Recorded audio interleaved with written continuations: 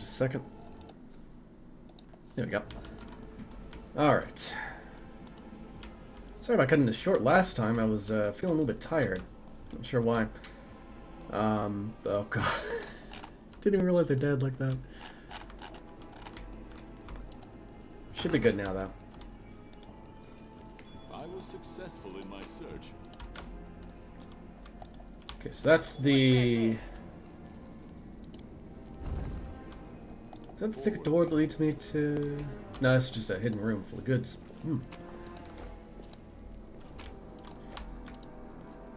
Okay, that's... decent items, but not anything I can really use. Oh, there's apparently something back here. I guess I missed something.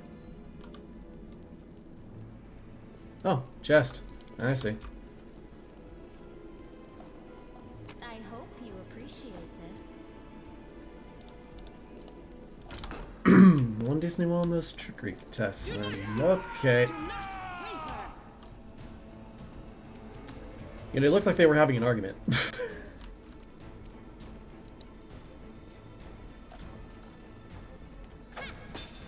Oh, God.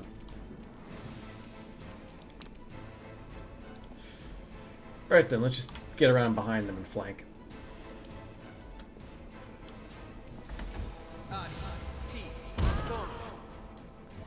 Well, that stung, but it wasn't as bad as it could have been. Oh my goodness. Oh, he was off by 1. That was close. Yeah, I can't charge these guys because we're around the corner. It's a bit of a shame, but I can at least get in position. And as for you, 5-foot step, please, and then you can just shoot. Make every strike count. Wow, he's got a lot of health. Well, let's just take out the neophyte. Okay, he does not have as much health as the other guy does, apparently. Just that smack looked like it was really painful. Let's 5-foot step back and then... Yeah, alright.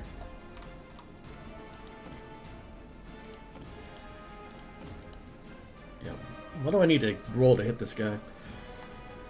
I rolled a 5. I have a +8. Okay, I need a 12 in order to hit him. That's not as good as it could be. Power attack would make it to 11, but... Oh my god, you rolled the same dice twice. Rolled a 7 2 times in a row.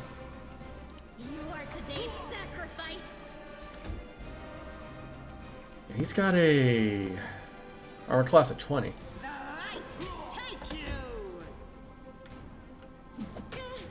Oof.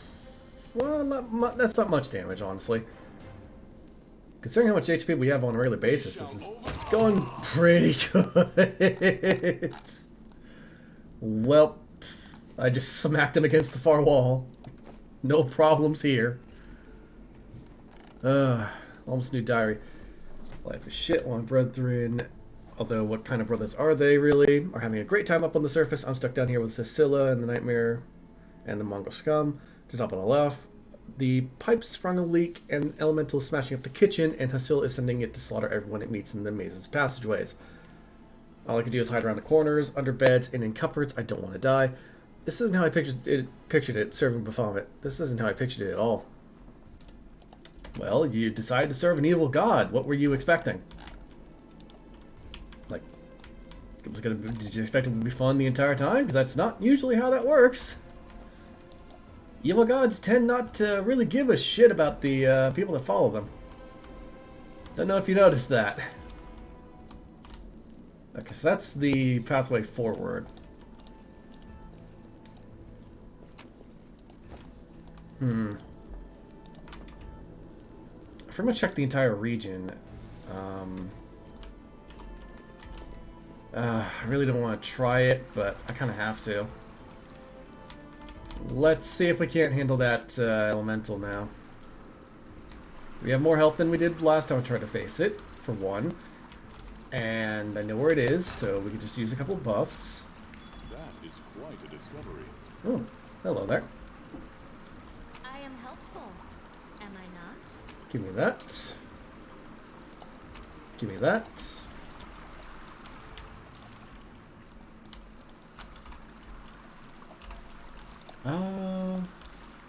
Where's the door that leads to the kitchen? Where'd that go?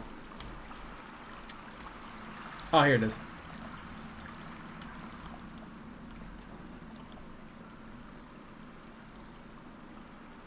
It's like I can't even hit the creature with Smite Evil. That won't work for me.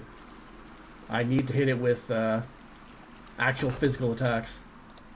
I was successful in my search. Oh no. Don't get spied just yet.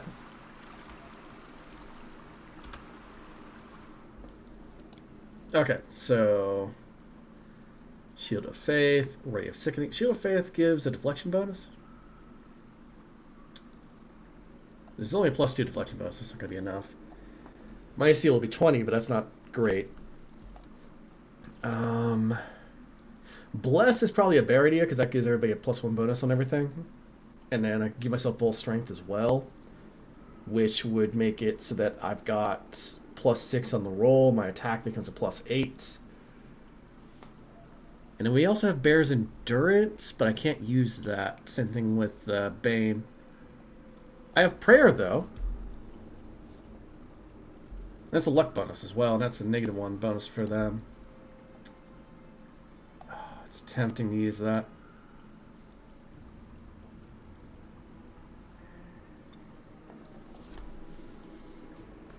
There's a potion here, too, which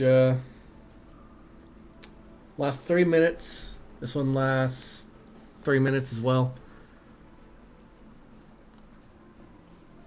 I feel like the potions are probably better to use in combat, so... Oh, Mage Armor. Oh, I could actually get that to Lawn, but not much point in that. What spells do you actually have? Like, what does your spell book look like right now? Oh, I need to update it. Okay. So she has 2 access to Cure Light Wounds. I want to save the large person for the big boss fight. Burning Hands, Inflict Light Wounds. Entangle, remove fear, Unbreakable Heart, 7 Nature's Ally, Doom.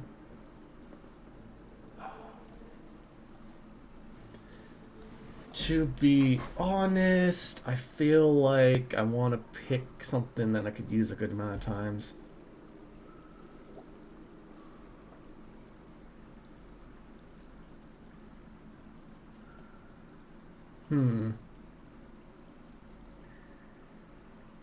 Shaken is actually a good thing. I'll go ahead and equip that.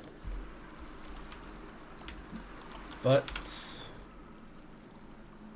let's go ahead and use the Bull Strength. And then use the Scroll of Bless.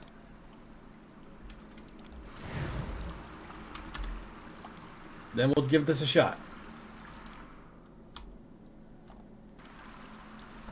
I will not falter. I'm going to charge in because I actually have the best possible reach on this weapon for this sort of thing.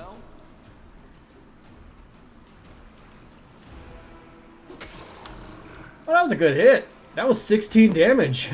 Jeez. It was also reduced, but like I had gotten 18 total. Oh my god, I do plus 12 damage right now. Oh, wow. Well, that's a good chunk of damage, if you ask me. Yeah, well, just 5-foot step to there, and then... Good hit. That's another hit on him. Camellia, yeah, go ahead and charge. I probably should have used her ability, but oh well. You just getting close, because I know that you can't really do too much at the moment. Ah, good, it's going before me. Wonderful. It's still outside of the 30 feet range, but it's still flat-footed. Being flat-footed is a big help here. Spirit weapon enhancement, please. The spirits demand your blood. I still missed. I rolled a 6. Yeah, I needed 2 higher. Down to half health, though, so this is good. We're doing good so far. Yeah, just do the slow walk up and smack it. Oh! Once again, Geralt is out cold.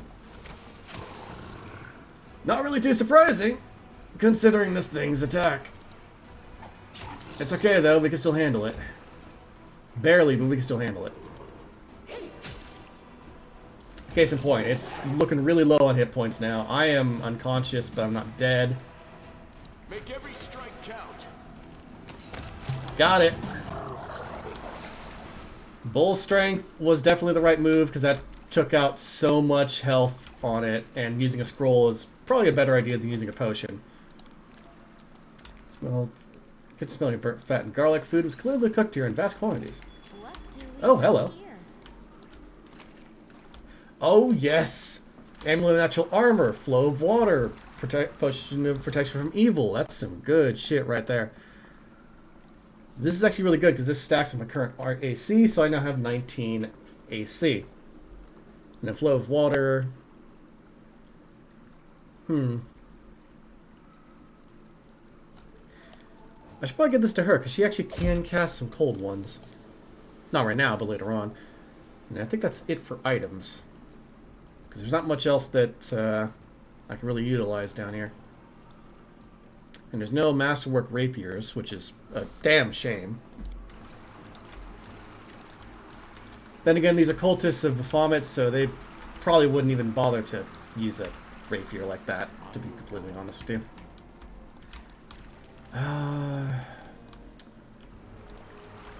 There's just one thing I need to find, though, and that's Radiance. And I can't remember where it is. I just gotta kind of look around a little bit and see if I can't spot it. Was it down here?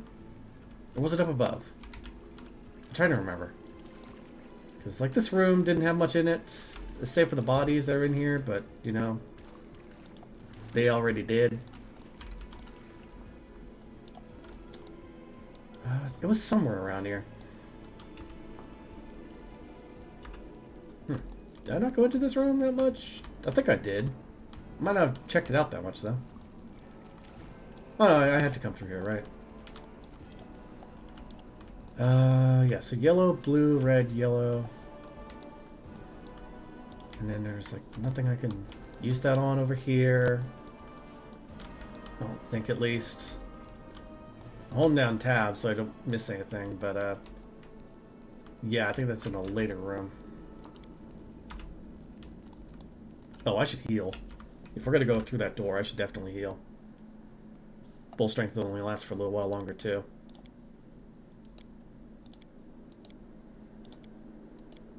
There we go. Yep, each enemy has their own set of skills. I know how this works. I've played Kingmaker. I will see this through. That's going to be charge on... Charge on the sharpshooter. We are the light. They are the darkness. He just looked really intense on that charge. Didn't go anywhere, though. That's a shame. I guess I'll just charge the sharpshooter here. I rolled a 1. Wow. I would hit on anything that wasn't a 1. That is just a shame. How do you have less than 5 hit points? Hold up. What are your stats? Okay, it's not like their constitution's that low.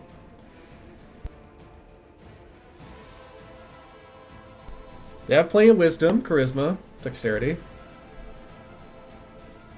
I guess it's because they aren't actually like a class level thing? It's either that or there's something else to it.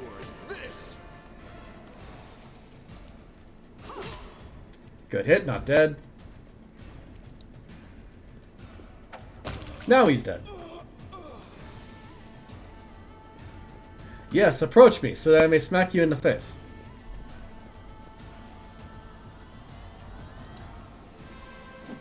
Like so.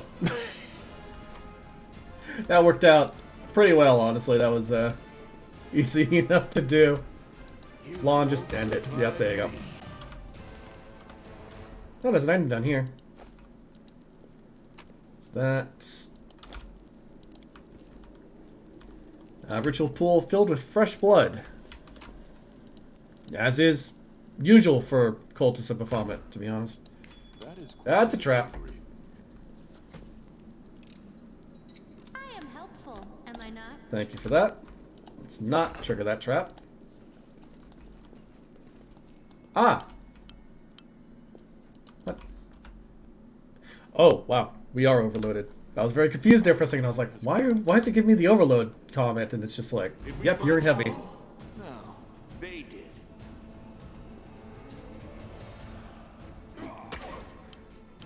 I like how it says damage reduction, but that dredge is pretty much dead at this point. It's not coming out of this. There's that smack. And then... Oh yeah, she could actually charge that thing. Because this is why I like the glaive. When you've got extra allies that can do melee combat. It's because it's just like... You don't have to worry about blocking them on a charge. Mock fight? Some good items here, it looks like. Judging by the corpses littered around the summoning site, the cultists did manage to summon a demon in the end. Just, that demon then apparently proceeded to kill them.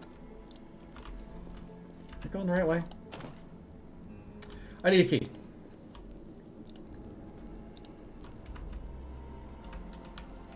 Yeah, we need to head this way, I guess. Oh. Ah. Yeah, that was easy enough to solve. Let's just avoid that trap for just a moment while we go and check out the rest of this place. Hand of Vasilla and Cleric. Together we stand. Stand with me. Time for him to die. And for my audio to glitch out. You've crossed the wrong mongrel. That was a terrible shot there, Lon. I'm just going to be 100% honest with you. You've kind of got... you have very swingy accuracy, I've noticed. Ah, great. I can't charge. What I wouldn't give for 30-foot movement speed on a paladin.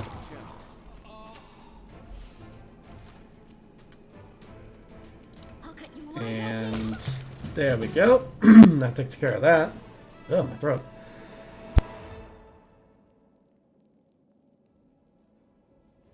Follow these simple rules or you will die. Don't bother me unless strictly necessary. Keep the door to the shrine locked with the key I made. I don't care which one of you two holds it. You can tear each other to shreds over it for all I care. Don't even think of setting foot in the ritual chamber, ever. Keep the door to the unfinished section of the maze locked at all times. As a reminder for your feeble-minded vermin, the entrance is sealed using the hidden lever. Oh yeah, I've already got these orders, actually. There were 2 hands of Vasilla. He had the other key, though, which is the thing I needed.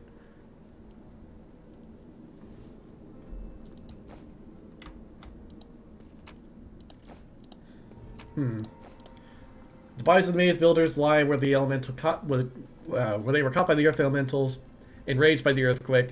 The builders' tools lie scattered next to their bodies. Well, so much for building this place.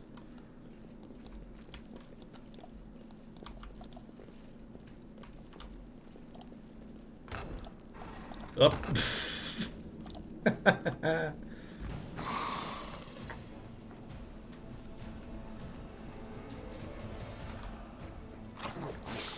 Ow. And I'm poisoned.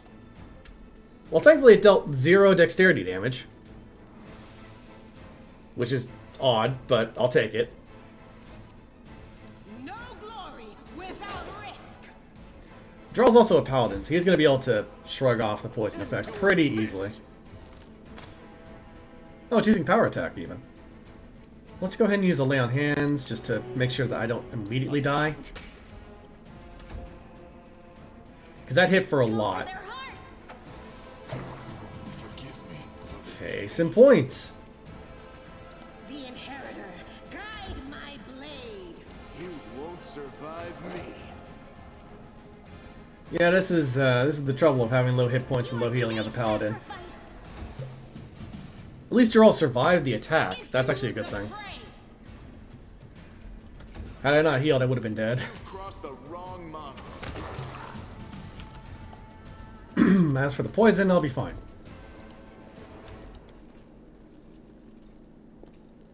A large aggressive creature was kept in this cage. Judging by the bent bars, that creature is now loose. Oh, you don't say! There's also this thing here. I hope you appreciate this. Bastard stone, sword, grinding stone. Still more to this dungeon, too.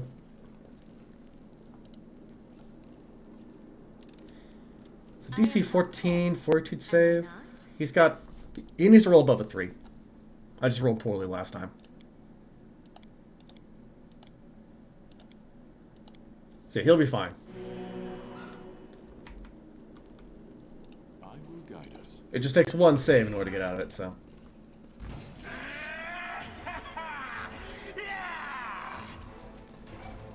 I'm glad that you guys are excited to see me, but I'm very concerned about the noises you just made.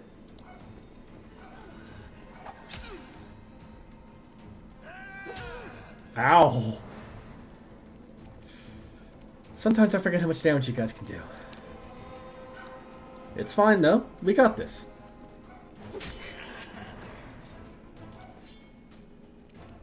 Case in point.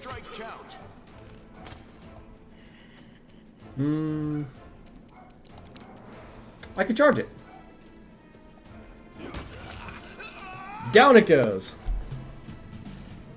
And now the only enemy left is you, and you're getting flanked by everybody, so you're probably dead. The light. Take you. Emphasis on the probably. Endure. Yeah, they're using falcatas or scimitars. That's it. Yeah, 18 to 20 crit range. That's right. Those things are nasty. Huh. Hidden room. I am helpful, am I not?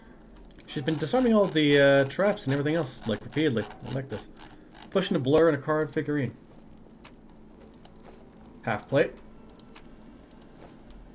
That stuff. Nothing I can really use. Let's go ahead and just save, so I can do this little lore religion test. The deed is done. Glad I got that.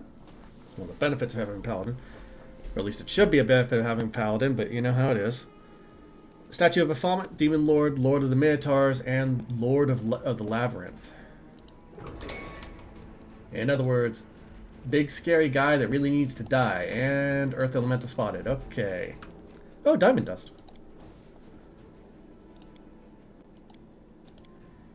Yep, let's just take care of that and then, oh, this is gonna suck. I don't want to fight you, buddy. You're not even evil, but, you know, we gotta kind of do it, because you're trying to kill us. Oof, that was a damn good hit, honestly. The Alon has point-blank shot, but that doesn't always trigger in this sort of area. I can't make that run. Can she do it? Maybe. Maybe she could... Nope, nope, nope, no charge. Alright, Lon, 2 hits on it. Lon, you had a 50-50. You had 2 50-50s and you missed. Both times. Hold on. Just Ah. No glory without risk. Well, we got it, at least. That stung a lot. Just to be honest with you. That hurt. our path leads on. Ugh. Elementals in this game could be very swingy. At least it supplies us with a bunch of healing potions. Ah. There was a burning hands trap. I missed that. Whoopsies. Oh, it's this place. Right. The charnel pit.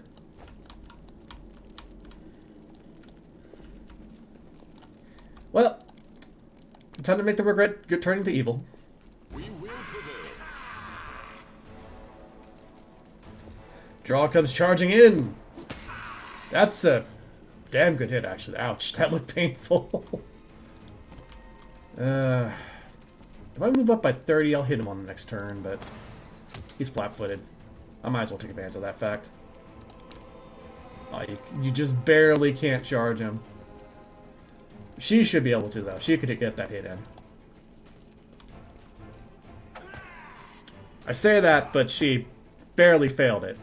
Well, I mind taking care of him, and then we can target the other guy. Oh my god. I snapped his neck with that swing. It wasn't even like I decapitated him. No, I just decided, your neck breaks now.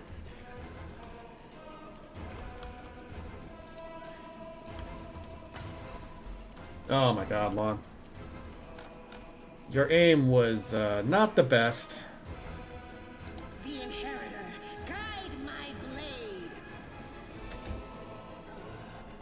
Yeah, you can't get close to him either. Wide open. Actually, you can, so you can force him into melee. Which is good enough.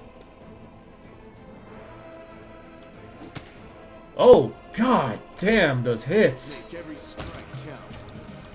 Without a doubt. Yeah, Masterwork Glaive. Masterwork Glaive is just kinda the thing that I need to keep using. Oh, here it is. Yellow, blue, red, yellow. Wrong button. I need to clear it. There we go. Yellow, blue, red, yellow.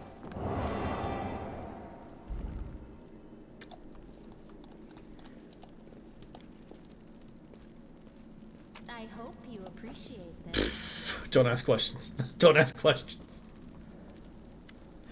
Seal peers closely at the sword, which seems utterly unexceptional to you. Wait, this is...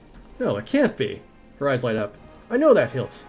Radiance, the sword of the great Yanyo. That's what this is. But it's meant to be in the Tower of Estrad with all the other relics. That's what I heard, at least. Well, of course this rusted piece of metal must be that very same sword.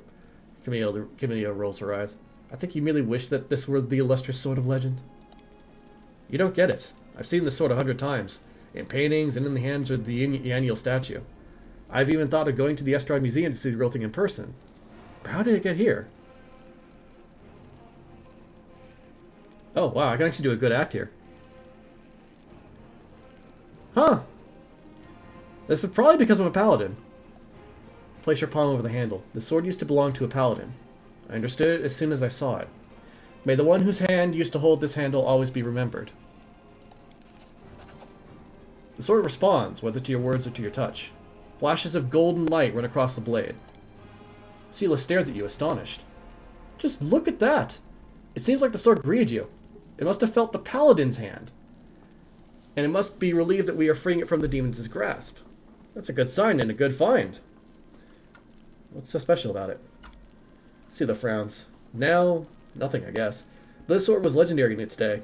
People say that when Yanyo held it, the blade would glow, striking demons left and right.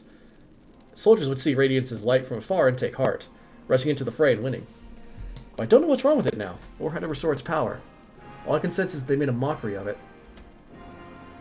You're emphasizing with an object, or empathizing. Extraordinary. Are all paladins so tender-hearted and sensitive? Sensitive in a way, yes. We're highly attuned to evil and everything wrought by demons. Radiance was in evil hands, and as a paladin, I could tell you that they did nothing good with it. So who is Yanyo? No, you never heard of Yanyo. She's famous all over Galarian. She is a great woman. She was born in Mendev, and when the crusade started, she couldn't just sit idly by. She dedicated her life to the crusade. People say she was audacious and spirited. She was always the first into battle, and she never sacrificed other people's lives for a tactical advantage. That's how she's been remembered. As an incredible warrior who seemed to blaze with righteous fury. In all the images of her, she looked capable of driving all the demons back to the abyss single-handedly. But then something happened between her and her commanders. Maybe they envied her. Maybe there was more to it than that. I don't know. But anyway, she went into the whirlwind, maybe without her fellow soldiers. And she didn't just survive the mission. She even brought back crusaders she rescued in there. Can you imagine? She died the same way she lived, with pride and honor. She was protecting the refugees escaping from Dresden, and that's where she perished. She wasn't even 40 by that time, a very young age for a half-elf. But I guess I shouldn't explain that to you. You, half-elves, live twice as long as we do. Think about it, the Crusades exist no longer than 100 years. This is how short the period that parts us from legendary heroes is. Yanyo could have still been alive today, but fate decided otherwise. You know a lot about Yanyo. Are you a fan of hers or something? I suppose you could say that. Sula chuckles. I've always felt an affinity with the Yanyo. I know that what it's like to not be what your commanders want you to be. Whenever I used to feel under pressure, I always thought of Yanyo. Maybe some people didn't like how she was, but to the people she pulled out of the world wound, she was perfect. And to the people she saved on the battlefield, she was incredible. And to those who keep her memory alive, she's a hero. And that's what counts. How could a priceless relic end up down here? Yanyo disappeared, but by some miracle, Radiance was recovered from the battle. No one else has ever wielded it. It is Yanyo's blade, and always will be. That's why it was put in the Tower of Estrad with the other Crusade relics. But now it turns out that somebody stole it. Sela laughs. I have this weird feeling like I'm rescuing a fellow warrior from a dungeon. We can't just abandon it, even if it's no use to us. It's nice to see anyone down here. Well, what if it could be repaired? Let's keep going, then. So this longsword, Radiance, is actually a very fine weapon. It's a +1 cold iron sword. I'd use it myself, and I'm actually kind of tempted to do so, because then I could use a shield, which is actually, you know what, actually I should probably do that. Much as I enjoy using glaives, until I find a magic one, I probably should stick with the sword and shield combo. Otherwise, I'm not going to get very far.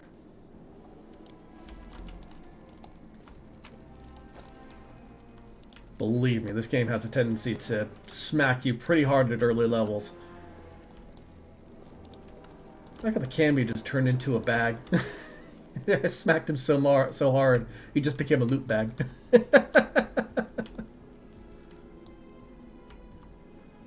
Here's the doorway. See, we're heavily encumbered, which there's a travel speed penalty and such like that. Although, we aren't that heavily encumbered. I could easily increase our strength up enough, just a little bit. Oh dear.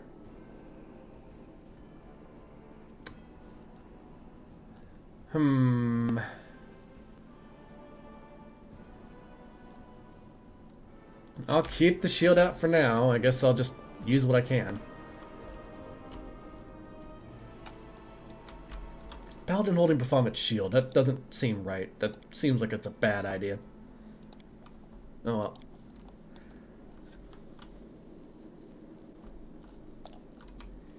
If it works, it works.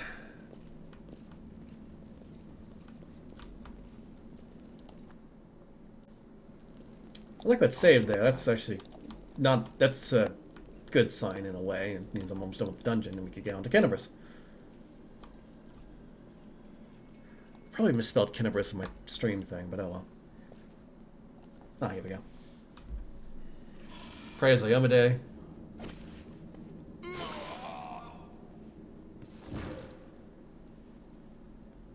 Here you are, huddled together like a herd of animals. Pitiful monsters, not human or demon. Even tieflings are less defective than you. I see that they basically made it so that bodies ragdoll all the time.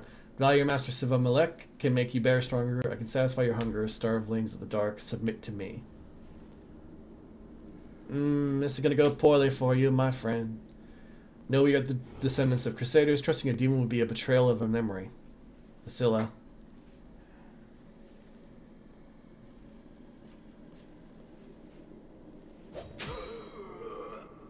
Well, who's the next descendant of the Crusaders, who values old legends more than their life? I'm starting to realize that the effect on the maces is just like a graphical glitch. Beasts, monsters, and human guys reveal your true nature. This is the sweet, wholesome flesh of a righteous Aasimar. Right, they encourage the Mongols to eat Aasimar flesh. Forgot about that.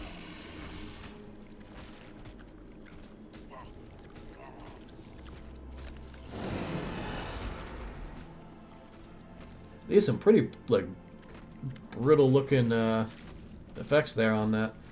You rush to the demon, but the air seems to grow thicker with every step. You feel like you're watching from underwater as you see the Mongols fall to their knees one after another and crawl through the Aasimar's body.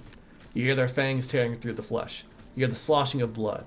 You hear the former mongrels snarl like animals, fighting over the most tender and juicy bits of meat. Your companions writhe in agony. One clutches at their head, another doubles over. You feel saliva pool in your mouth. The metallic tang awakens hunger in you. The hunger turns to rage. This winged filth dares to try to bind you to its will. It dares to tempt you with the sweet scent of meat untainted by corruption. The wretched must die. Die. And still the calamity remains within you. Somewhere deep down, beneath the veil of rage and anger, you sense the light trying to break through. Well, I'm a paladin, so probably going to be going down the angel mythic path. By sheer force of will, you master your rage, and almost in response, warmth suffuses you from within. Warmth and joy from a simple realization. You can win. You can save these people. 35 minutes in over here. Oh, yeah. I played this yesterday, too, and I already had an idea of what I was going to do. That one, though, was only like 2 hours, and I made it to midway through the dungeon. So, Power of Heaven bolsters and guides you. Its light breaks free and enveloping the mongrels, grants them the gift of blissful oblivion. Lowering your gaze, you see a scarlet stain on your chest. The wound is reopened, and instead of blood pouring forth, you see only radiant light.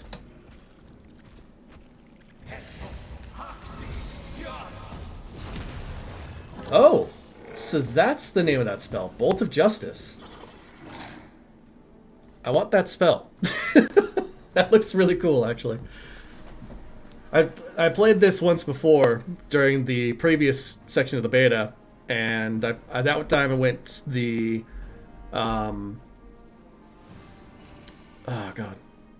Azada route with a rogue, which was so much fun. Just the power of friendship overcoming all demons. But this time I'm playing as a paladin just to mix things up a bit and experience some different things in the game.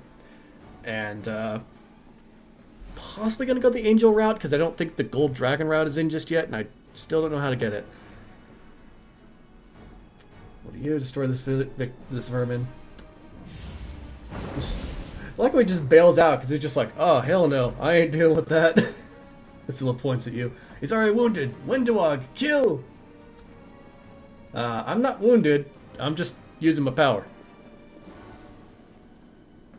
Windowag silently emerges from the shadows. I'm no longer your slave, Priscilla, but I will gladly kill anyone who pokes their nose in where it doesn't belong. Aeon is better for... Oh, better for an Inquisitor. I want to do that one. Maybe next time I run through it, I'll do the Inquisitor then. I was thinking about trying that out, because I have... I don't really have too much experience playing Inquisitors. I've played Rogue, I've played Paladin, Fighter, Magus. I played a bunch of different classes, but I haven't tried any of the really spellcastery ones. Which Inquisitor isn't one, but you know.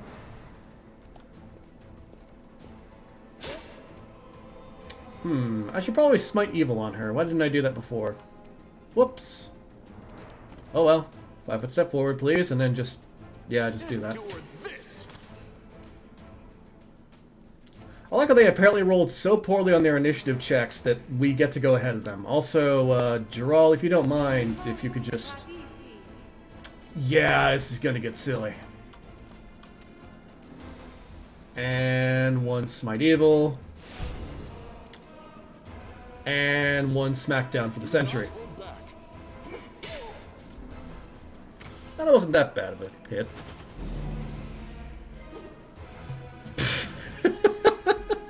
She needs to roll a 14 just to hit me. Oh god, no. I'll save her smite evil for Wendowag. That was a good hit. Yeah, if you don't mind, just... Okay. I crit. Almighty Seven Malek, your faithful servant invokes you now. Demons, protect your mistress. Are you being serious? They will break against our resolve. Is this all you have left? You have no hit points remaining. Hi.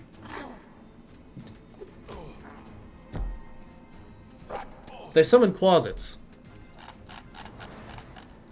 Your demon lord was just like, I don't want to deal with that. Here, take some Quasits. They're sacrificial. See, look, I'm helping. It's basically what's going on there. I could probably even kill her right... I should just do that. You've crossed the wrong mongrel. Oh, jeez. The light is... The shadows are glitching out again on me. Oh, God, lawn. Is that a closet that I'm aiming at right there? Yeah. No glory without risk. It's a good hit, but not good enough. Go for their hearts. Still not good enough of a hit. Well, let me just see if I can't do this and, yeah. Down she goes! Ow. Ow. I shall not falter.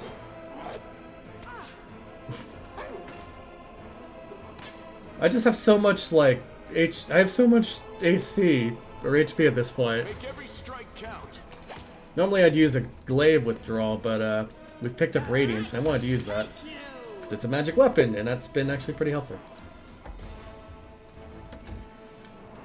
And, do the stabby stab. Thank you. And glad that I said this last lay on hands for myself.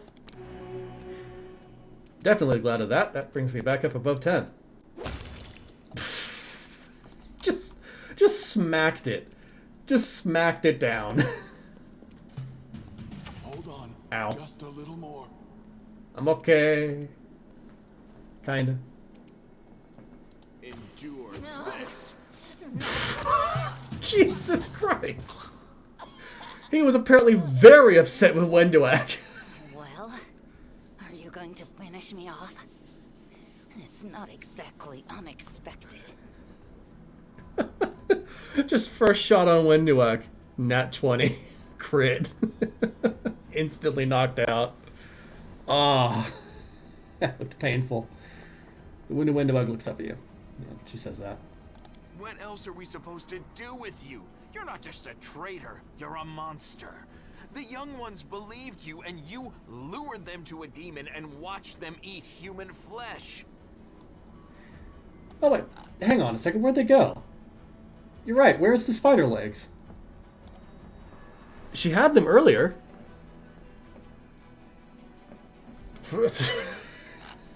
Okay. I guess they just disappeared. Yeah, no, there was, when I played this yesterday, one of the spider legs decided to do a bit of a glitch. Yeah, beta.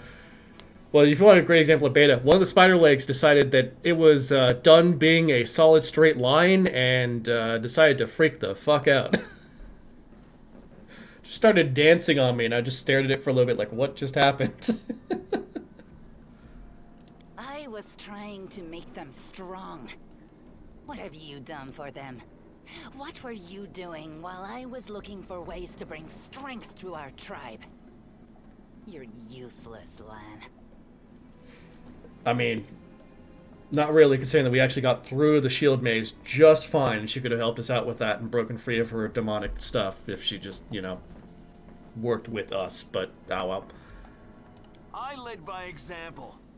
I trained. I tried to become stronger so I could go to the surface and maybe do something worthwhile with my stupidly short life. And I will do it. I might be the one to bring our whole tribe to the surface. But you? Why would you want any power that turns you into a monster? These young guys and girls, they trusted you. And they were turned into mindless animals, ready to eat corpses at a demon's command.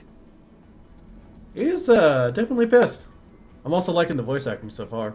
It's been, like, playing this the first time without voice acting, that was, oh god. I could read everything, but there were some voices that were just, no. Namely the Chief's. I hope he's voice acted in this scene. I hope he's voice acted in this scene. I went through the same ritual as them, and I didn't become an animal. I conquered my anger. The anger that has been building and building in every one of us for decades. Unlike you, I have no intention of just lying down and politely accepting death. I will rise above all this, while you'll still be stuck with your pride, chewing on rats. Okay, well, let me just take a look at the wound in my chest while you two have your lover's quarrel. The bleeding deep wound on your chest is gone, like it was never there in the first place. The skin is totally smooth and unmarred. It's gone. It was just there, and now it's gone. It's gotta be some kind of demonic trickery. You need to have a cleric look at that. I had a dragon look at it. Does that count? If he had been marked by the abyss, do you think some nobody priests will be able to help? No, the demons have branded this uplander. And judging by the smell of his blood pouring from his chest, the demons will be able to find him wherever he goes. And they'll find you too, Lan. The huntress permits herself an indolent, gloating smile. Her sharp fangs glint menacingly in the gloom. So you've been serving Savamalek this whole time? Better to serve a strong master than to eke out an existence in a dark hole with no hope.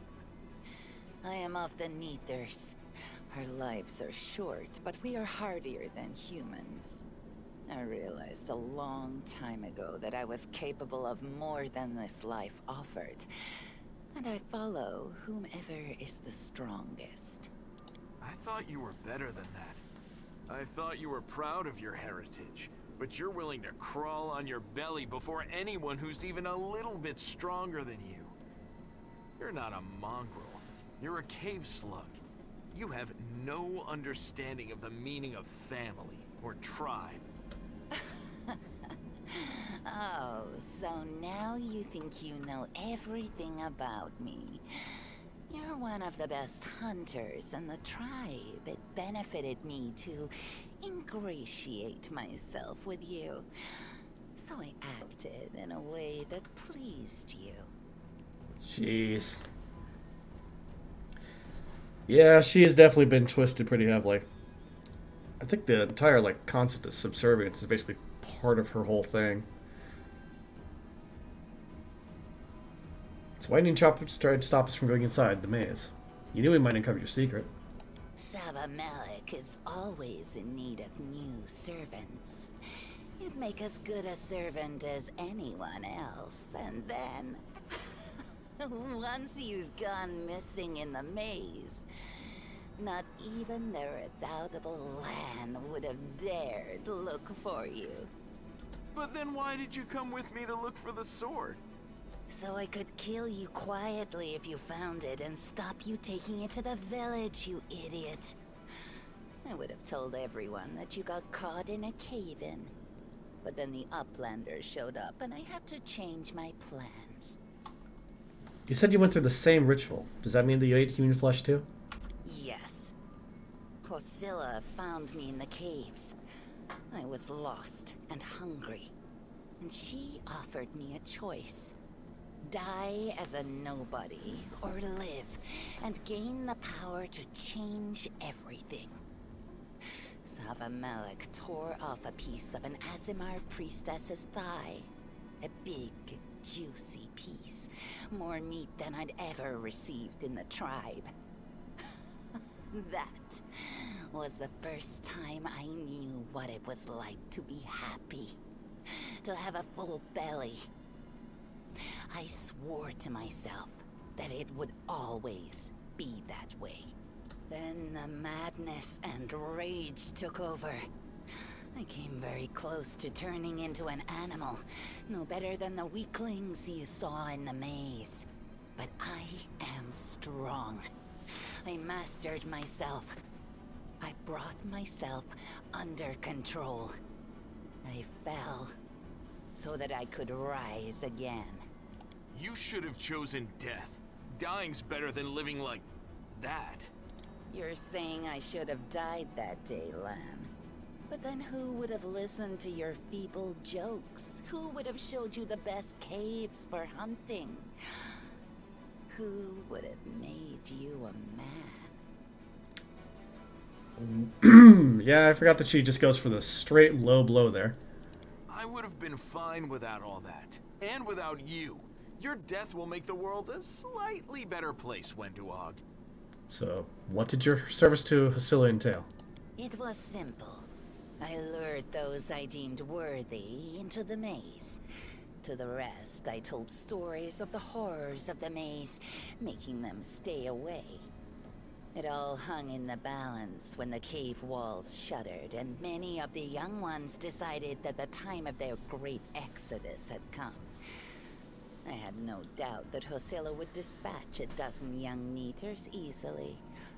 But what would become of the maze if all the tribes poured in? So when Lan ran off looking for the Angel's sword, I went after him.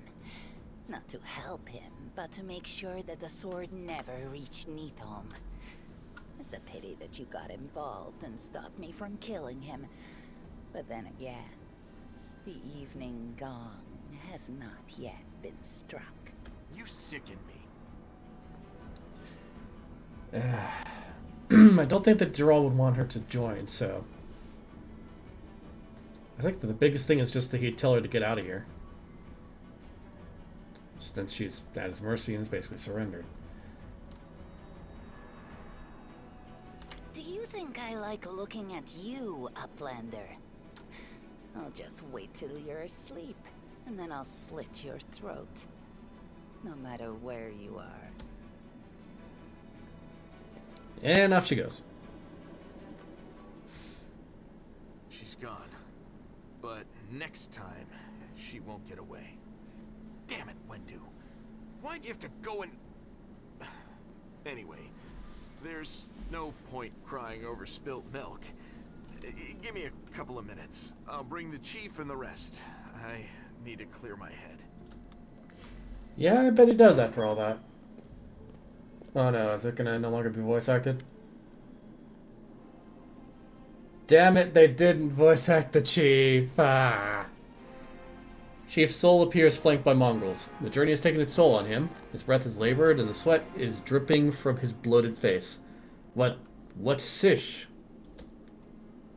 God, I hate voicing that guy. The S's. Ah. Nebia gives a low whistle. Well, I'll be damned. Turns out old Holrun isn't as crazy as we all thought. There really were demons down here. I should have listened and sent a patrol down here, damn it. Horgus, his lips curl in distaste and he tries to keep his distance from the unconscious Mongols. You said you were in charge of reconnaissance for the Eagle Watch, Nebia. How could you miss a nest of demons beneath Kenebres? Nebia sighs. Yeah, right. It wasn't enough that I sniffed after every damn shadow in the city. Everybody knows the stories about the demons living beneath the streets of Kenebres. Those tales are as old as the Crusades themselves. I messed up, but you fixed my mistake, so thanks. How's the leg? Nebia winces slightly but forces a smile. Better than yesterday. Worse than the day before. I'm not gonna die, don't worry. You need to look after the young Mongols. I don't know what they'll be like when they come to, but look after them, Chief. They went through something horrific today. Not everybody is capable of enduring something like that. It will change them forever. As long as they can hunt, the rest can wait. Uplander and you, Lon, you saved them. Only the gods can salvage their souls. But we are a tribe. We will think of something. And when they are stronger, they can go up to the surface. The time has come. God, the SH that this guy does every time the nest comes up is just messes me up so much. It feels weird on the teeth. This place must be burned with holy flame. The place is overrun with demons, but that's not the worst part. Wenduag. She's been working for the demons all this time, luring the young, strong Mongols into the maze. He nods at the unconscious Mongols. We might still be able to save those ones. They can't get any stupider, that's for sure. But they might be meaner than they were before. But I suppose all teenagers are monsters in their own way. Sol laughs, but it comes out as a rasp. Ah, Lon, we don't waste words on people who don't listen to the tribe. You act the fool, you suffer the consequences. Sol gives a ragged sigh. Wenduag, how could she? She deceived them and then she left. What's become of us? Chin up, Chief. The kids you rescued are safe now. The demons are gone and the betrayer's been dealt with.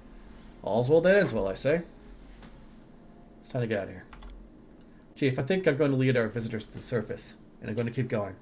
Something interesting is happening out there in the world. Maybe it's my chance to do something more useful than skinning cave rats. soul heaves a heavy sigh. You never were one of us. You always looked up. You think I don't see these things? Our life is not for you. Go. But where do you go now? Where is the way out? Beats me, but these beasts got down here somehow. Lon searches Cecilla's body and shows you some papers and a key.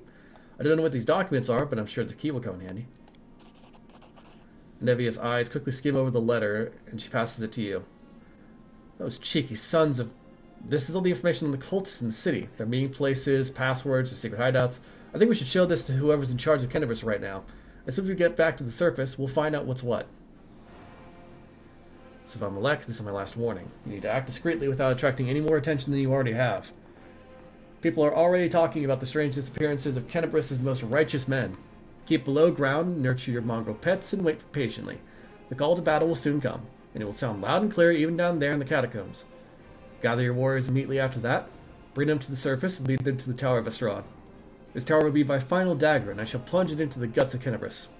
Our vicious servant Faxon made the tower his base of operations several months ago, taking command over the Templar forces in Kenebres while the Grand Master was distracted by other matters. Faxon has already gathered a stash of weapons, potions, and other useful supplies, which he will gladly share with you if needed.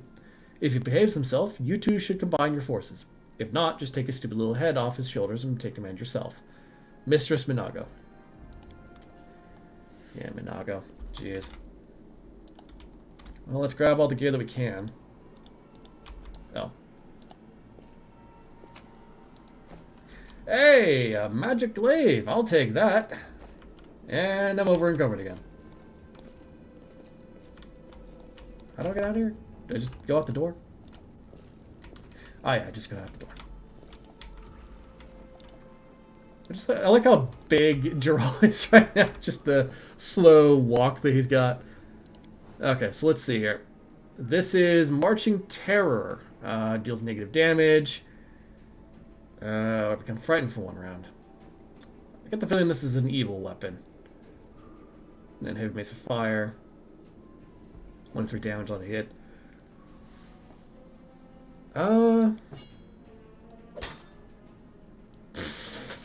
I can't see.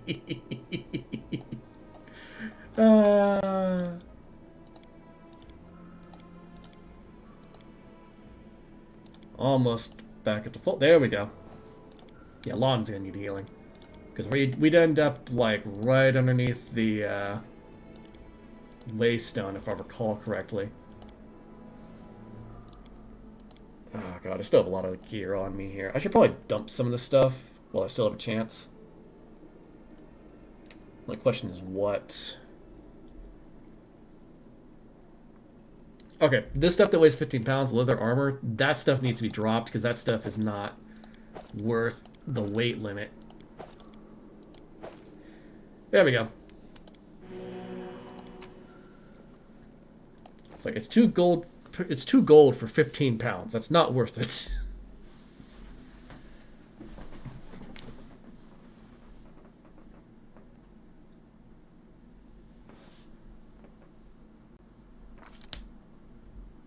Alright, so we've got... rages on. The warriors of Kenebres are trying to defend the Wardstone, but their strength is flagging. Their resistance is valiant, yet it will all be in vain if no one rises up to turn the tide. Alright, we're here. Surface, finally! I missed the fresh air so much. The deep rift leads to the catacombs into the city where the Mongols live.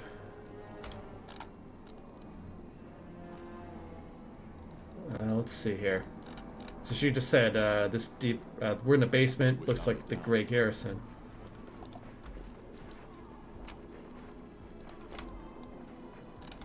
It doesn't look like there's anything else down here, thankfully, so... Upstairs we go, I guess.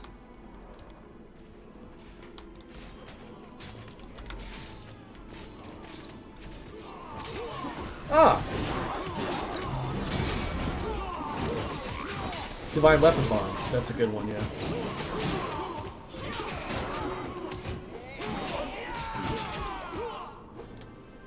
Yeah, I feel like we could have helped out with that. That fuck before you, wearing armor adorned with Iomede's golden swords, is clearly exhausted. She obviously hasn't gotten much sleep over the last few days. There's stone on her face and fresh blood on her sword. Her hazel eyes are hard and focused, and her firm voice sounds accustomed to giving orders. She sizes you up, surprised, judging whether you are friend or foe, and opens her mouth to ask you something, but freezes when she spots a Nebia. Aw, it's not voice acted? By the goddess, Nebia, I'd almost lost hope. Everything's fine, Beth. I'm here. Nebia strokes Erebeth's head and whispers something in her ear, then stands back and points at you. This here's Geralt. He rounded up those of us who survived the fall and led us up to the surface. Without him, we'd never have made it out. She turns to you. Geralt, let me introduce you to my wife, Erebeth Tirabade, head of the Eagle Watch. The half-orc nods. Until the army arrives, I'm the temporary warden of Kenebres, and you're just in time. As you can see, we're in the middle of a battle, and her stern voice grows a little softer. Thank you for getting Nebia out of there. So, where are we? The Grey Garrison. Until recently, it served as barracks for the Crusaders, but it's now been taken over by cultists. That's voice acted, but the other stuff wasn't? What's the target of this battle? When the demons attacked the city, their main target was the Wardstone. I trust I don't have to explain to you what the Wardstone is and how important it is to the Crusaders. We must retake it at any cost, or the fall of Kenebres will be the beginning of the end of the Crusades, and with them, the rest of the world. I see that you had a difficult journey to the surface. You need to rest. But there's a lot riding on this battle. I have no right to command you, but I'm asking you to help us. Okay, I have important information about the location of a cultist den.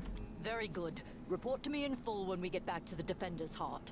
It's our temporary headquarters. Right now, the most dangerous cultists are here. The ones occupying the Grey Garrison. We met some Mongols who live beneath Kenebres. This is long. Most people in Kenebres think that the children of the first Crusaders are simply a legend. Other people say that the day you emerge on the surface heralds the start of the end of the world. I'm not superstitious, but the situation is apocalyptic, all right. Having a living legend on our side can't hurt. It is indeed apocalyptic. Come on, living legend? A walking folktale, maybe? I just need to make sure I don't turn into a running joke. Too late, Lon. Too late. So what's the situation in the city? The city's gone. Most of the defenders, including the Dragon Terendelev, fell in the first few hours. The civilians either fled or died in the chaos. The place is overrun with cultists and demons. Yeah, we saw Terendelev die, so. Don't talk like that. Kenebres hasn't fallen. Not while it still has defenders like you and me. Sweet words don't change the grim truth. No, she's right. Thank you, Knight. Until we no longer have the strength to hold a weapon, until Iomedae abandons us, we will fight for Kenebres. So, tell me about the Wardstone. Why is it so important? The Wardstones are a gift of Iomedae. Created personally by her herald, a mighty angel, and a general of the celestial armies. The Wardstones keep the world wound from expanding.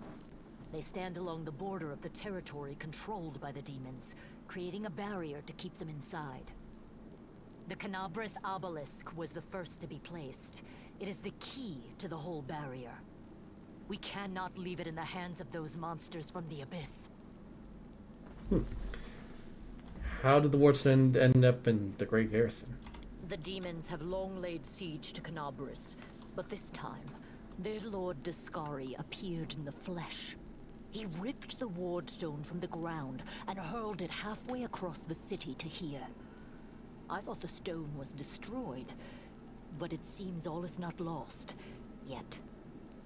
Dascari has gone, but the Wardstone is surrounded by a horde of those creatures. What are they going to do to it?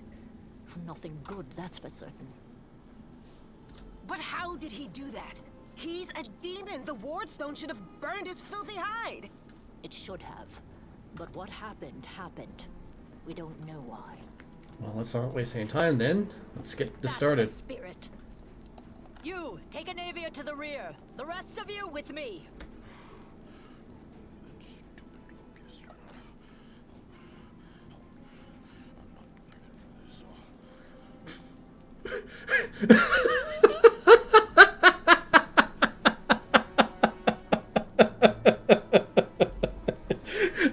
I'm sorry. I'm just picturing this slightly like chubby old man basically just like getting up the stairs like not ready for no. You're labored, breathing interspersed with disgruntled muttering. Orcus is holding his rapier hilt in a white-knuckled grip. A bead of sweat trickles down his from his temple. I have to wonder what that looked like in the recording booth. Or wherever they did this, possibly in their homes because of COVID. I have to wonder, because that had to have been the funniest thing, to just see this guy just slightly jogging in place like, oh God.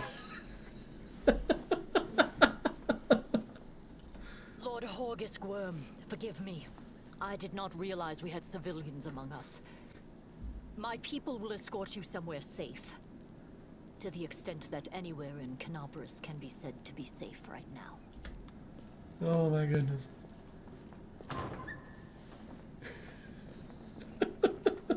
Now he has to do more running. That's right. Fighting spirit is the one thing that we've got plenty of. Actual fighting power, that's not so great.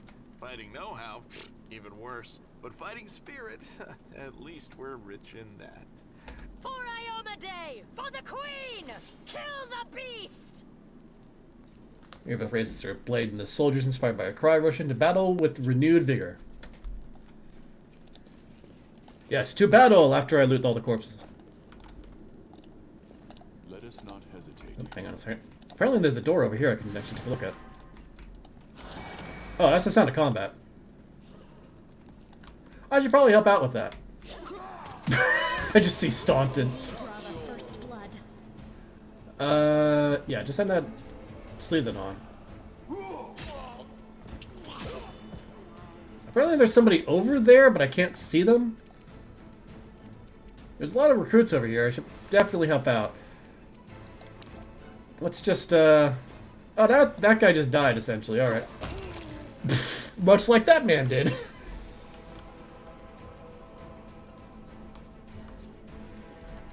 Oh man, I'm gonna feel really bad if Staunton has to die. I really do wish there was a way that we could, like, redeem him, but that doesn't seem possible. Ow! Just sniped Staunton at, like, over her shoulder. Jesus. Oh! We got all of our stuff back. Everything's been recharged. Nice! That's actually a big help. Oh, hi there. Well, I'm sure there's a reason that they aren't attacking. I'm sure. Let me just go over here, I guess, and... That did not go to plan for you, did it? Let's go down to the bottom here, because this thing always does that stuff. Let me just do this. There's an inspect it fail, but that was about it. Pardon me, gentlemen.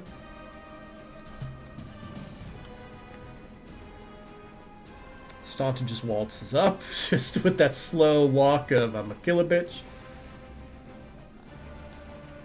I feel so bad for Staunton. He really does not deserve the fate he ends up with. That man, however, definitely did. That was a very solid smack to the face. That man definitely deserved his fate as he decided to fire a ranged shot in front of everybody. I don't know what his plan was, if he even had one. Oh, I can open this door. I jammed the lock. Was there a autosave that happened just a moment ago? No, there wasn't one. Ah, shit. Can I break the door? Nope, nope, it's just jammed. Well, that's a shame. I think there was something in there, but I don't think it was anything I need. Let me just go take a look around the rest of this floor. I'm sure that there's... Yeah, there's this door here.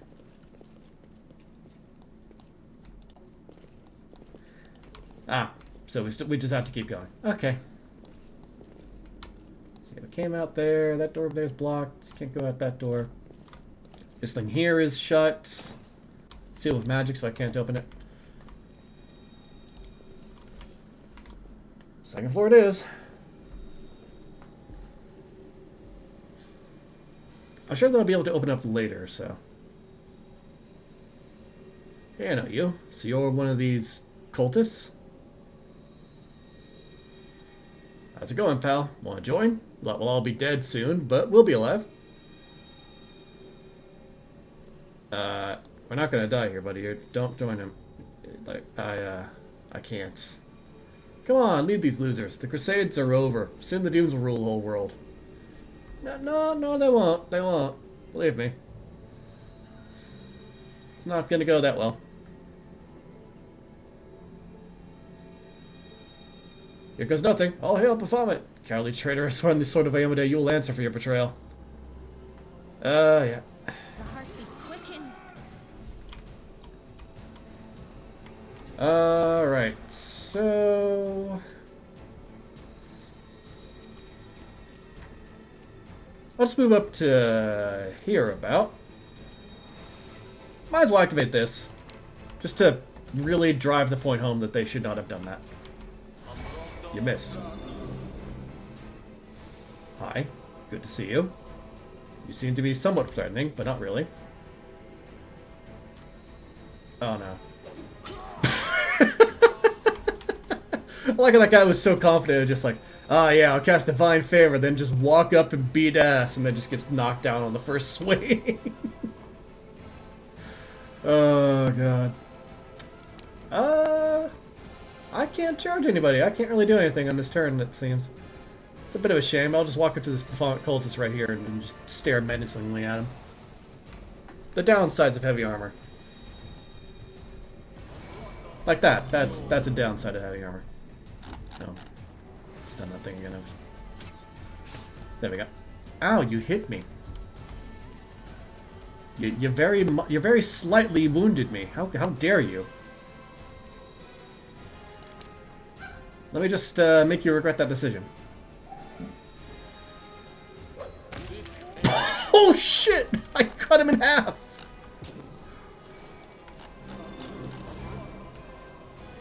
I just murdered that man.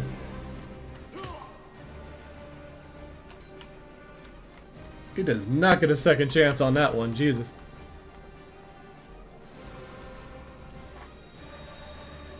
Lon, you might want to provide support. Just gonna be completely honest. Thank you. Yes, keep casting Divine Favor in front of me. This is totally not going to go completely and totally wrong for you. No.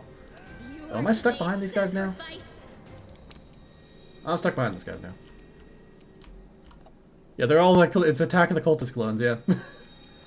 Also, I apparently cannot support them because this passageway, I'm very slightly blocked behind these guys, but at least it's better than it was in the previous versions of the game. Before, you had a problem where you couldn't walk through anybody. At least now I can walk through my own units. Jeez, those guys are kind of stuck down there, it looks like. Alright, time to just slowly chop away at this entire group over here on the left-hand side and just leave the utter beatdown of these fools to, what happened there? Ow. That hurt. Okay. I healed a hit point. I'm so glad. God damn it, Geralt. We shall overcome. God damn it, Geralt. Well, at least I'm not the only one missing. There's a lot of critical misses going on right now.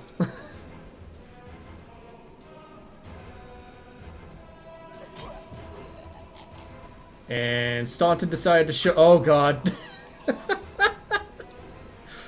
Oh, man. That's sort of when I see Staunton just fight, it's always just like... And dead? And dead. 2 hits on him, that's good. Ow. I'm not down yet. I do need healing, however. Who's next up on the... Okay, so that one's next up on the chopping block. So let me just go ahead and back up a bit here. And then if you could just give Geralt a quick Cure Light Wounds, he kind of needs it. Thank you for the 5 hit points. Oh, boy. Nah, I'm a normal paladin. I was tempted to go Martyr, but then I looked at it and it's like, oh, I lose out on Divine Grace. Nope. There's some things that you don't want to get rid of as a paladin, and it can really hurt if you try to do so. Lay on Hands and Divine Grace are 2 ones that are like, you kind of need that. A lot of the class that you as paladin is really hard to kind of abandon, essentially. Just stings if you try to do so. So I didn't really want to drop the extra healing and the extra damage and all kinds of stuff like that. It was tempting. It was absolutely tempting, but I just didn't want to do it. Attack. Especially not when I do so much damage as this. It's a 20 damage. How am I doing that much? Is it... This weapon's not... Oh yeah, it's a 1d10 weapon, and I have plus 10 damage with it. Why do I have plus... Oh, because of power attack, right. Yeah, I've been looking at... This is a character that I play in a Crimson Throne campaign, and I've been wondering what I should do to level him up in the future. Because the next level that we get is going to be a feat level 13. And, yep, I definitely think that power attack is going to be on my list of things to pick up after that swing. Make every strike count. The old 1-2 arrow to the face. Erebeth is doing okay. She's living. Barely, but she's doing okay. I'll cut you wide open. Oh, God. That man lost all his limbs. The only thing that was attached is just the arm and the legs. Just one arm and legs are the only thing attached to his general torso. That did not look pleasant for that man.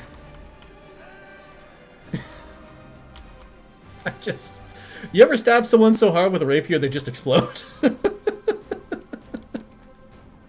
I don't know what's better. I don't know what's better now. The previous version of crits, or the new version where they just fall apart.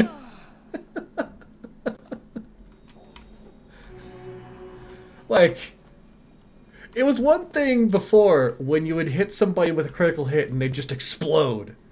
But no, now it's just like I hit someone with a critical hit and they just fall to pieces.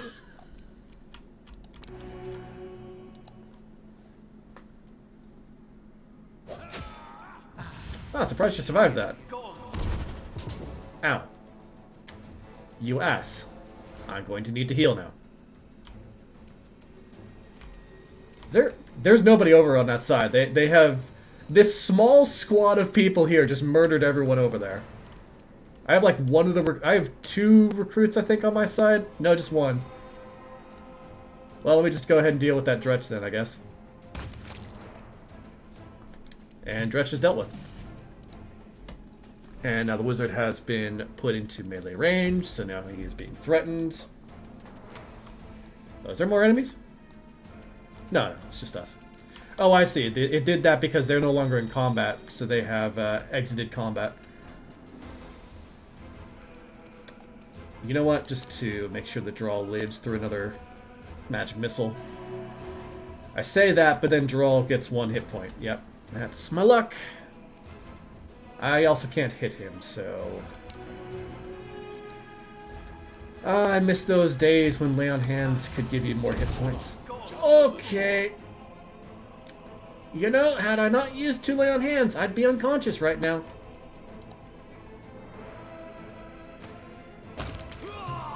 Yeah, he deserved that. Well, on the bright side, I've got, like, all of the health potions I could ever need. And I'm not even the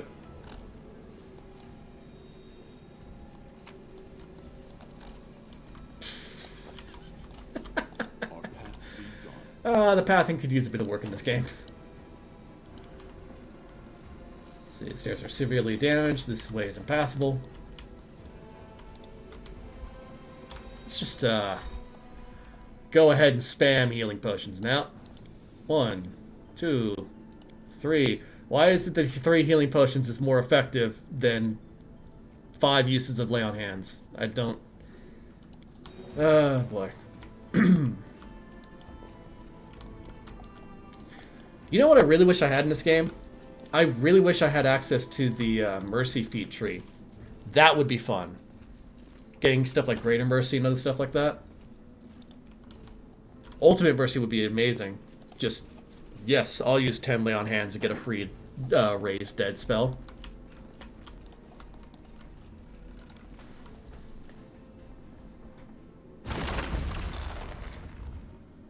I feel like they need to reveal that area and then have a boulder or something like that collapse that spot or something. Because otherwise it doesn't look quite right. Oh well.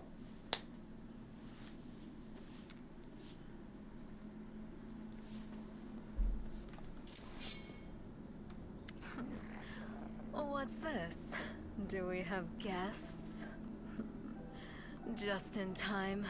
The place is a bit of a mess, and I haven't even poured the blood into the goblets yet.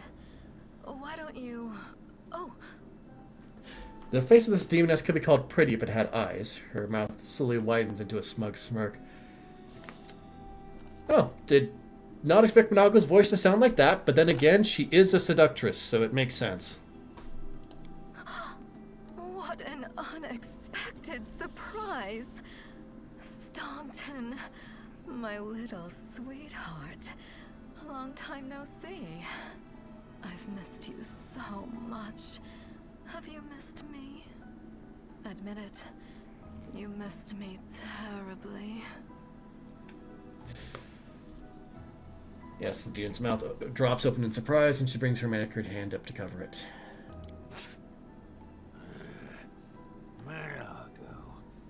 You again, you wench! Huh. The aged dwarf from Erebus' troops, silent up to now, spits on the floor. His hardened, craggy face, like storm-weathered stone, twists as if in pain. Yeah, he needs help. Minago, the one who... Be careful.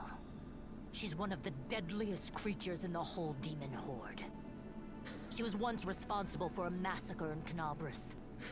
She must be back to finish what she started. I was playing a rogue before, and I did indeed pick this option. Oh yeah, he did call her, he did call her a bitch, yeah.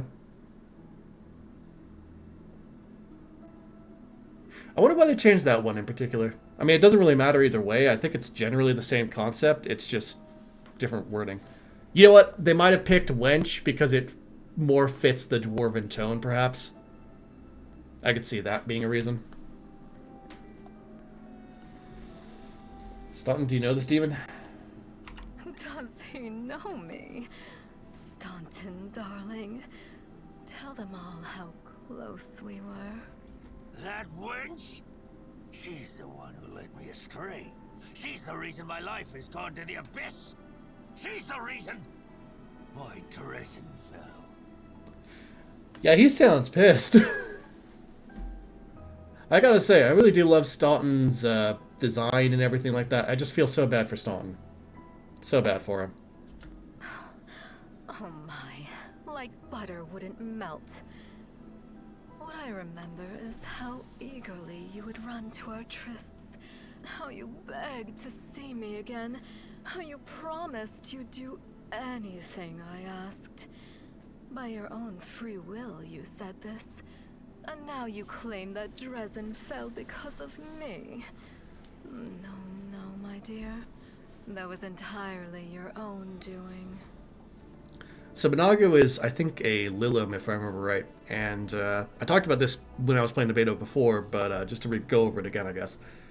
One of the Lilim's abilities is that every time that she uses her claws to scratch somebody, they become more susceptible to her advances and to her spells. Aww.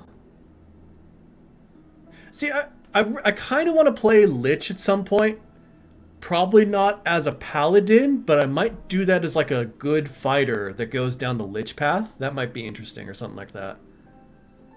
I would love to play like the good character that falls to Lichdom in order to defeat his foes. Just the one that kind of abandons everything, essentially. Would be a very interesting concept.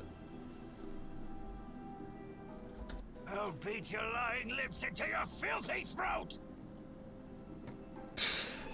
Damn, he's pissed. I tried to do him justice when I got through here before, because it wasn't voice acted in the previous beta. And, I don't think I did after hearing that one, damn. Now, Staunton, don't say things like that. Not about these lips, the ones you kissed so sweetly. Staunton, dearest, don't you love me anymore? Remember how good we were together? I was so hoping that we could patch things up.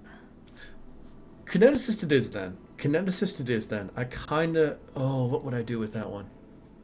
Void Kineticist. No. I'm going for like a fallen kind of thing. Maybe an Aether one? I'll think on that. I'll kill you! And Staunton rages and charges.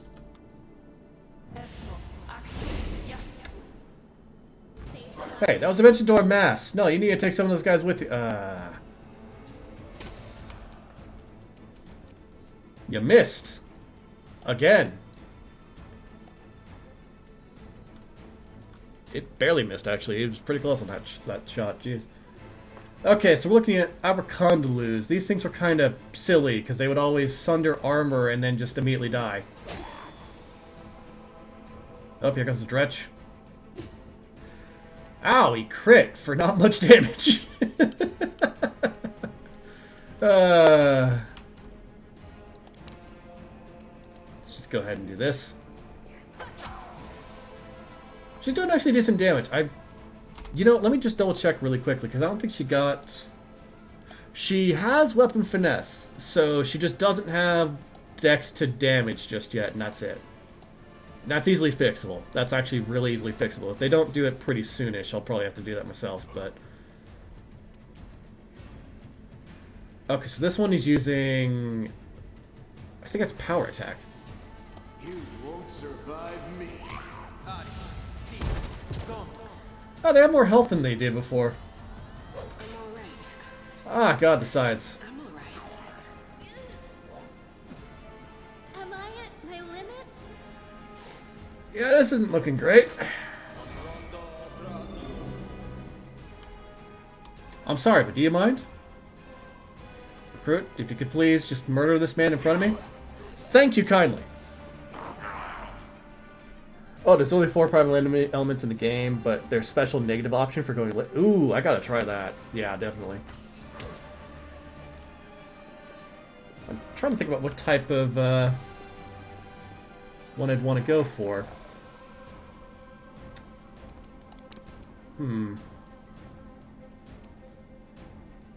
Okay, there's a bunch of people over there, so I could probably leave this to them, and I could probably just target this Abercondalu on the right.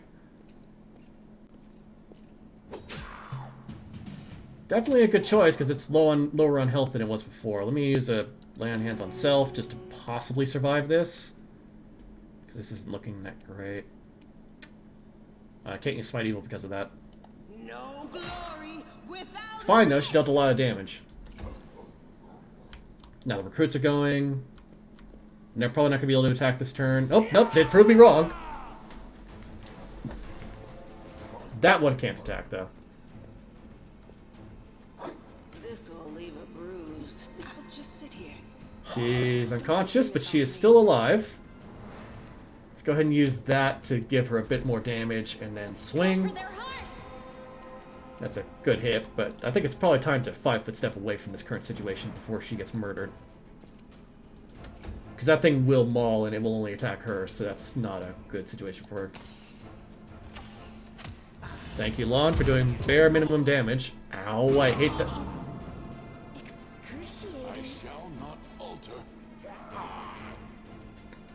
Okay, so he just sundered me. I could survive that.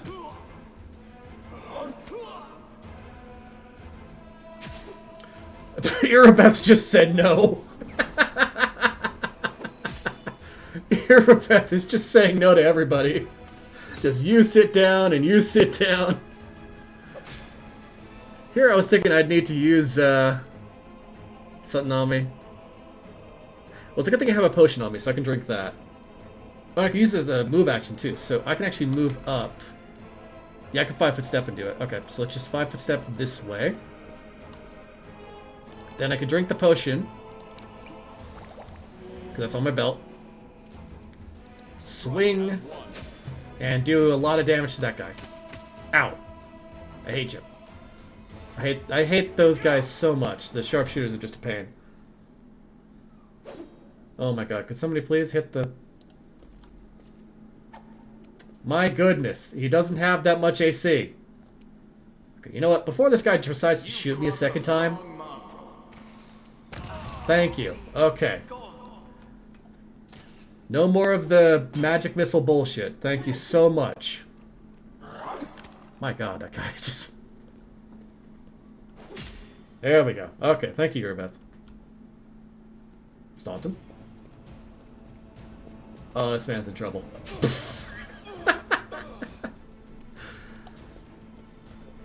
If there's one thing I love seeing about Staunton just waltzing up to somebody, it's the moment that he swings and you just know, yep, that man's dead.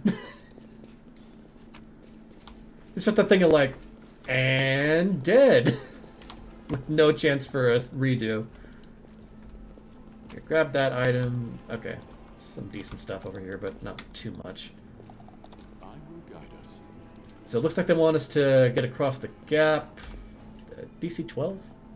What religion? I have only a +4, jeez. Before we go across the gap, I can't remember if we heal or not at this point.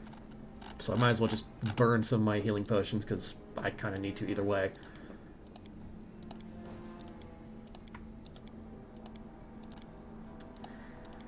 Early levels of Pathfinder can be rocket tag. It's only once we get to higher levels that things start to get a little bit easier. Let's just save so I can get some extra XP off of this thing. I do not believe this is possible.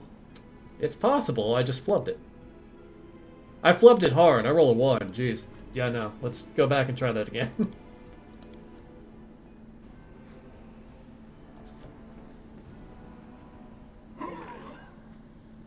The sound of everything dying all at once again. I have managed. The only symbol of Discari, the demon lord who attacked Kenebres, is drawn in human blood. And it gave us 24 experience points. I am so close to level 3. Here we go again. Well, first didn't. Damn it, Lon. I tripped.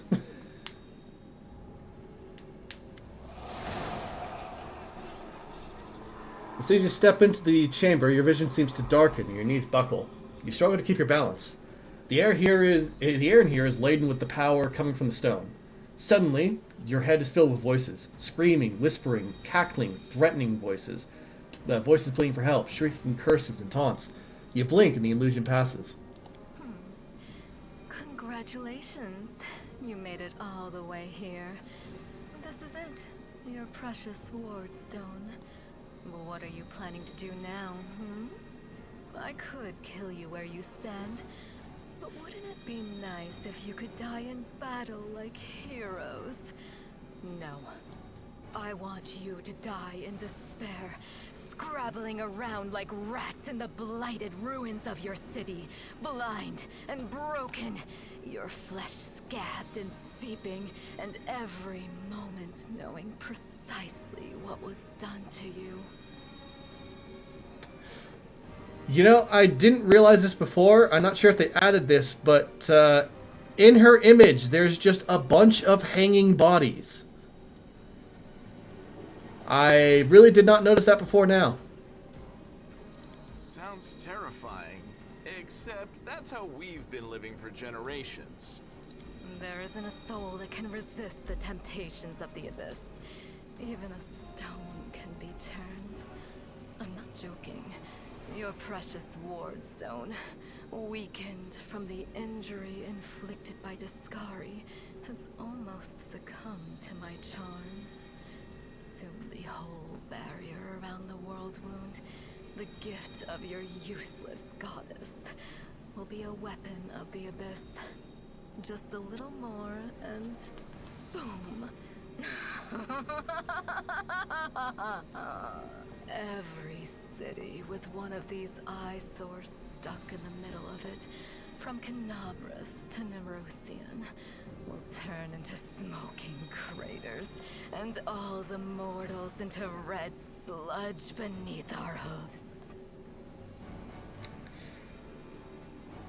Yeah, that's, So you have a choice.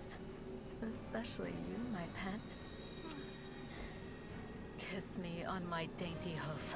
Pledge your loyalty to Baphomet. And when the world falls, its ruins shall be yours. what are you doing to the stone? Well, quite what am I doing to it? Probably the same thing I did to many of your comrades. Sweetly and tenderly persuading it to abandon the mortals and join our side. Prepare to fight to the death, demon! We won't let that happen.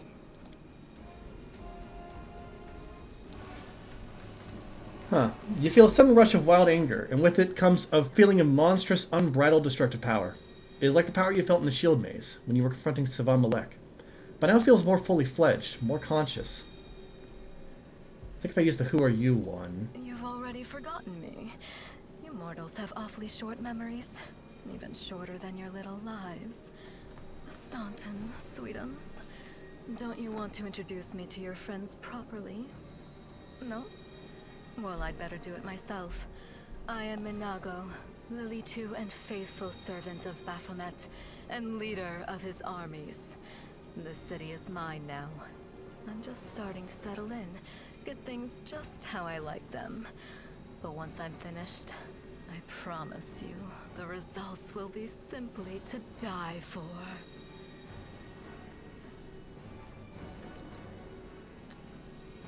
And it was such a charming little place until you sullied it with your presence. It had such lovely boulevards, quiet and shaded. You took those away from me, and I shan't forgive you for that.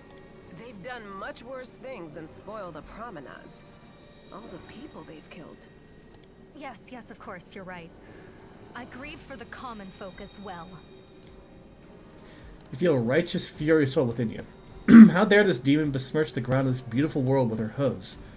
A world created by the gods and cultivated by mortals. And these cultists, how dare they betray all that is sacred in this world and join the forces of the foulest evil? Can they repent and redeem themselves? Or have they followed the path of evil past the point of no return? The wardstone seems to sense your thoughts. The chamber grows slightly brighter. Your victory celebrations are a little premature, demon.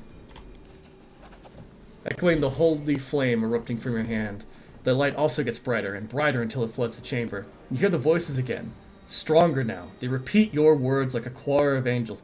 Okay, could you just imagine, like, just Geralt says that, and then all of a sudden, a bunch of angels just repeat the same thing to Minago. Could you just imagine the oh shit moment that has to go through her head? Just the demon giggles, but you hear a note of astonishment in her laughter. A man standing among the cultists turns to her. Hey, No Eyes, didn't you tell us that heaven has turned its back on us? No one will come to our aid? Don't listen to her. The fiend wants us to lose all hope. She won't succeed. The cultists glance at each other, hesitating. At last, the man who was first to speak up against Minago rips Baphomet's unholy symbol from his chest and casts it to the floor. I'm done with this shit. I only followed this hoofed menace because I thought the Crusaders had it, and there was no other way to protect my family. But now I see that there is hope. I won't bow before these heinous idols ever again. If they kill me, at least I'll die a decent death. Oh, come on. You gotta voice Sealer for this one, at least. Yes, return to our side, friends. Have courage. We will welcome you back. And have never abandoned you, no matter what this deceiver told you. The tattoo-covered cultist reaches for his weapon. Turncoat, I'll cut your heart. We'll see how tough you really are, an elf with a face deformed by acid. burns, throws her unholy symbol at him. We let you frighten us once, but it won't happen again. We are the light. They are the darkness. Damn it, Lon, had you made your goddamn check there, that... Oh, wait. She used cause fear. Did that work? Did not work. Okay. You know what? Let's do this, and then let's just make Geralt into a powerhouse of fuck you.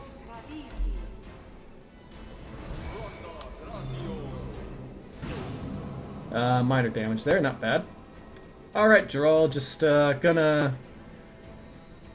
Yeah, let's just do this and then have a little bit of fun, shall we? We shall overcome. Swing! I missed. I need a nat 20 to hit her. Okay. That's a problem. Hold up. What is her AC? Did they buff that? Oh, god damn it. Come on. Scroll all the way down. How far back up is it? Oh, it's all the way up there, Jesus. Oh my god, her AC. Okay. Yep, I need a lot. I need a lot to hit that. Okay, that makes sense. We're not going to try that. Nope, nope, nope. Make every strike count. Let's try to thin out the number of Discari cultists in the area. That is probably a much better option than what I was going to do previously. The inheritor, guide my blade. She's going to be taking a bit of a slow walk over there. Mirabeth, if you don't mind. Mirabeth, where are you going? Why are you going around that way? Stop casting channel negative energy. I hate you guys when you do that. Staunton? Oh. I'm wondering if they just made that gap because there was a problem before where people would get stuck. This was unexpected. I'm tired of playing around now. You want to know what will happen when I'm done with the Wardstone? Here's a little demonstration.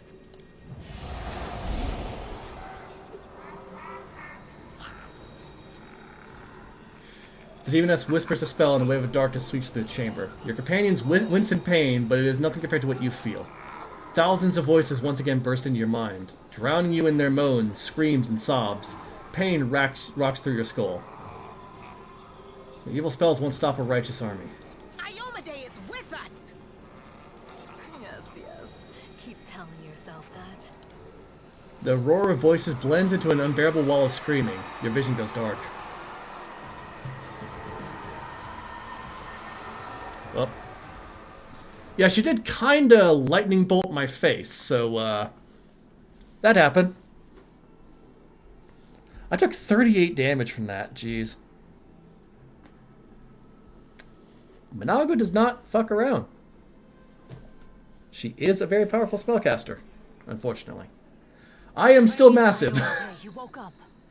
Healing your wounds was easy, but you were unconscious for so long, I was starting to worry we'd lost you. I may have permanently made myself a giant. Oh no. What happened? We couldn't stand up to the demoness. Her spells were too strong. It's all right. We'll handle it somehow. You blacked out, but Staunton and I managed to get you here to the Defender's Heart. It used to be a tavern, but now it's our headquarters. We're gathering our forces here, and we're preparing to strike back. I found a cultist dispatch in the dungeons. It seems they are holed up in the Tower of Estrad. Demons have been filling Kenebres with their spies and infiltrators for a long time. Unfortunately, I don't have enough people to attack the place right now. At least not blindly. I'd be grateful if you snuck in there and scouted out the situation. But just scouting. Don't be a hero. You're talking to a paladin. It's okay, though. I'm not gonna be stupid about it. That's not a fight I can win. What's the situation in the city? Bad, but not hopeless. We're constantly getting news, and new sources of resistance keep springing up in the districts where everyone seemed to be dead. The survivors are gathering here. You should see them. Their faces, their eyes burning with determination. The city is destroyed, but our resistance is not broken. We will keep fighting. What do you plan to do next? You heard what the demon said. They're going to desecrate the Wardstone and blow up the whole barrier around the World Wound. That would be an even worse disaster than the World Wound's expansion before the Second Crusade. Not only Kenebres, but every city with a wardstone will be destroyed, including the capital. We can't allow that no matter what. We will retake it, even destroy it if we must. Iomede's gift must not become a weapon of the Abyss. So tell me about the wardstone then. Why is it so important? The wardstones are a gift of Iomade. Created personally by her herald, a mighty angel, and a general of the celestial armies. The wardstones keep the world wound from expanding. They stand along the border of the territory controlled by the demons, creating a barrier to keep them inside. The Kenebres obelisk was the first to be placed. It is the key to the whole barrier. We cannot leave it in the hands of those monsters from the Abyss. So can I help you in any way then? First of all, we need to decide what to do with the stone once we get it. What I'm about to say is classified. A traveler came to the city recently.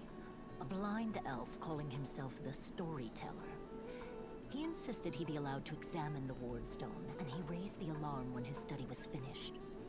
Even before the demon attack, he had found some damage or flaw in the stone. Prelate Hulrune dismissed his words as nonsense, borderline blasphemy.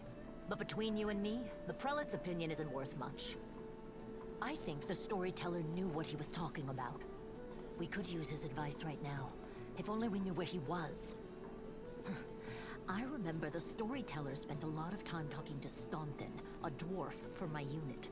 You saw him during the demon attack. The elf asked him about the history of the Crusades. Maybe the Storyteller told Staunton something about where we could find him if anything happened. There's another problem. After the attack, the demons began to gather their forces at the Grey Garrison. It'll be even harder to take them with a head-on assault. But I once heard soldiers talking about a secret entrance to the garrison. Trouble is, I have no idea where to look for it.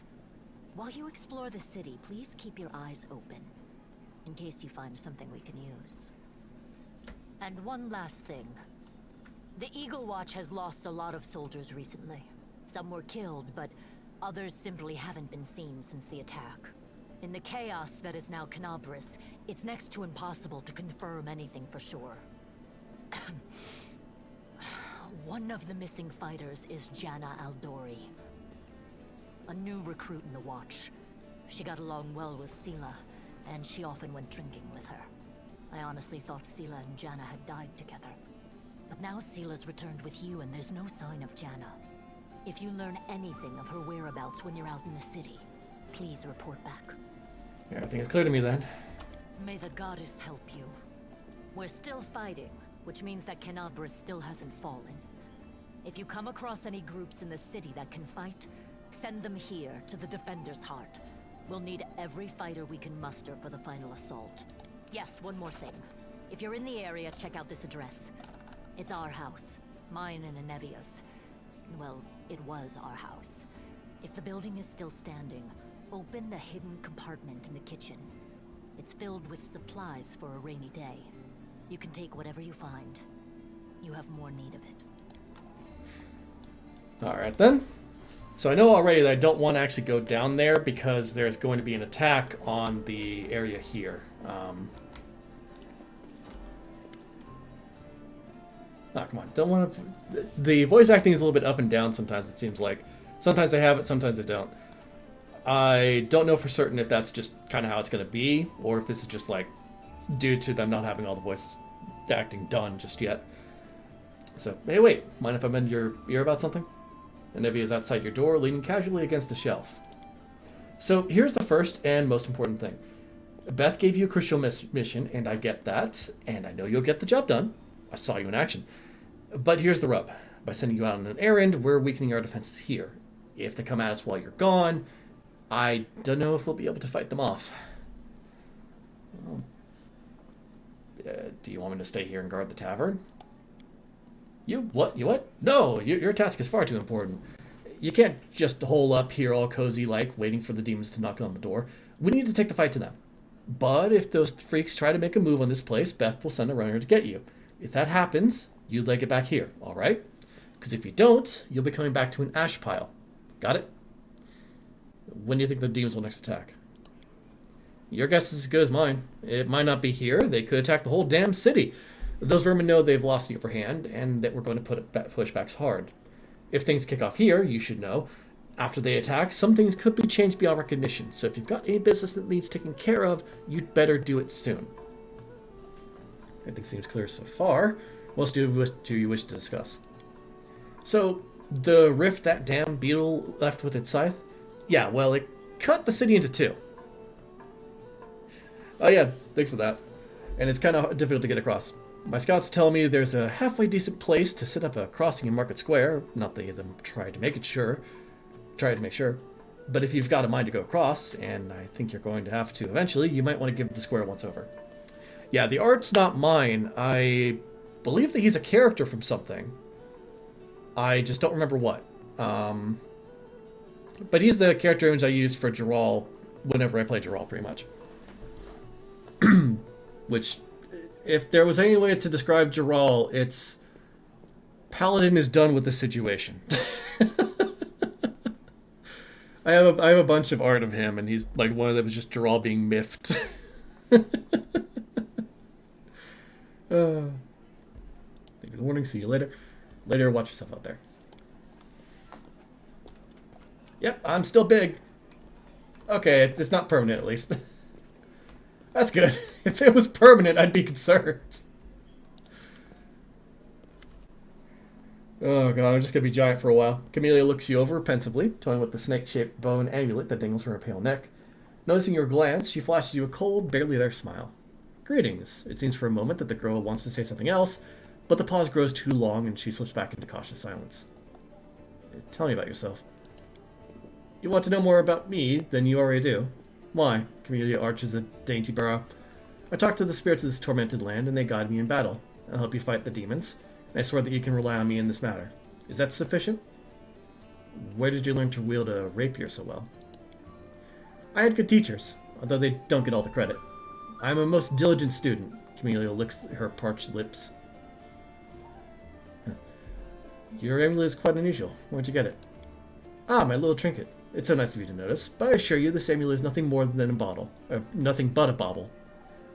Yeah, but if being giant lasts for more than 4 hours, seek a medical professional, or ask your companion if they took the one upgrade to their spell that makes things that last more than a minute last an hour, or last 24 hours. Can a lady not be drawn to beautiful, useless things? Anyway, as much as I enjoy our delightful conversations, the spirits are calling me, and I must respond. Please excuse me. Camellia turns away, watching you out of the corner of her eye. Just ended the conversation. Yeah, that lasts for a full hour. I really do wish that the Light of the Angels was a bit stronger. I feel like it could be really useful in some other ways, but just doesn't give it too much of a bonus. Staunton Vane. The dwarf resembles an abandoned citadel. Huh. One whose high, crumbling walls are still holding fast, but whose empty, lightless windows make it clear that all inside are dead. Oh, it's you. Good work back there in the Grey Garrison. Name's Staunton Vane. If you've heard rumors about me. His face, which looks like it has never known anything as carefree as a smile, grimaces. Just so you know, everything people say about me, it's true. What do people say about you? They say I'm a traitor, as bad as Aurilu Vorlesh. That I'm a disgrace, even among the ranks of the condemned. That Queen Galfrey should never have spared me. That I belong on the gallows. Why do they hate you so much? You really don't know. Staunton gives you a long, morose look, then sighs. I'm the reason why the Crusade forces are holed up in the fortresses on the edge of the Worldwound, instead of bringing the fight to the demons. We used to have a foothold in the Wound, the mighty unassailable city of Dresden. We used to have it until it fell, and all because of my stupidity. I gave the enemy our main citadel. I was tried. They wanted to execute me, and rightly so. But the Queen intervened. She said that I should live and fight in order to undo what I have done. So that's how I live. Decade after decade, fighting in the condemned. The dwarf shrugs. As you can see, I have fixed nothing. And I have earned no one's forgiveness. Are you going to spit in my face too? It wouldn't surprise me.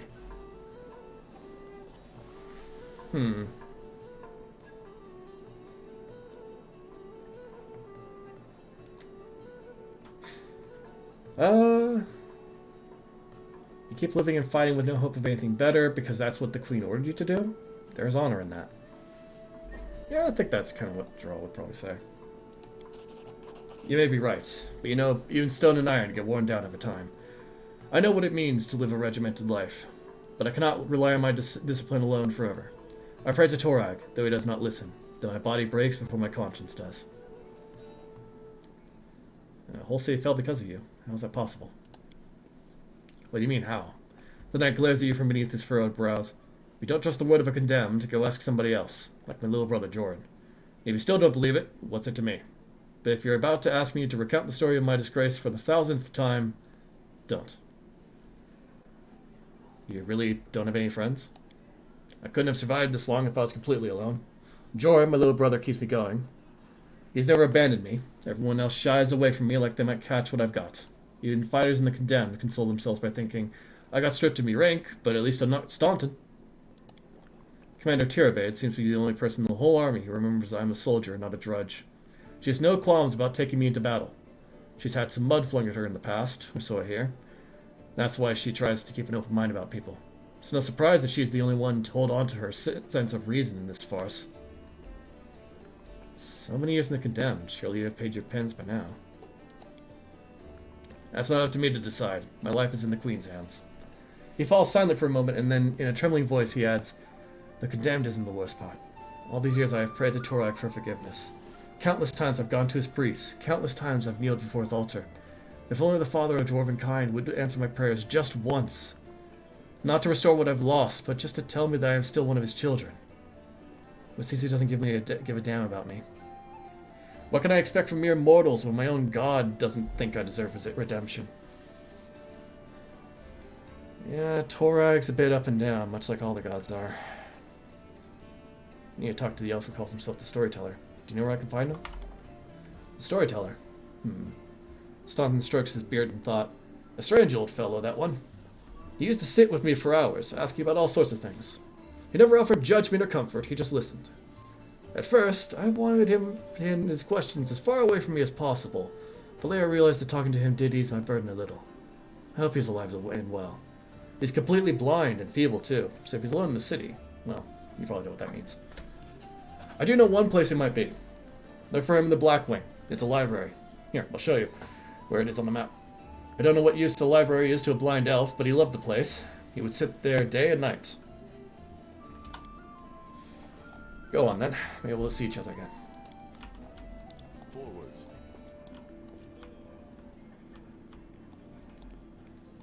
Jurnog.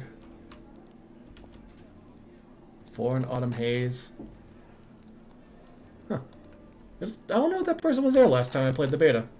Might be a new one. Dear God.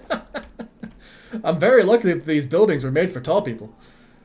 A young man in well-worn traveling clothes and a simple wooden symbol of Aristil on his chest is efficiently cutting a linen robe into strips to use as bandages. Despite his visible exhaustion, he works with zeal, singing some tune about red braids and ripe sheaves of wheat under his breath. He raises his warm, chestnut-colored eyes to you. Are you one of the Crusaders? Thank you for defending those of us whose talents lie off the battlefield. I'm Jurnog, servant of Aristil. Pleased to meet you. What are you doing here? I only took my holy orders recently, so my god has only bestowed a little of his power upon me as yet. I'm sorry to say that the number of wounded fighters in this tavern is far beyond my power to heal. But there's a reason people say, have faith in the gods, but look to yourself first. I may not be able to help the wounded with magic, but I can at least cut up bandages. Are you from around here? No, I was just passing through Kenebres. I was sailing down that old man of ours, the Great Selin River, to a village by the name of Chili Creek. I happened to land in the city on the eve of the festival, and I'm ashamed to say I decided to stay for a day to enjoy myself. But I ended up staying in the city longer than I bargained for. Chili Creek, where is that? It's a small fishing village. It's not even marked on some maps. But people do live there. What they don't have is a priest. They have no one to heal their wounds, no one to offer prayers for a good catch, no one to give their dead a dignified burial. The world wound is a stone's throw away. So I'll be setting sail for Chili Creek to serve my god and my people. Once we've held Kenebres, I'll be going there. If by the grace of the good gods, we all survive this, here's hoping, you should come and visit me sometime. You'll find the village here on the bank of the river. The priest marks Chili Creek on your map. Aren't you, a young and inexperienced cleric, afraid to go to the Whirlwind's border? I will not lie. I am afraid, but what can I do? Living in that village are simple people. Their lives are short and filled with hard work. That's exactly the kind of life I seek. Something simple but meaningful. If I had ages ahead of me, like elves do, I might have spared some 50 years or so to travel around the world. The young man smiles. Or maybe I'd spare even 100 years. Why not? But I don't have ages to spare, and this mean that I had... Oh, there's a missing word there, I think. And this means that I had better spend my short life in the place where I'm needed most. Even if it is dangerous. Especially if it's dangerous. I have to go. May I still watch over you. Yeah, here's hoping.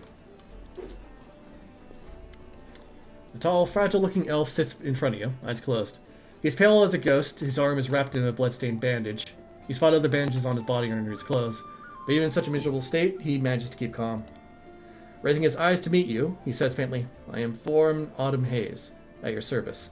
His pale lips are reddened with by blood, but you see no signs of pain or fear in his gray eyes. Do you need help? After giving you an intense, cold look, he shakes his head. Do not trouble yourself on my behalf. A local healer tended to me. Besides, I come from a resilient, sturdy people. My body will endure both the wounds and the poison delivered through them. The elf's beautiful and pale face bears the expression of sad aloofness. How may I help? Who's your quarry here in Mendev? I was chasing a fugitive, a Desecrate by the name of Kalesa. It pains me to admit that there are heinous malefactors such as her among my noble kind. I managed to catch her in Kenebres, and I wounded her. Then demons appeared, and the city was engulfed in flames. I was injured in the battle that ensued, and couldn't free her soul from its service to her dark masters.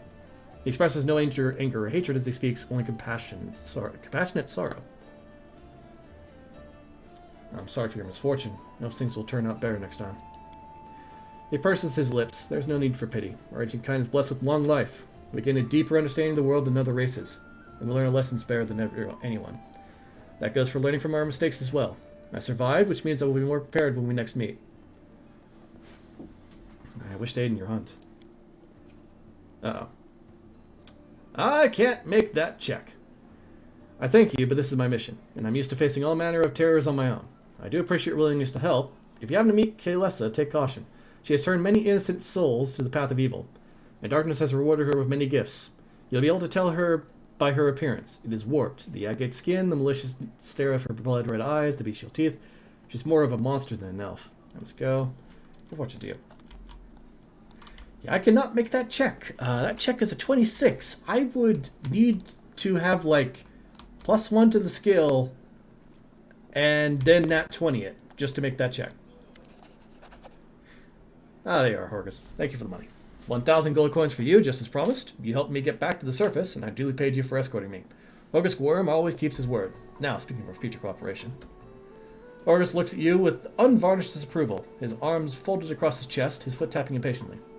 I have a job that would be perfect for someone like you. Naturally, I'll pay generously for your services. What do you mean, a job for someone like me? For an adventurer ready to sell their soul for booze and then lie down drunk in the gutter. Or do you think you're somehow different? A traveling knight, perhaps, noble of heart, but without a coin to your name? Horgus sizes you up critically, then sighs and shrugs. You seem a reliable enough ally to me, and you did get me out of those Mongol caves. So why should I care what you do with my money once you've got it? Succeed at perception check. Horgus seems like one of those people who think the entire world owes him something. However, you hear notes of hysteria beneath his smug arrogance. It's as though he's really quite nervous about but taking great pains to conceal it. Noble birth doesn't give you the right to behave badly. I'd ask you to refrain from such statements in the future.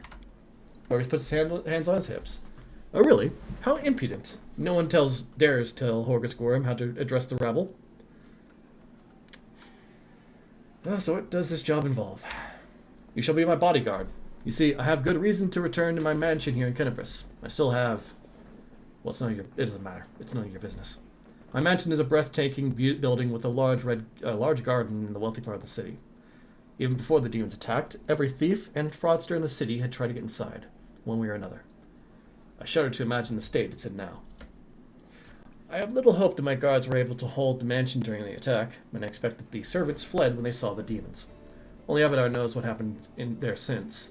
Therefore, I would ask that you meet me at my mansion and guard me there until I complete my business. I already asked the local paladins for help, but they've no desire to set foot outside this tavern. Damned cowards and traitors. That's what they are.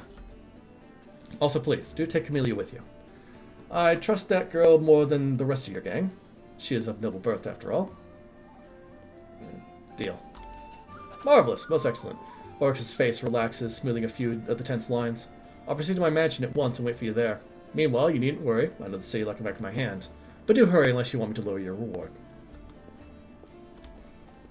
Yeah.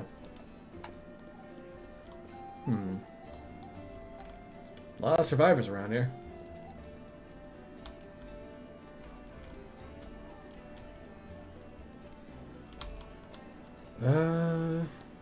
Looks like to Vasile Ruthimus. A stout old man with a fuzzy gray beard mumbles a prayer. He looks as tired as everyone else in the tavern, but determination is stamped upon his haggard face. What can I do for you? So, who are you? Vasile Ruthimus, rector of the local temple of Abadar. The temple is gone, though, and if we snooze here for much longer, the city will be lost as well. Who's that boy with you? This one? Keanu the Shepherd, my apprentice. He's a smart boy and his faith is strong. He serves Aristil, though, but there's still something you can learn from an old servant of Abadar. He'll be a great cleric when he gets a little older. What kind of help can I expect from you? First, I sell scrolls. I have a lot of them. Something for every emergency. Second, while you're here in this tavern, I can read one for you. Guaranteed, no surprises. But you better not go into the city without a cleric. I won't be going there myself. I'm too old and my powers are needed here. Got to go. You have to age you. There's a blacksmith outside I can sell stuff to, so I don't need to sell anything to him. Helor and the Spinner of Nightmares. I'll take it. Oh, it's Helor here. Helor, a tall, thick man, greets you. His hair is prematurely gray and cut very short in military style. He is lean, well-groomed, and with a monocle in his eye twinkling coldly. The bold sparkle in his eye and his large but agile frame attest that he's a man always ready to get moving. Greetings. I'm Helor, Venture Captain of the Pathfinder Society. I'm the superior officer among Pathfinders in this region of Mendev. However, the Society is running almost no operations here right now. Besides me, there are almost no Pathfinders here. Actually, I'm only stuck here because of an old feud with a demon worshipper named the Spinner of Nightmares. I've had to work alone without the support of the Society, but I've made a lot of acquaintances among the local mercenaries and daring fighters. If you need any good fighters for an honest cause, talk to me. Tell me about your confrontation with the Spinner of Nightmares. It all began with the task of the Pathfinder Society. I arrived in Nerosian with my team to investigate the sudden death of a famous crusader, Baron Falrun. We soon focused in on a small hospital for the wealthy, where Falrun was being treated shortly before his death. It turned out that gang of Baphomet's cultists, calling themselves the Labyrinth of Mind, had gotten a foothold at the hospital. They were obsessed with twisting the minds of their victims and targeted fragile people too weak to resist. The hospital was filled with perfect victims, isolated for weeks from the outside world, completely helpless. And when they returned, they were different. Almost normal, but the moment they heard a certain phrase, something dark awoke in their mind and they transformed into servants of Baphomet, ready to lie, betray, and even kill. The Labyrinth of Mind was preparing to infiltrate all the elite circles in Mendev, but Baron Falrun stopped them. He was too loyal to his oath and too resistant to their spells. He fought for his freedom until the strain broke his heart. We opened and cleared the city of Baphomet's pit of vipers. Their den was a cradle of sin and filth. They cast spells on each other, and the loathsome fantasies steeped reality real from their minds into the world. They dreamt of horrible and forbidden things, and they fought like mad. We burned the place to the ground and slaughtered everyone we could, but the leaders of the cult were able to flee, and they were set upon revenge. They abducted my daughter Lori, who served under my command in the Pathfinder Society. They left me a note full of tart insults, mockery, and sneers. From that note, I learned the name of my enemy, the Spinner of Nightmares. A few months later, I confirmed that she was the leader of the Labyrinth of Mind. My hunt had begun. I would get Lori back at any cost. Hiller grits his teeth with bulldog determination. Alright, time to go. Good luck, watch your back. Only trust your closest friends. The enemy is cunning and treacherous. Andara, you're a bit glowy and magical there. An imposing young Oread is surrounded by a crowd of crusaders who are hanging on to her every word. I hope this example clearly illustrates the difference between Jistka legionaries from the last war and the Crusaders. The perfection of form and spirit they were imbued with during creation turned them into parts of a well-balanced war machine, not a ragtag bunch of individuals, but a united whole. But tell me again, why I'm supposed to be impressed by your reckless assaults, where everyone is fighting for their ego and for the right to beat their peers to a swift but pointless, heroic sacrifice? Some of the Crusaders grumble unhappily, but it's clear they are captivated by the woman's words. The only exception is a scraggly and disheveled halfling monk, whose puffy black eye gives him away as a brawler and a troublemaker. He enthusiastically pushes forward and tries to engage, but one of his friends swiftly jabs him in the back with an elbow, making the poor fellow pause to catch his breath. Quite listen to the discussion, I guess. One of the Crusaders angrily curls his fists tightly and retorts with a burst of passion. If those gists of yours, or whatever, had come for us, we'd have got their guts for garters. My tongue. You think we never fought a mighty adversary before? The soldier's stern facade cannot fully conceal his relish. He clearly plans to enjoy this confrontation. The Crusaders around him look upon their exotic opponent with a mixture of irritation and piqued interest. Give me just a second, I'm going to grab some water. My throat is starting to get dry.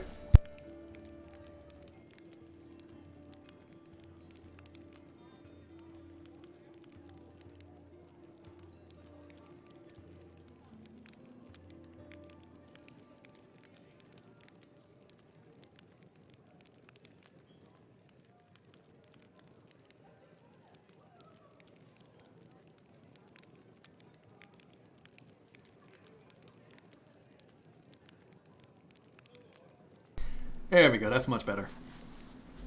Alright. The woman chuckles before cutting off her interlocutor. I would love to see you storm a 60-foot tall walking castle shaped like a gigantic elephant that carries siege fortifications on its back. And now I'll have you know these fortifications were defended by Jiskin priest craftsmen armed with demon-bound war machines. They use the enemies you cannot defeat as mindless weapons. The woman gives the people around her a triumphant look and adjusts her hair with pointed nonchalance. Her voice takes on a lecturer's tone. You should not argue with someone who happens to be the most authoritative researcher on the history of warfare 3,000 years before the foundation of Absalom. The woman looks at you and flashes an amused smile. The lecture is over. Do my esteemed listeners have any questions? Who are you? I am Indara, a warrior, magus, and scholar of classical warfare from Gurund. The woman peers at you apprehensively, then sighs. I admit that I am mildly offended by the fact that my name is entirely unfamiliar to you, but I am willing to accept that this is due to Avistan's location from the sophisticated culture of the world at large. Oh, she is cocky. You've come a long way to be here. I like to think of myself as an inhabitant of Galarian, and I don't narrowly identify with any country in particular. Why'd you come here? To witness a legendary war. The confrontation between denizens of a plain famous for its love of violence and the Crusaders from every continent, united by the common goal of defending their home. An epic struggle of colossal proportions. That hasn't been particularly epic so far, truth be told. The monk with a black eye grins and mutters under his breath. Maybe she just can't see it from here. The view will get way more epic if she stops hiding among us and takes a walk outside. The woman smirked contemptuously. She does not deem the monk's words worthy of contempt. A comment. Yeah, it looks like you know more about warfare than any of us. Oh, am I hearing things? Did someone finally acknowledge my competence in the art of warfare? Perhaps there are sufficiently open-minded people among the Crusaders after all. I find myself pleasantly surprised. Why don't you join the Crusaders and show them how fighting should be done? No, I'm a historian, an analyst, a theorist. Do you know what these three words have in common? They describe a mortal woman who does not participate in the conflict upon which her thesis will be founded. But then again, I will hardly be able to describe this mess as anything other than a feeble likeness of the last war of Jiska. The monk with a damaged eye grins slyly and comments, the more dangerous the upcoming scuffle is, the more motivated we are to find clever and pretty words to justify not actually doing the fighting. What is this last war that you mentioned? The last war of Jiska, of course. A large-scale conflict that took place 3,000 years before the foundation of Absalom. It was a war against the Assyrian pharaoh of the Forgotten Plagues, the war that ended the legendary Jiska Imperium, an epic struggle that became the most vibrant page in military history. Alas, all conflicts that followed it were but a pale shadow, including the one I am witnessing here. Don't you kind of want that to be the case, though? I mean, like, we're talking about war here. We're not talking about, like, a artwork or something. Oh, boy.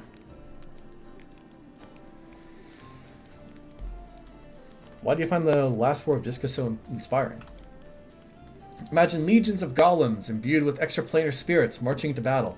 Imagine flying cities that swoop out of the clouds, like terrifying monstrous birds of prey to drop forces on top of enemy castles. Picture gigantic mechanisms powered by captive, and very angry, demons and devils. Imagine standing in the warpath of walking citadels or having to cover your ears to block out the sound of cannons loaded with shrieking elementals. This just sounds like hell. Finally, imagine the ultimate weapon that defeated the Jiska, the deadly Night Plague. This affliction was an attack dog, a trained epidemic, a tamed pestilence, striking only those who its master wanted to kill. Imagine all these terrors and understand that no flight of fancy can even come close to the horror of the nightmares that they made real. How do you know so much about Jiska's last war?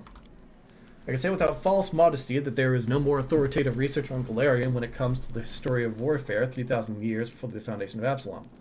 I've dedicated my whole life to this subject. I personally visited old battlefields and studied the most mysterious and forbidden archives containing chronicles of ancient wars, sometimes risking my life in the process. I saw a fallen city of the Shori Empire with my own eyes. I ripped out the control crystal from an exterminator-class combat golem that guarded a Jiska laboratory with my own hands. His fingers held the glass flask that the servants of the Pharaoh of Forgotten Plagues used to create the first generation of pestilence that devastated the Jiska Imperium. How do I know so much? I saw and touched everything that I am telling you about.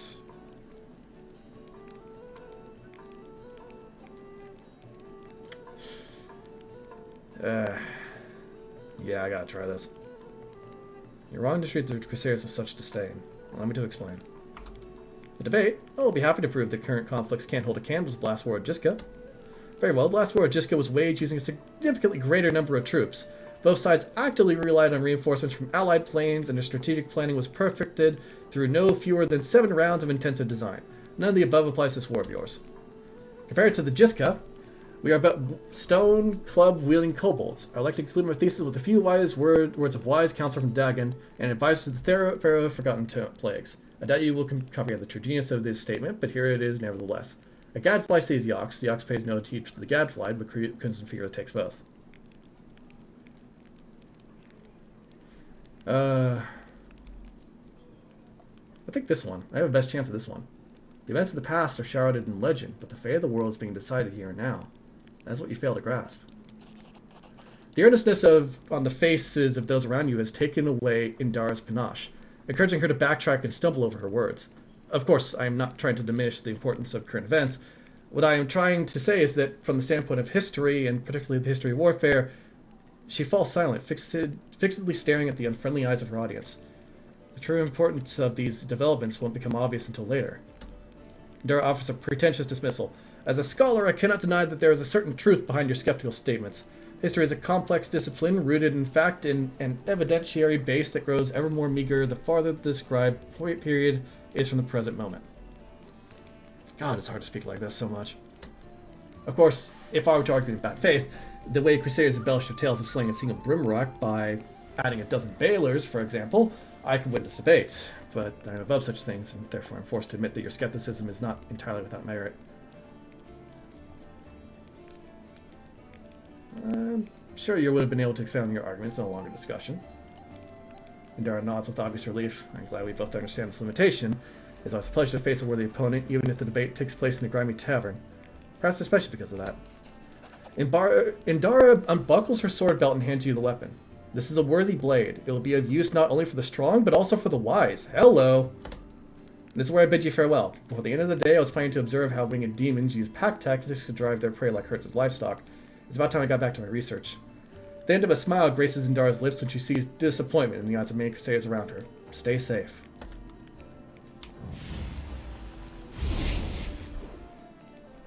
Huh.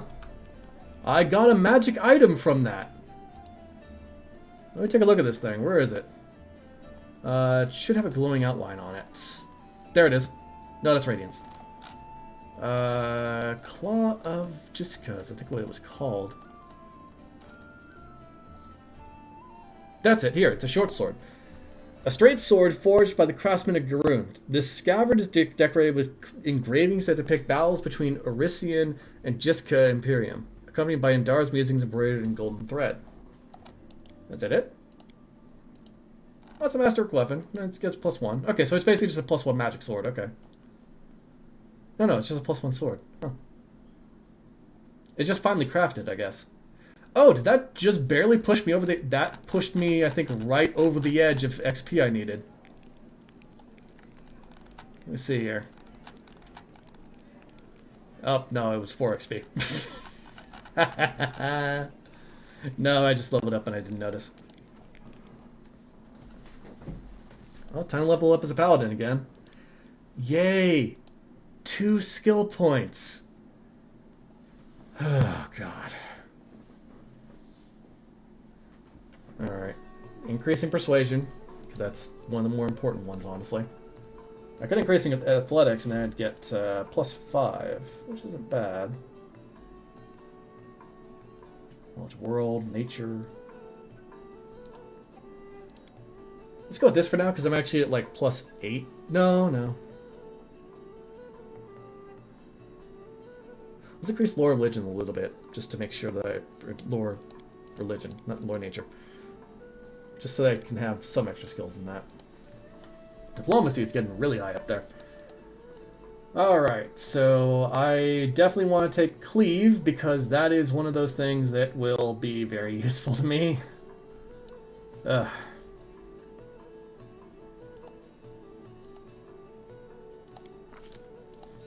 And then as for Mercies...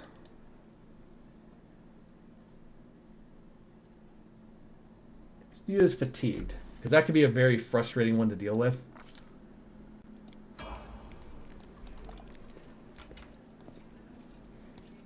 Okay, I think just Sela is the only one I need to talk to now.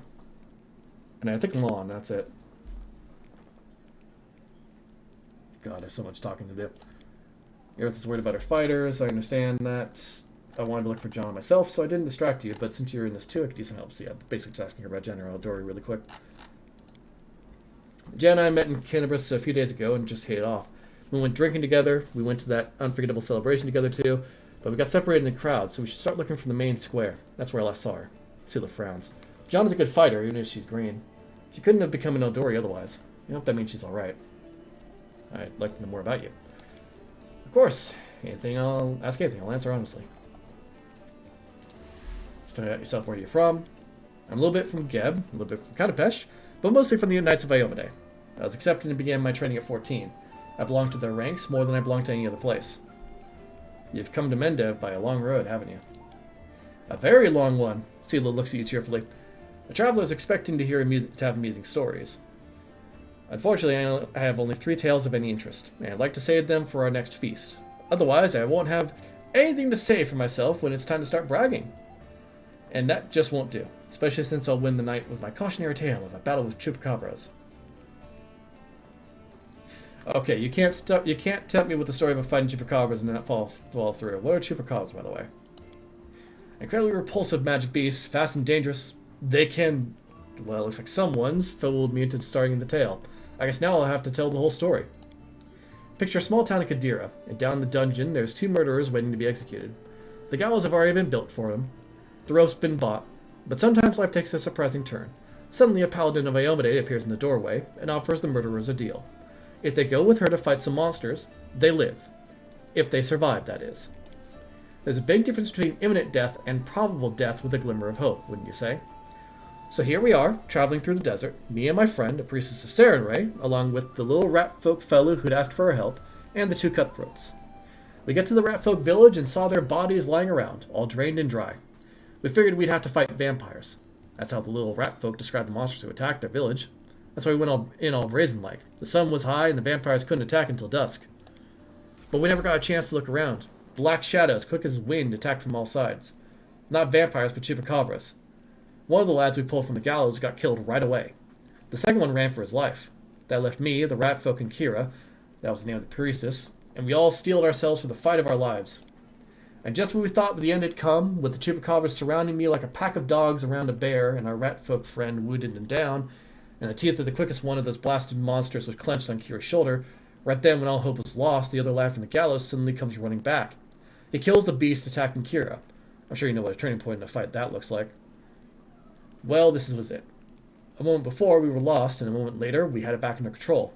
The chupacabras drop dead one by one. The little rat folk is reunited with his family, who were hiding in the basement. The priestess and I closed the eyes of that boy from the gallows who saved us. It was a shame he didn't survive the fight. May the gods keep his soul in its journey through the afterlife. It's a good story. He could have died in disgrace on the gallows, but instead he died a hero. And I'd fancy the stunt earned him some points at his final judgment. It's smart to remember our journey doesn't end in death. Had it not been for that mercy, Milos, that was his name, would be hanging from a noose, and me and Kira, and all the rat folk, would be dead in that village. Someone told me that a kind deed done by an unkind person is 100 times more precious. By the same token, an evil done by a noble soul is 100 times more horrifying. That's what I really wanted to say. The chupacabras were just a good starting point. Oh. Whoa, holy shit. Thanks for the raid. Fully trained noob.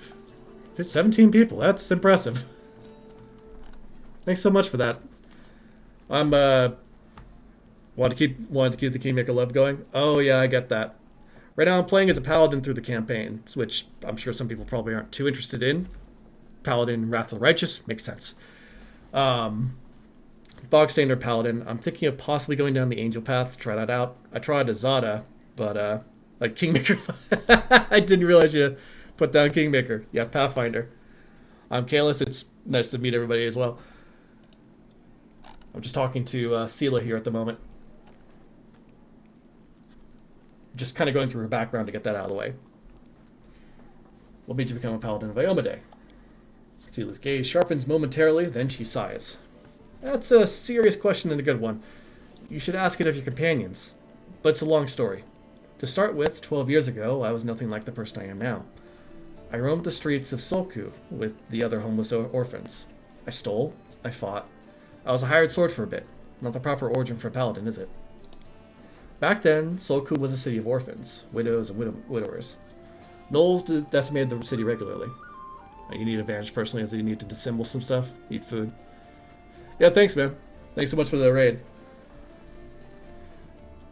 I got to complete any of the recent CRPGs. I play them, but can never get to completion.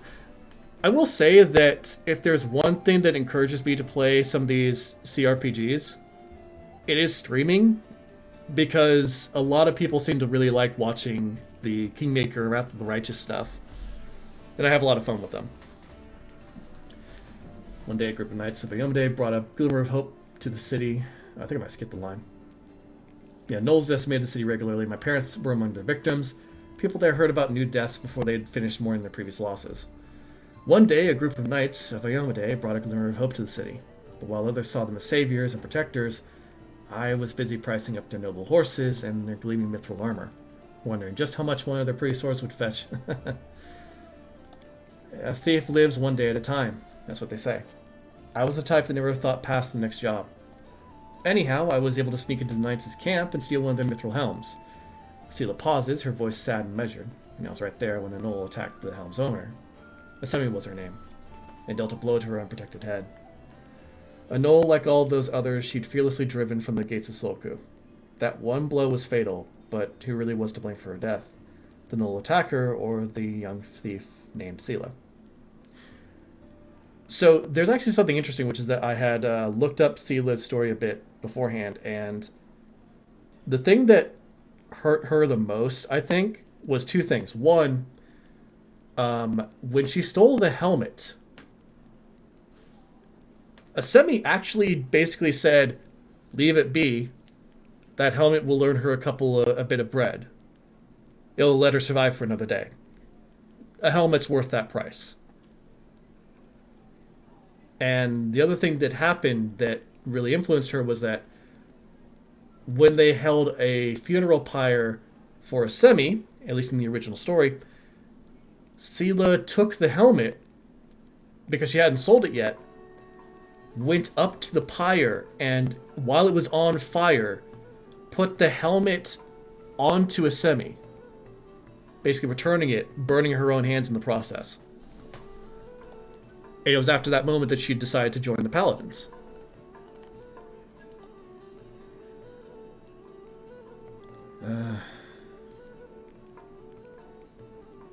I can't be that mean.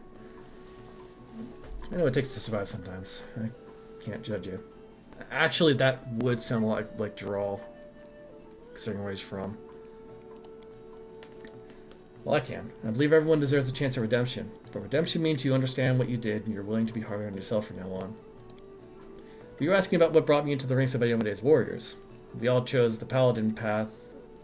We all choose the paladin's path for our own reasons. Some were guided by nobility of spirit, some by a desire to fight injustice. I became who I am through penance and a debt unpaid. The day Asemi died protecting my city, I wanted to kill myself for the terrible guilt I felt. But then I realized it wouldn't make the world any better. And I decided that instead I'd try to take her place. I'd become who she had been, and protect the innocence that she would no longer protect. It's a pretty good way to do it. And the principles that paladins of Yamane follow are actually pretty interesting too. Seela smiles. I'll tell you, I like to recite our code. It feels like I've said it 1,000 times, but it never gets old. There is strength in these words. After a pause, she begins, her voice slow and meditative. I will learn the weight of my sword. Without my heart to guide it, it is worthless. My strength is not in my sword, but in my heart. If I lose my sword, I have lost a tool. If I betray my heart, I have died. I will have faith in the inheritor. I will channel her strength through my body. I will shine in her legion. And I will not tarnish her glory through base actions. I am the first into battle, and the last to leave it. I will not be taken prisoner by my free will. I will not surrender those under my command. I will never abandon a companion, though I will honor sacrifice freely given. I will guard the honor of my fellows, both thought and deed, and I will have faith in them. When in doubt, I may force my enemies to surrender, but I am responsible for their lives. I will never refuse a challenge from an equal. I will give honor to worthy enemies, and contempt to the rest. I will suffer death before dishonor. I will be temperate in my actions and moderate in my behavior. I will strive to emulate Iomede's perfection. Thank you, I learned everything I wanted to know. Hope it didn't bore you. Ask me something else you could like. We've been in here for a little bit, so let's move on to the other area. Okay, I'm back to normal size. I had cast enlarged person before the battle, or during the battle with Minago, and it apparently lasted into the next part, so I was rather large as I came out of the bed. Glad that wasn't permanent. That would have been a hilarious thing, though, if I was just permanent enlarged person, just casted the second time, become monstrous. Now, here's Jordan Vane.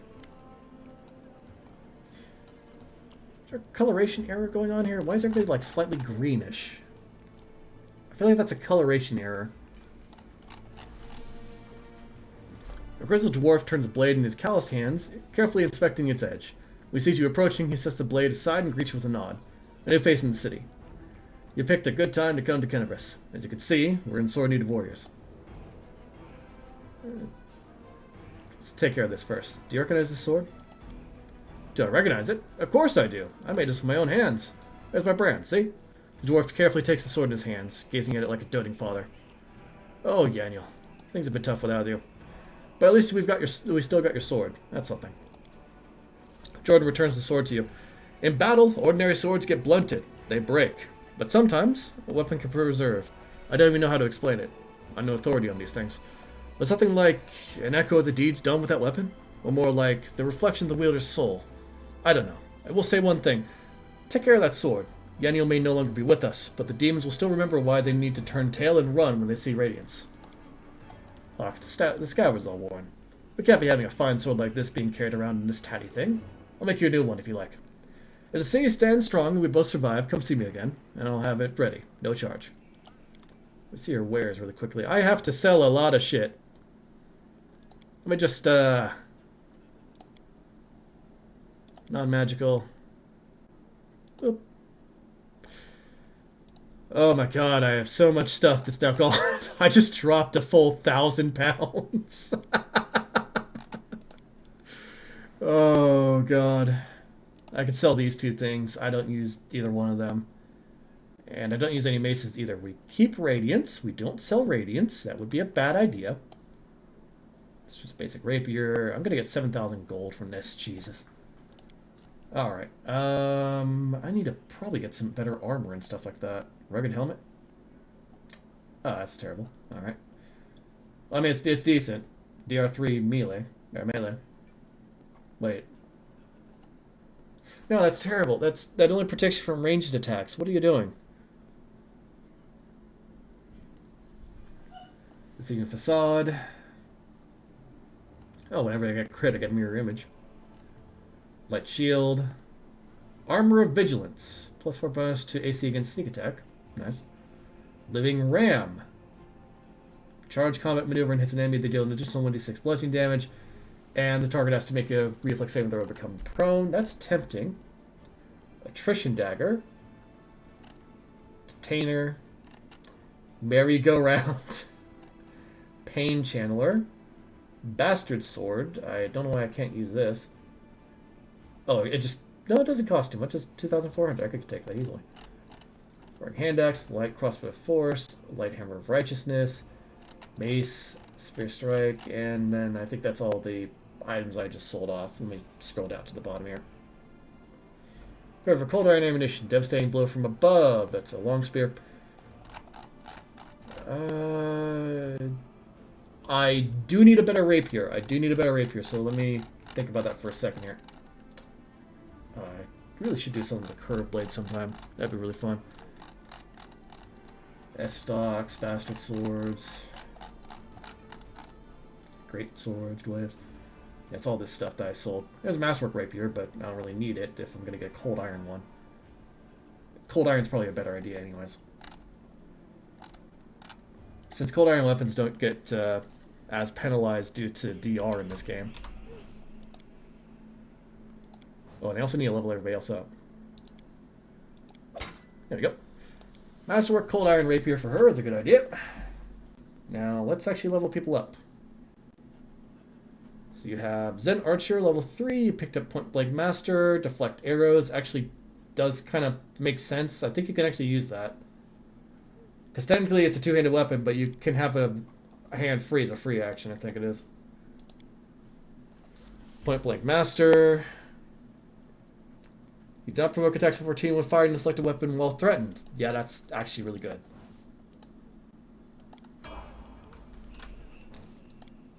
Did they give you any...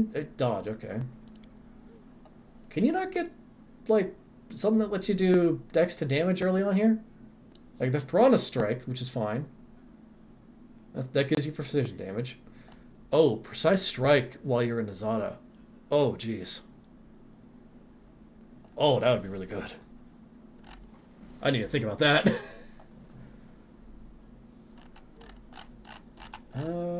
Two from fighting, deadly aim. Are you just not at the level that you can get it? Is that it? I think you need, like, Fencing Grace, if I remember right. Blind Fight, Bump Leg Shot.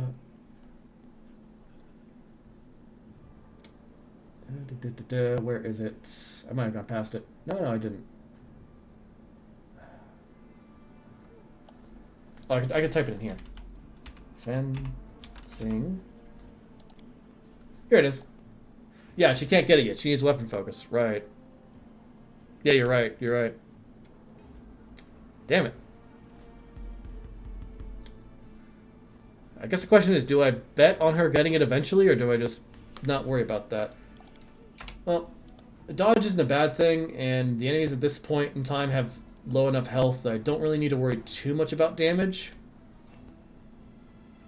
She's already doing 1d6 anyways, so I think it'll be fine. We'll just see what they kind of do, because I'm kind of curious about what they build her as now that things have been updated.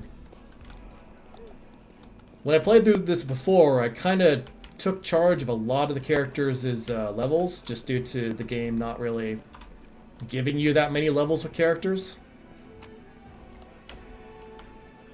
Oh, shit, I almost forgot about something. Hang on. I'm about to leave the area without taking one of my companions with me. What am I doing? No, draw. The door is right there. There we go. Buddy! Surrender thy soul, Delvin. I'm gonna protect us. Got you again. How many times is that today? Take your jokes and shove them, tiefling. Whoa, easy there, Chief. Don't hit me. You gotta admit, that is actually a really impressive shadow play right there. There's like a bunch of different things around here. What is this? What did I just do? Maybe I should just leave that back up. I probably shouldn't go messing with the levers too much. Just, you know, sudden realization of maybe I should stop pressing levers that I don't know what they do. No, wait a second. There's a hidden door here, isn't there? Let me talk to this guy first to talk to him about getting him out of here. I just stole that. I just stole that thing for no reason. Hey, Chief. Hey, Dreamboat, come over here. I want to talk to you about something. Something really important. Dreamboat? The young tiefling sits cross-legged on the floor. He looks relatively calm for someone in shackles, but his tail whips back and forth in agitation. Noticing your attention, the tiefling sits up and beckons you over. Quit bothering the decent people in here, Woljif, or I'll knock your teeth out. Why can they give this guy voice acting, but they can't give the chief voice acting? Ugh. What's it to you, Delvin Dum-Dum? You were told to guard me, and I'm not stopping you. But no one told me I had to shut my trap. Who are you? Woljif. Woljif Jefto. I deal in useful things. I can get you whatever you want. Anything. But there's just one problem. So, what do you want from me? I'll lay it out for you. Simple job, 30 minutes tops. We go someplace, talk to someone, and in return, whatever you want, I'll get it for you.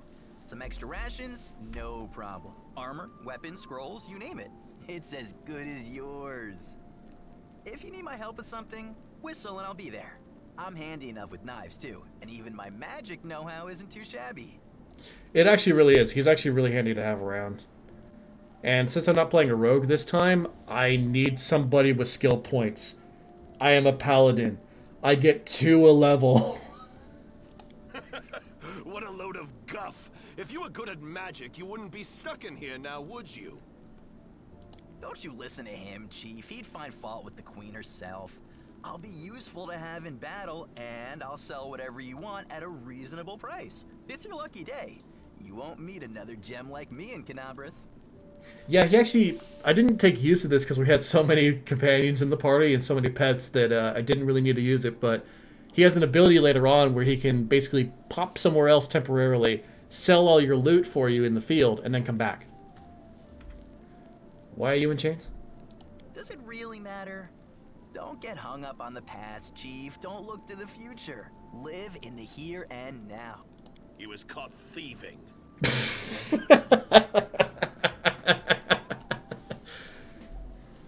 Shadow, what was that? Get me out of here and I'll tell you. And don't worry, it's not contagious. I like his voice actor. It really does fit him, it feels like. Can't help you while you're chained up here. How can I free you? That's easy. You know Irabeth? Feisty looking gal, always wears armor. You can't miss her. She's the meanest fighter in the whole city. When you see her, put in a good word for me, will ya? Tell her there's this guy, Woljif, locked up for no good reason in the Defender's Heart. Well, for the follies of his youth. And he really wants to get out on bail so he can keep up his good behavior and make a contribution to society. You got that? Will you do it? Alright, I'll talk to you a bit about your situation. I knew I could count on you. Knew it the moment I laid eyes on you. We'll talk later. Yeah, Woljif is a pretty decent guy, actually. He's an interesting character. Oh, I might have some items in here, actually. Let me take a look at that. Nope, no items. Thought there might have been something, but nope. Jamil Hawks. I probably should talk to him another time. Let's just really quickly talk to Irabeth, get him out of jail, and then we'll have an extra party member. There's a tiefling chained up in the Defender's Hearts. What can you tell me about him? Irabeth shrugs scornfully. Woljif is a petty thief from a gang of thieflings operating in Kenebres. That's what we call them in these parts. They tried to rob a vendor of magical items recently. Unfortunately, we apprehended only one of them, and the rest managed to escape. We have nowhere else to keep him apart from the Defender's Heart, but that's hardly a prison. Woljif knows it, too. He's been begging us for days to let him go free or have someone vouch for him. He's already asked you to put in a good word for me, hasn't he? Irva squints at you thoughtfully, then shrugs. If you want to recruit Woljif and put him to good use, go ahead and take him off our guard's hands. We can ill afford to let a soldier spend their days watching over a middling thief. I hope the tiefling proves useful, should you decide to take him along. Have to go. Alright, well, Jeff, I've got you out on bail. And the bail is picking every single lock between here and the world wound, so, good luck, buddy. Don't fuck up. Well, Chief, what do you got for me? I talked to Erebeth, and I've decided to make you part of my troop. We'll see how it goes. You must be a smooth talker. Come on, Delvin. Get these bracelets of yours off me. I'm going free. You're sure to regret this. This tiefling will fleece you for everything you've got. Mark my words. You're a bitter little man, Delvin. Petty and mean. You can't even be happy for me, can ya? I pity you. I'll leave you alone with your sad little soul. So long. And now, Chief, straight down to business. You see, I'm one of those guys that people around here call thieflings. We just call ourselves the family. After we knocked over that shop and I got stuck here in the Defender's Heart, a little bird told me that big sister Kenesbres wanted to see me. That she had some questions to ask me. You following? Now, she won't be asking me questions like, Woljif, how'd you manage to get out of this one? Or, Woljif, you're so thin, didn't they feed you? No, something serious has gone down, and I just know they want to try to pin something on me. I can feel it in my tail. So, I knew right away that I couldn't go alone. You turned up just in time, Chief. You don't need to do anything when we get there. Just stand behind me and look mean, and I'll handle the rest. Somehow. Let's go. I'll show you the way. I like how he's just like, let's go. I'll just show you the way. Don't worry about it. Don't worry about it. Don't worry about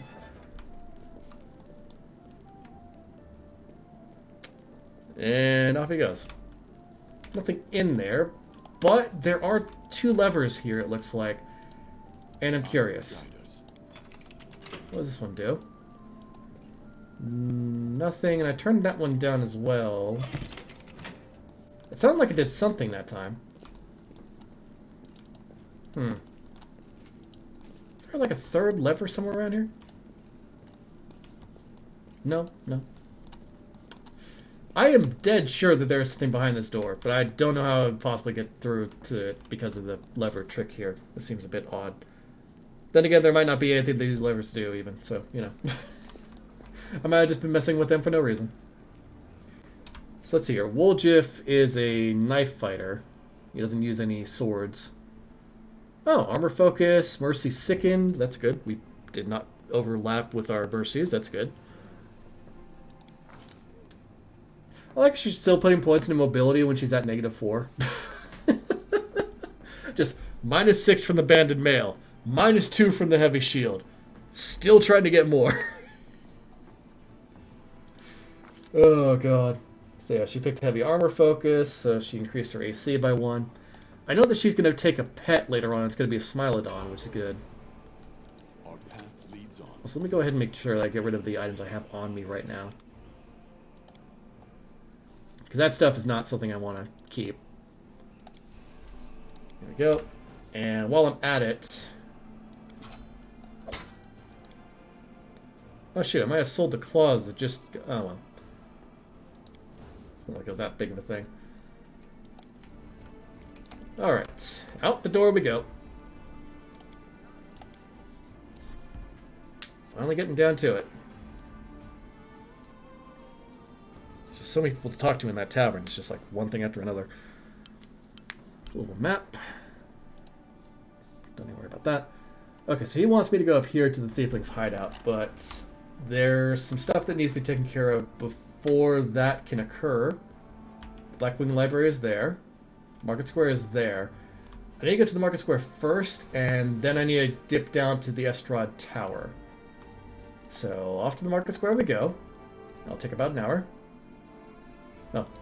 It's telling me that I found a fallen horse here. And, of course, I failed to sneak past the enemies.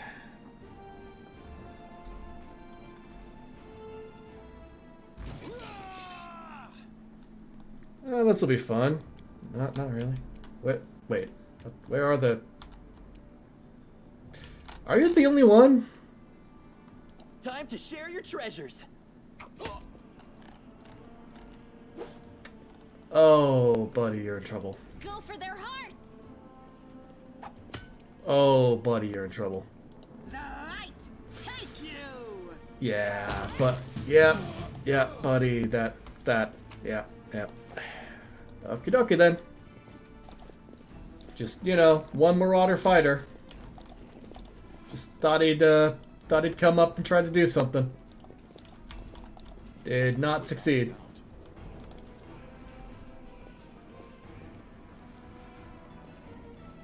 Sela, you having some problems? I will help where I can.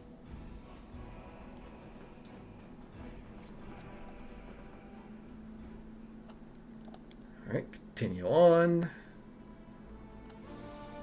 I feel like they might have fixed Kenebres' travel.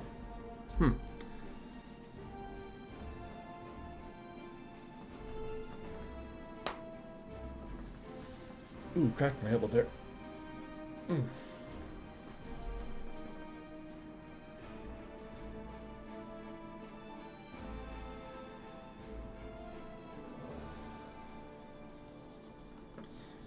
Come on. I mean, it's loading the entire market square, so I have to give it a sec. There we go.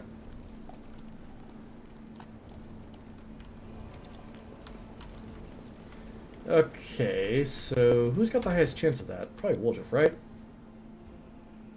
I mean, he does have a +4 to Knowledge Arcana. Doesn't look like he put any real points into it. He put all his points into Use Magic Device, Trickery, Stealth, Perception, and Mobility, it looks like. Yeah, he doesn't have any points in that.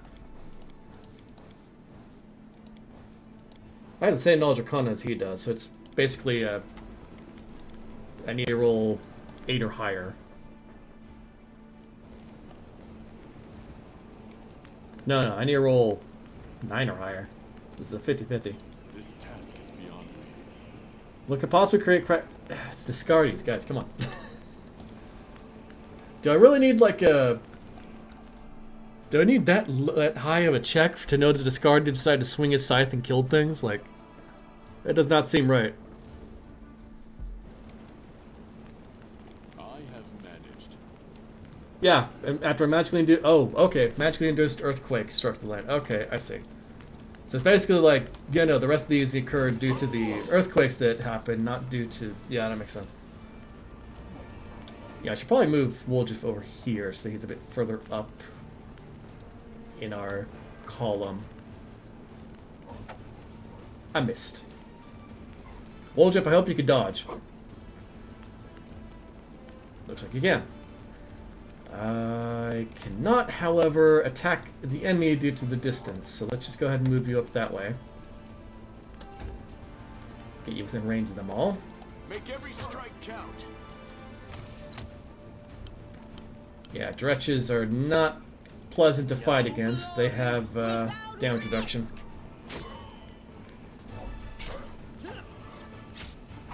Where are you going? What was the hold up. Just what was the plan there? What was your idea that you were going to that distance to get to the back line? Was he going to try to attack Lon? What was the plan? Time to share your treasures. I don't even know what else to say about that. That was just silly. Oh, God. I think there's something around the corner over here. Thought I heard something. Oh, yep, there is indeed somebody here. Ah, Rookie Marauders, I see. Well,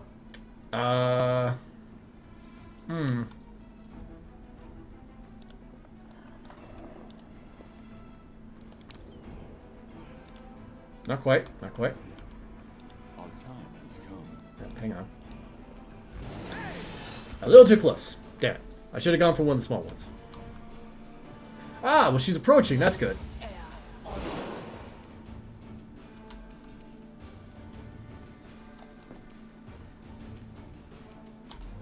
Was that supposed to hit somebody? Okay.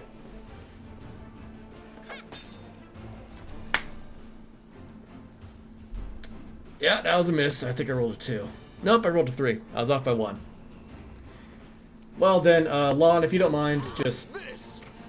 Alright then, Lon, you nearly got her. Sela, if you could just get the finishing blow, I guess. Thank you.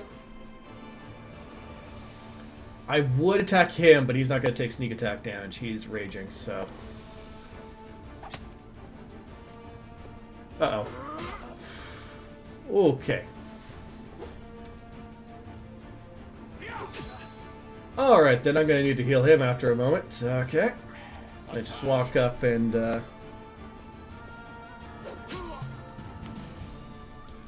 wonder if I should be using Cleave at this point. I might want to do that. You won't survive me. I think I have Cleave. I don't know why it's not activated. I don't think I activated it. That's it. It's probably because I have Power Attack active right now. 1 down. 2 down. Now, let me make sure I have Cleave active. Oh no, I have to actually click and trigger it. Okay, I see.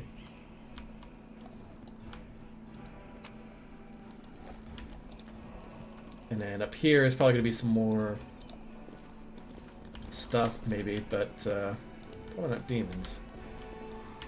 Yeah, no, nothing like that. Oh, there's still some stuff back there. I guess like box. Yeah, okay, this stuff. That, this, that, and something over here. Okay, if I'm gonna try that again, I'm gonna save because I've learned now that you can jam the lockpicks in this game, and I didn't do that earlier. So go ahead and lockpick that. She failed it, but she didn't jam it. She even though she rolled a 1. I hope you appreciate this. Cure Light Wound Scroll, that's good to have. Oh shoot, I probably should check to see about her spells. Yep, I should have checked that. She has 2nd level spells. Oh well. Not that I would have had them anyways. I had to level her up in the tavern, so happens. Restoration is a spell I should probably stack. Bull's Strength is one I could definitely take advantage of right now. Other than that... Cure Moderate Wounds, you should probably take at least one of those. As for his spells, he's just got a lot of spells. Oh, right. And use. And use. Maybe one more. There you go. Forwards. We'll make this quick. She won't feel a thing. I don't know. Can we really do this? Oh my goodness, I'm gonna get to hear Ember's voice. Oh, I've been waiting for this. Listen, we don't have a choice. There are demons everywhere. What else would you have us do? Time to rescue the small thing.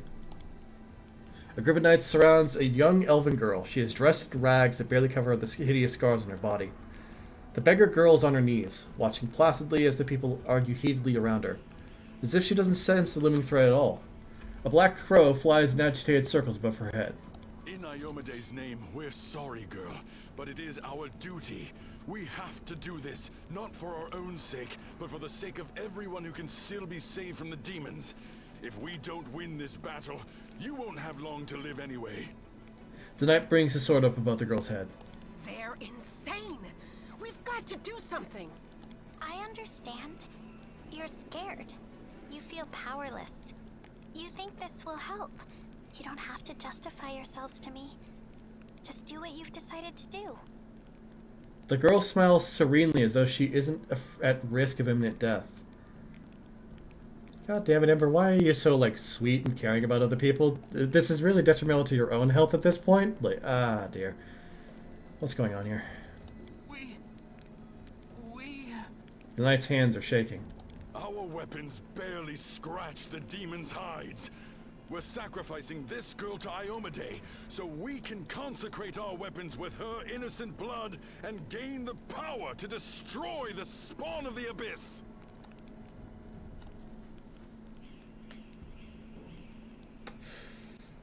Oh, I just challenged Raw pretty hard there, because there was just a moment of him looking at this man, walking up to him, looking at his sword, looking at him, and just smacking him one. Just, that's not how it works. It's extreme, but we have no other choice. We have to defend this city somehow, or else we'll all perish, including her. Yeah, exactly. Just that's ridiculous. The teachings of Yamada directly prohibit the killing of innocents. The gods will curse you for making this so-called sacrifice. Exactly. What were you thinking? The goddess would never allow this.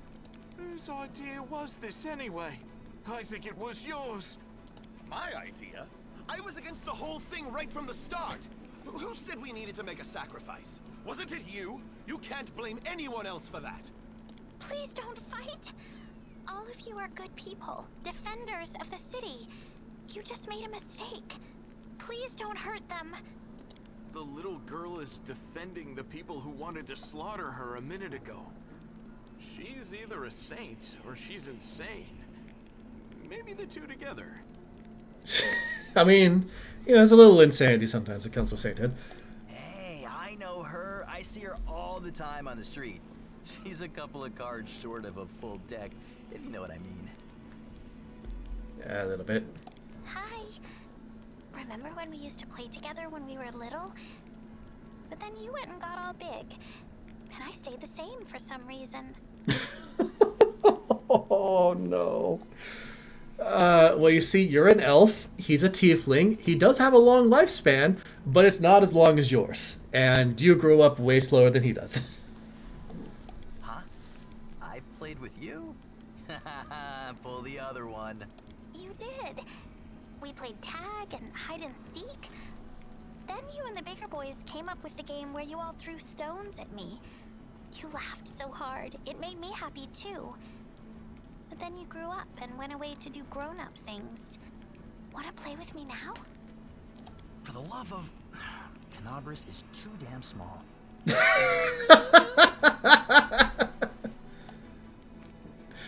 Oh, well, Jiff. We need to have a talk about you throwing stones. Anyways, you three idiots. Go to the Defender's Hearts Tavern. That's what the survivors are gathering, and don't even think of doing anything like this again. Thank you. The night hurries away before you can change your mind. They're gone. And they all lived. I was sure that someone would die today. So many people have died here already. But we are still alive for some reason.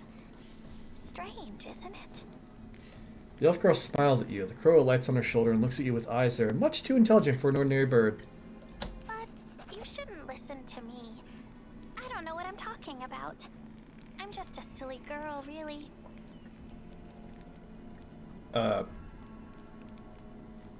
Why did I lose those items? I'm not sure that's right. Who are you? Call me Ember. I live here, on the streets, for many years now. But there's nothing to say about me. I don't think you're an ordinary girl. And that crow you have there, it's not ordinary either. No, don't be silly. I'm very ordinary.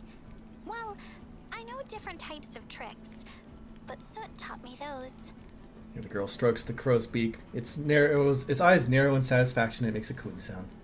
Now Soot here, she truly is unusual. She's clever and she can talk, but only to me. She teaches me magic tricks and lots of other stuff. I don't know what I'd do without her. Magic tricks, you say? You could prove useful when fighting the demons, and I'll be able to protect you from insane soldiers on the streets. Come with me. I must have misheard. This girl? Join our party? What could we possibly want with this dirty little beggar? Damn, Camellia. Sure, let's go.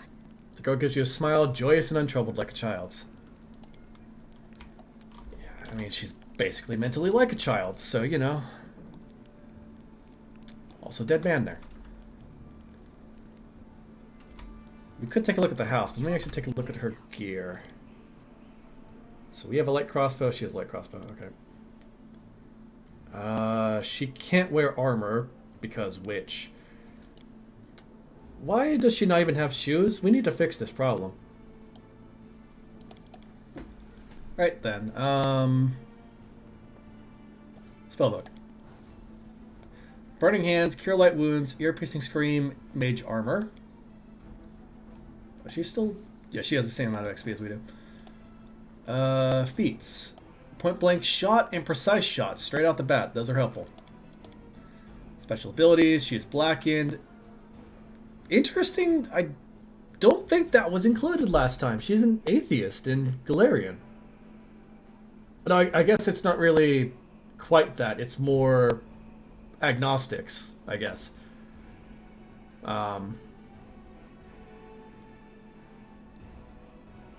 Yeah.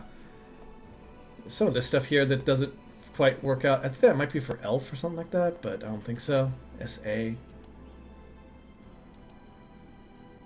That's weird stuff. Oh no, here's Elf right here. Odd. So yeah, she has a couple of different things like this.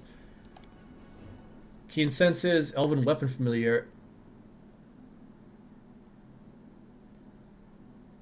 I could actually give her a Elven Curse. No, wait, she's a witch. She doesn't have access to martial weapons, right? Elven Magic, Elven Immunities. As for her class itself, she's picked up the Vulnerability Curse, which suppresses any energy resistance and energy immunities for a couple of rounds. Which isn't that great right now because not many things have actual like energy immunities.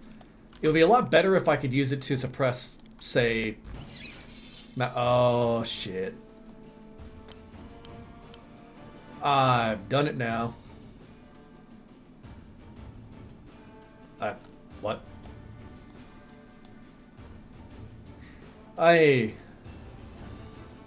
Something's not quite...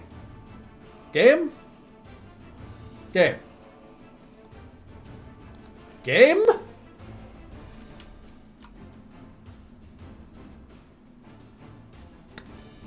I think the rats are broken. Just gonna... Yeah, just gonna... The light, take you. Yeah, I'm not even sure which one I attacked at the moment, so we'll just kind of have to pray and hope for the best, I guess. Right there, something. Oh, is it... Oh, it's this place, right? That thing where it's like, oh yeah, I could use this thing and repeat the spell, and then just all of a sudden a demon appears. That was a funny thing in the early game.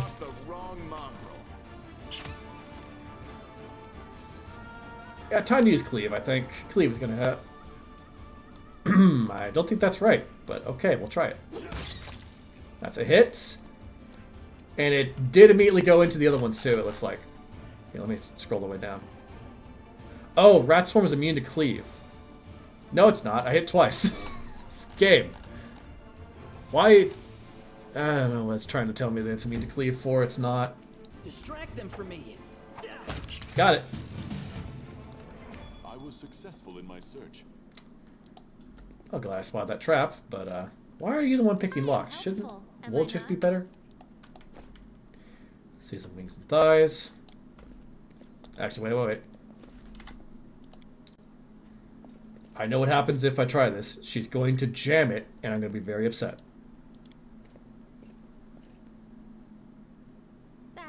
Not this time. She didn't jam it. I am helpful. There we go. Am I not? Oh, that's magic armor.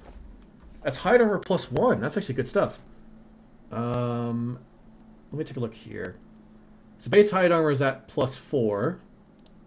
Oh, descending order. This is at +5. It is still medium armor though, and it's not really that useful to me. But it might be useful to her because that's her max dex value, and yeah, that's actually just like exactly one higher than her chain shirt. Bingo. That's a little bit of extra AC for her. She's at 23 now. She has as much AC as a paladin. Not surprising. Heavy shield. No other items I can really do anything with at the moment there, so let's just open the door and yep, there's a magic circle. Make a complete magic circle for a summoning ritual. let's destroy the magic circle before we do anything else here, because I don't like that being there. Nope. We're not going to let that exist. Yeah, I have heard about the legend path. Together we stand. That's basically like you don't take any of the paths, you instead become kind of like a an epic being, exactly, essentially like an epic mortal or something along those lines. I don't know how to get it though. Is it in the game at the moment? Because I might try something with that at some point. I guess I'll just stab the archer in the back. It's okay, he deserved it. I'll hit you. Technically in the game, but the game breaks if you get it. Ah, damn it. Well, maybe they'll fix it in an update. Here's hoping.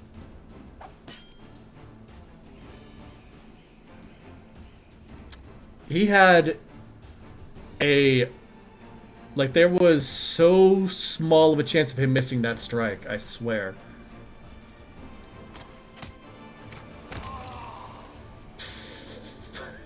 Just fell right over. Okay, so there's Bandit coming in. He's probably not going to attack. Lets you reach level 40, supposedly? Huh. I have to wonder what that would do for some of the classes. Some of the classes that's probably better than others. Because some of them don't really have a limitation in the same way. Like, say if I was playing a rogue, for instance, that would let you get a lot of their extra abilities.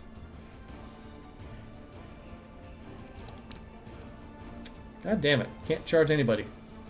Let's go up to this archer over here and just face check them. The spirits demand your blood. Where's the... Oh, that's the wooden one there. Let's just see if she can't score a hit and kill it. Nope. I mean, she rolled pretty good. Oh, wow, she has a +0 modifier. I need to get her a magic weapon at some point. Stab you or zap you? Why not both?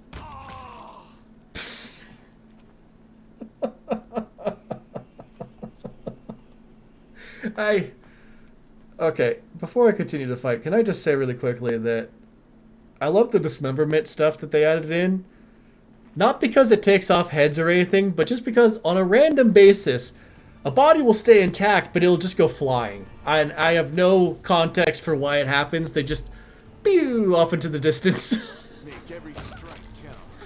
When I was playing yesterday, I would hit a couple of the... Yeah, like that. God damn.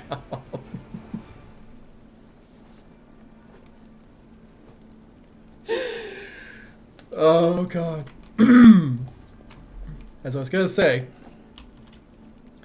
when I was playing yesterday, I hit a giant fly. And that thing just rockets off. I'm not sure if it's because it's flying and it doesn't hit the ground as quickly as some of the other things, but you could get some serious distance just hitting a giant fly. Oh, that's concerning. Ah. And that one's raging.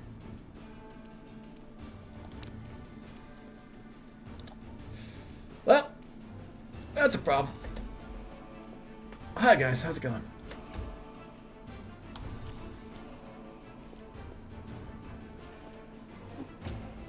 That definitely had to hurt. He's almost dead, in fact. Let's see here. I could get an extra attack in. Yeah, let's go ahead and do that. I'm more than willing to spend a key point on that. And 5-foot step, and then what does this do?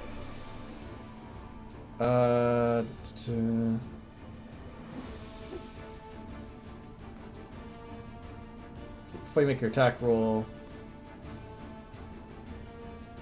take the higher result. I could use this, actually. Let's go ahead and do this and see if we can't save this poor guy. That's one down. And the other one's been wounded. And he's also going for us, so that guy might actually survive. Uh-oh. Okay, he just used Cause Fear, it's fine. The guy failed his saving throw and he's going to charge in a moment here, but, you know, that just kind of happens. Let's just go ahead and take care of this guy. Oh, God.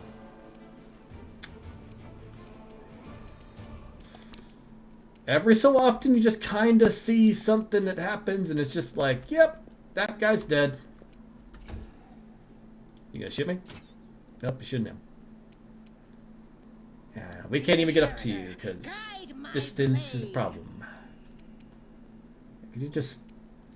Actually, you only have one shot. Let's see if you can't... Yeah, you can do that. Surrender or else. Hey, he hit. Up, down he goes. Yeah, that was bound to happen.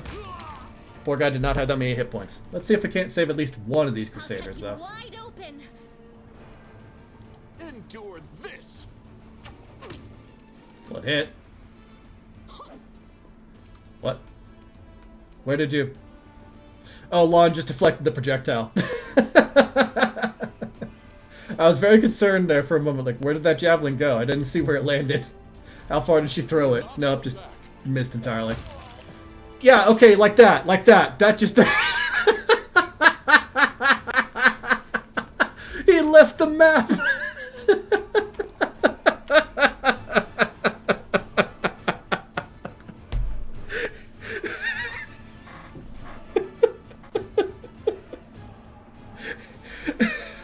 Look, I know I have 18 strength, but I don't think I'm supposed to be able to do that.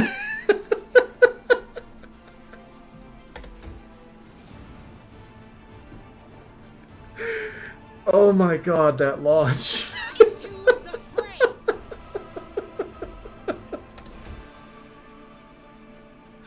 I'm just casually going around yeeting people with a glaive. You won't stop us. Oh my god. That was just perfect. That was just wonderful to see. Go for their hearts. Where did that guy even go? Is that him, like, right there on the corner? Is that him there? He just, like, bounced all the way over there.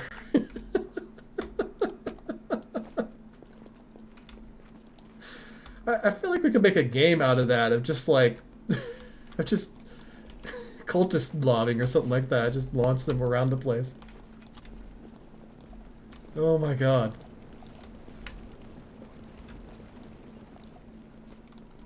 Oh.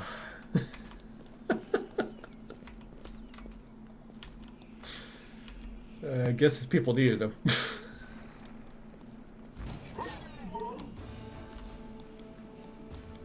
Okay, so there's some dretches here and some Crusaders. Which saved one of them at least. I think. Yeah, we have the sneak attack this time, so we're... Well, sneak attack. The surprise round this time, so this should be a lot better than usual. Well, how far can you go? You can't reach that guy. Wow. One, could you just... No, you can't even get into engagement range. You have to actually, like, move all the way up. Alright. It's fine, we'll just take the turn to get closer. I'm completely okay with that. Bingo, we actually have a turn now. Alright, so...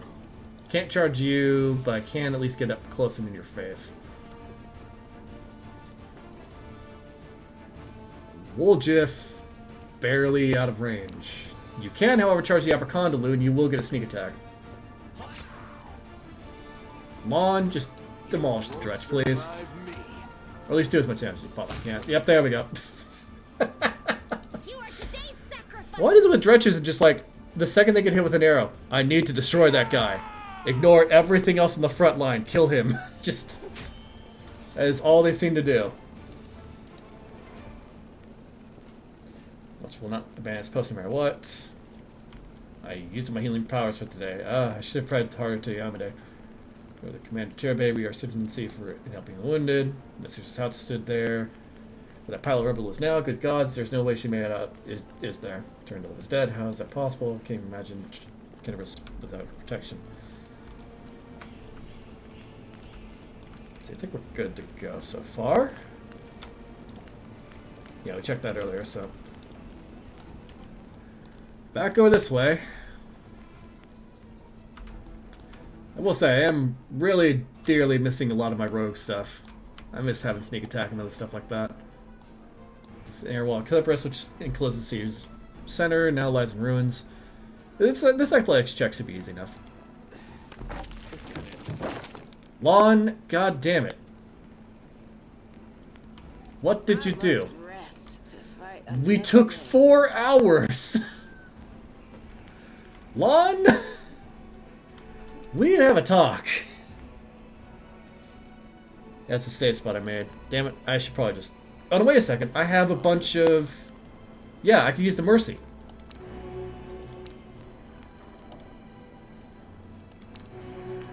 Alright, so we'll just use it on the people that need to run. And then we won't have to worry about it. Okay, perfect. Fatigue is a problem. It is indeed a problem. But, we can deal with it. Let's at least get a bit more done before we have to rest for a day. What are we fighting?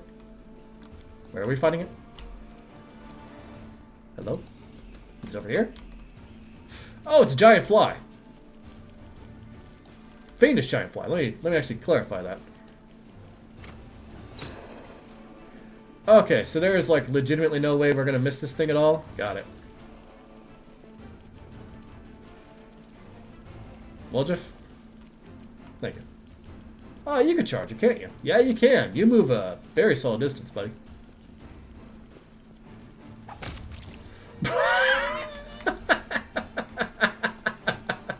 And it's gone. It's out of there. I'll hit you. I missed. Oh, that was close. How badly did you miss there? Critical miss. Okay, you roll a 1. I see. Yeah, I can't charge that thing. I don't have the distance for it. I need boots of speed, please. Ah, the fly is back for more, I see. It's returned for round 2. You probably shouldn't go that way. If I remember right, there's an encounter up there, and I don't want to accidentally bump into it. The Inheritor, guide my blade. Seal it. What are you doing? You've crossed the wrong mongrel. Okay, that takes care of that problem. The spirits demand your blood. Ha! I mean, it's a hit. Cover me, all right? It's just gone.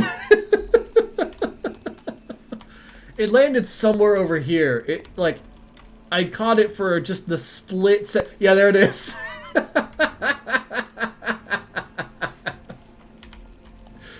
I just keep launching these things. My beloved brother, I admire your zeal, of course, but would you not agree this is hardly the time to be standing guard over a hole that no one will ever emerge from? Or perhaps you're concerned that someone will decide to go for a nighttime stroll and will actually accidentally fall into it? Such foresight is laudable, but do you really need so many soldiers for such a task? Can't your warriors be put to better use, for instance, fighting demons or clearing rubble, while the people trapped beneath it might still be alive? Demons still haven't entirely broken through the defenses of Kenebres, but time's running out. The face of this golden-curled Aasimar is beautiful even by the standards of his kind, in whose veins runs the blood of angels. His melodious voice sounds cheerful, but bitter reproach simmers in his gaze. Do you dare... I thought Holren might actually be voiced here. Do you dare call me brother, heretic? The signs of recent hard fighting are obvious in this stern old man. His armor is dented and covered in blood, and his unnatural pallor suggests something more dangerous than wounds inflicted by claws and fangs. Nevertheless, his gaze is stony, and his voice, accustomed to barking orders, is harsh and clipped. How dare you accuse me of doing nothing to protect the city, especially now, when followers of your temple were caught committing treason? To my mind, you are no different than those demon worshippers, those miscreants, those beasts that are digging under the city walls. Everyone knows, my dearest prelate, that in your zealous pursuit of order in the city, you have long since forgotten how to tell friend from foe, and good from evil. That's what happened with my adepts, whose act of treason was a genuine attempt to save the city. And yet again, I am forced to repeat myself. While we are wasting time on pointless quarrels, people are dying under the rubble in our city. People whom we could have saved if you had only set your soldiers to the task and not kept them here surrounding a useless and utterly harmless hole in the ground. God damn it, Holrin. Harmless? Well, if it's on your say-so, then that must mean there's someone down there. Your associates, no doubt. And they are just waiting for us to abandon our post before they slink out and try again to... The old man notices your approach. And you, I remember you. You appeared in my city the day the demons attacked and Trendliv died. What are you doing here? Answer at once, or I'll have you strung up by your ankles before you know it. Don't think that the demons have wounded me. I still have enough strength to take on 100 of your sort. And what is this hideous creature? Holrin peers at Lon with suspicion. Lon, at your service. The Mongol ducks his head in a bow.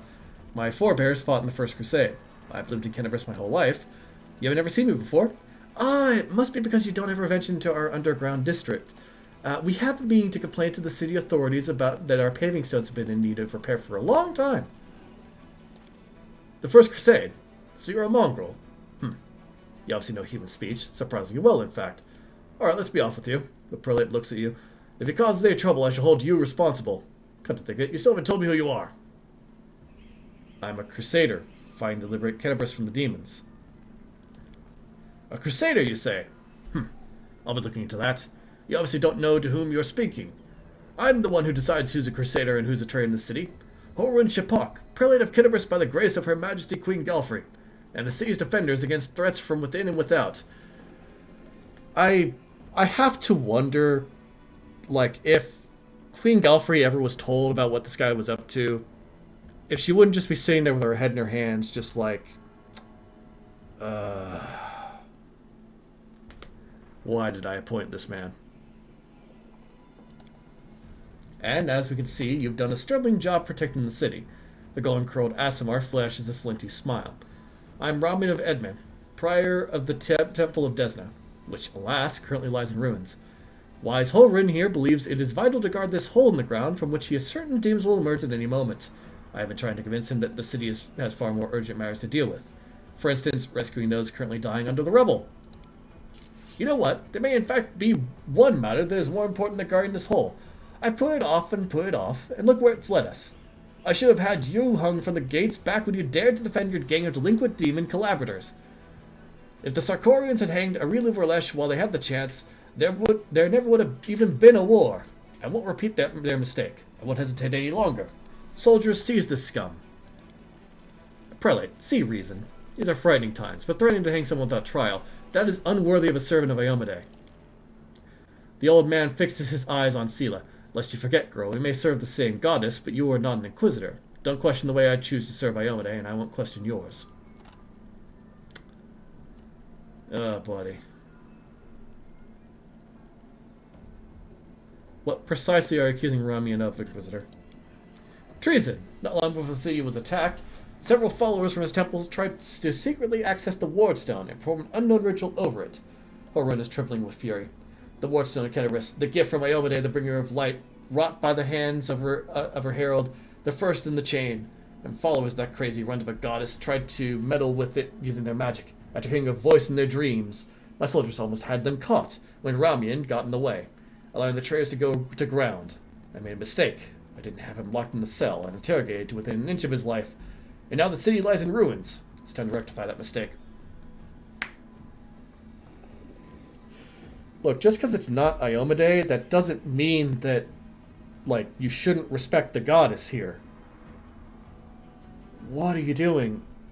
Desna is one of the closest allies of Iomade. Like, what is your thought process here? I told you before and I'll tell you again. My people foresaw the attack on the city. They knew the Wardstone already carried the seeds of corruption within itself, and they were simply trying to heal it. I've heard similar claims before. Now where was it? Ah yes, from Staunton Vane, the traitor who brought down Dresden. The lessons of the past have taught us a great deal, and that's why I never believed you or your mob's lies, even for a second, and I was right. You weren't, though. The Wardstone's currently being corrupted by Minago. She did not need somebody to come into the city and tamper with the Wardstone. Clearly, there was already damage done. But you're too busy believing that you're correct to listen to somebody else's argument. Honestly, I really do wish that Iomade would strip you of your title so that you would get this bullshit out of your head. But Iomade's not going to do that, so... because she has better things to deal with than one rogue Inquisitor. Anyways, behold, Inquisitor, I bear the gift of an angel who died in the caves below Kenebres. I know enemy of yours.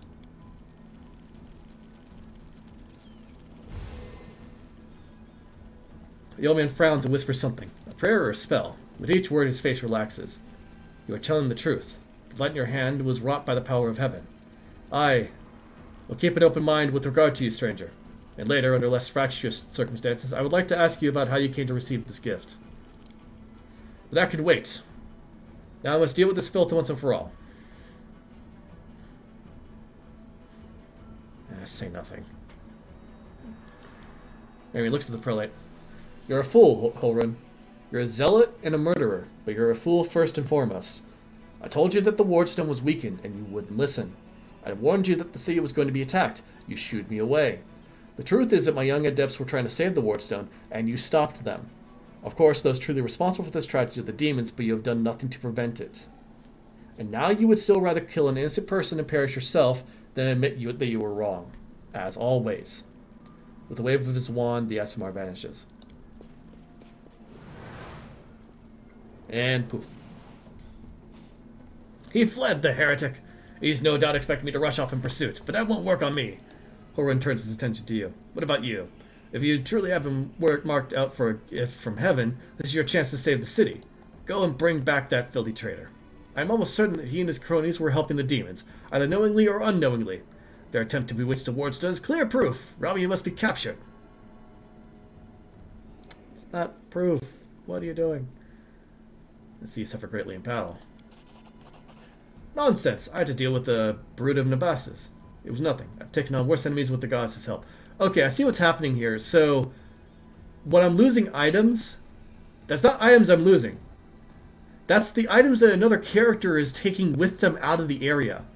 These are all the items that Ramian has on him. Succeeded at knowledge arcana check. Unnecessary to deal with the brood of Nabassus. It was nothing. I've taken on worse enemies with the goddess' help. Nabassus, also known as death demons, had the ability to drain their victims' life force. Judging by Holrun's pallor, he lost a significant amount of his energy. The Inquisitor can bluster as much as he wants, but right now he's far from the peak of his abilities. Oh, he's probably been level drained all the shit and back. Why are you obsessed with finding enemies everywhere you look? Why? Why? You must not be from these parts, or you wouldn't have asked such a question. I look for enemies everywhere because our enemies are everywhere. Who are we at war with? Demons. Demons and cultists. They are masters of deception. They worm their way into your favor and masquerade in all manner of false guises. Do you think Dresden was taken by force? No! By trickery! Were it not for me, Kenebres would have gone the same way long ago, captured out from under our noses. What do you call this current situation? Now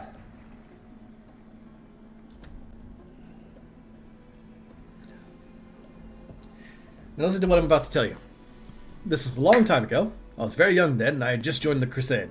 Back then, Kenebres didn't have a garrison so much as a public thoroughfare. Anyone who wanted could just stroll into the city. One day at dawn, a group of refugees came up to the city gates, bold as brass. The guards let them in. And why not? For no one was ever turned away. 'Twas no matter. Everyone was welcome to our city. If you came from Mendev, or if you'd hauled yourself here from across the seas. The Crusade accepted all and sundry, but on this occasion we paid dearly for our laxity. Just as soon as those innocent lambs entered the city, they transformed into demons and rushed toward the Wardstone, slaughtering everyone who tried to stop them. 62 people died in less than a minute.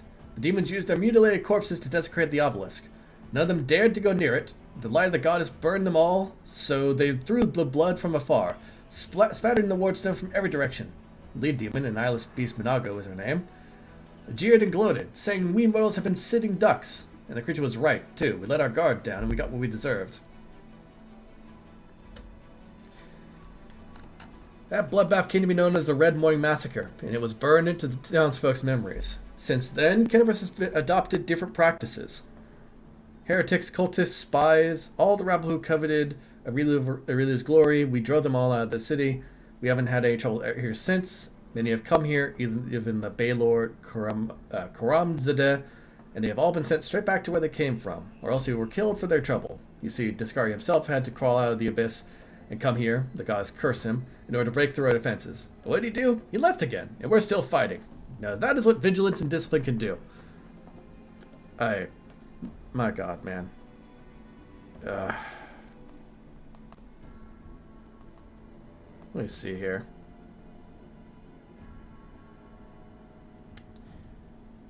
So there is there is actually an event in Pathfinder history known as the Red Morning Massacre, which, let me see here.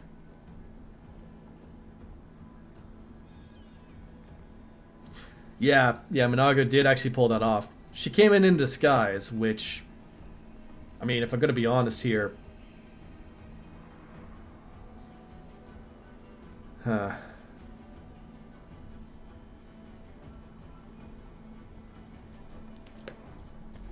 don't know. I still, like, regardless of what he's done so far, Minago got into the city just fine. She got up to the Wardstone just fine. It didn't matter how much he wants to preach and say everything. Trying to refuse everybody the right to look at the Wardstone basically got us into the situation in the first place. He is definitely at fault. Rami really warned you about the attack? Those crazed destinants were always bursting into my studies with their incoherent prophecies that came to them in their dreams. I won't lie, sometimes what they said did come to pass, but can we really rely on those woolly dreams of heretics over the cold hard facts of intelligence reports? Plenty of demons could have easily fooled them and whispered a treasonous plan in their dreams, and those lunatics would have been only too happy to listen. But they were right, and you were wrong. This time, Mr. Curls for Brains came to me and declared that demons were about to attack the city and that the Wardstone's power was diminished with some kind of contamination or taint. Anyway, forgive me for even repeating the words. After uttering such blasphemy, he should have been locked up along with his followers and interrogated. But instead, I simply increased the surveillance on them. And what next? My people caught them red-handed trying to attack. Tried to attack the Wardstone with unknown magic, and not 3 days later, the demons attacked the city. There's an obvious connection between these events. Whether deliberately or under demonic influence, the destinants played right into the hands of Discari's hordes. They almost left the city completely defenseless. Rami uncovered for his people the whole time, and they helped them escape my guards.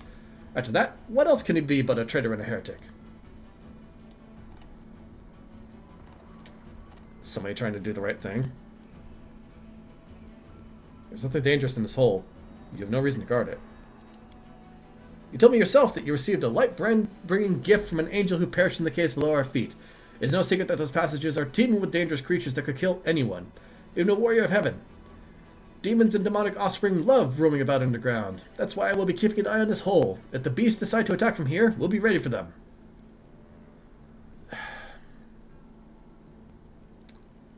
There's nothing left down there. I've cleared it out. I came from down there. Yes, the sword was from a dead angel, but that angel was dead years ago. You're conflating causality with coincidence here, buddy. Where can I find Ramian? How should I know? The weasel can't have gone far. He turned invisible. He's probably hunkered down in some hole, like the traitorous little rat he is. And he'll be sitting, trembling and waiting till he's dragged out of there. With the prelate after you, that seems the only sensible thing to do. It's what I do. I'm sure a lot of things sound sensible to you. And it works too. As you can see, I'm still alive. I had to go. Go on then, if you have to. It would be good if you could return with the head of that scum. There appears intently at Holren. I remember you. When Father and I arrived in the city, you met us. What is this gibberish? As if I have nothing better to do than to arrange meetings with vagrants. But it's true. You and the other knights tied us to stakes and started lighting the bonfire. Father died, and then one of your knights changed his mind and pulled me from the flames. But he died too. Don't you remember? If you were burned, it was with a good reason. You say some traitor helped you escape from the fire. as a crime in itself, which means that you have been evading justice all these years. If it weren't for the evasion, I would review your case and see that your sentence was finally fulfilled. You're lucky that we have more important matters to deal with right now. He didn't like the way he does now, all wrinkled and gray. He's young with a big mustache. Ember smiles broadly and draws a large, bushy mustache in the air with her finger. He probably forgot all about me. It was a long time ago. But I do want to say one thing. I'm not cross with him. This knight is a true hero. He just really, really wanted to protect his city, only he got all mixed up about who was good and who was evil. You forgive him, after what he did to you? You thought he was doing what was right. How do you know? Maybe you've done something thinking it was a good thing, but you were really doing a bad thing that hurt someone. But what if I'd done the same thing? You can't get angry at people for making mistakes when you might be no better than them. Ah, wow. Yeah, that hits home. The campaign I played Geralt in, I played him in Crimson Throne, and I played him as the innocent, naive paladin a lot. And he definitely made some mistakes. He made some pretty serious ones. And what she's saying here basically describes, like, the first quarter of the campaign for Geralt. So, yeah, you'd understand that. But he is still upset with Holrun because Holrun sent an innocent child to be burned at the stake. Pah, hardly. Anyone could look innocent. How did this girl manage to survive the fire? And what about that crow that's always flying around here? I advise you to take a closer look at this innocent lamb of yours. And if you ask me, she looks highly suspicious indeed. I'm a paladin. I have detect evil. You don't. You could learn the spell. I advise you try to use it. Let's go, Ember. Yes, let's go. Bye-bye, kind knight. The girl waves to Holrun with a carefree smile. Holrun grimaces and turns away.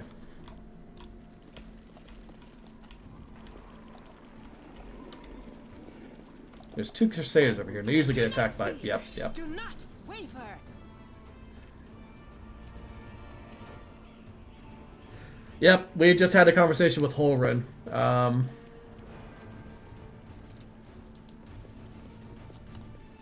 Turns out he was the one that put Ember onto the stake in the first place.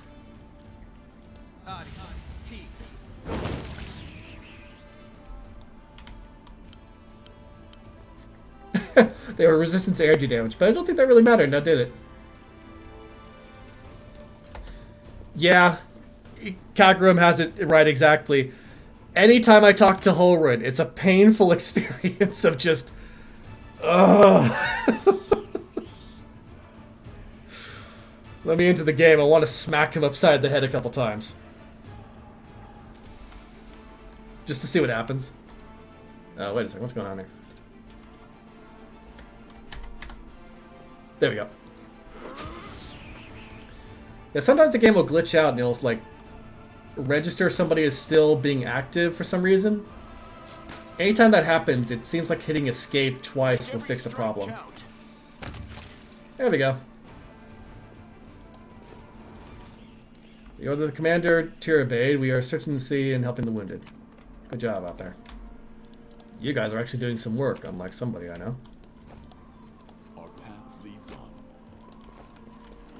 Ugh. Some people trapped in the ruins of this city. I need to help them out. Oh, hey, it's that thing. It's the Aeon thing.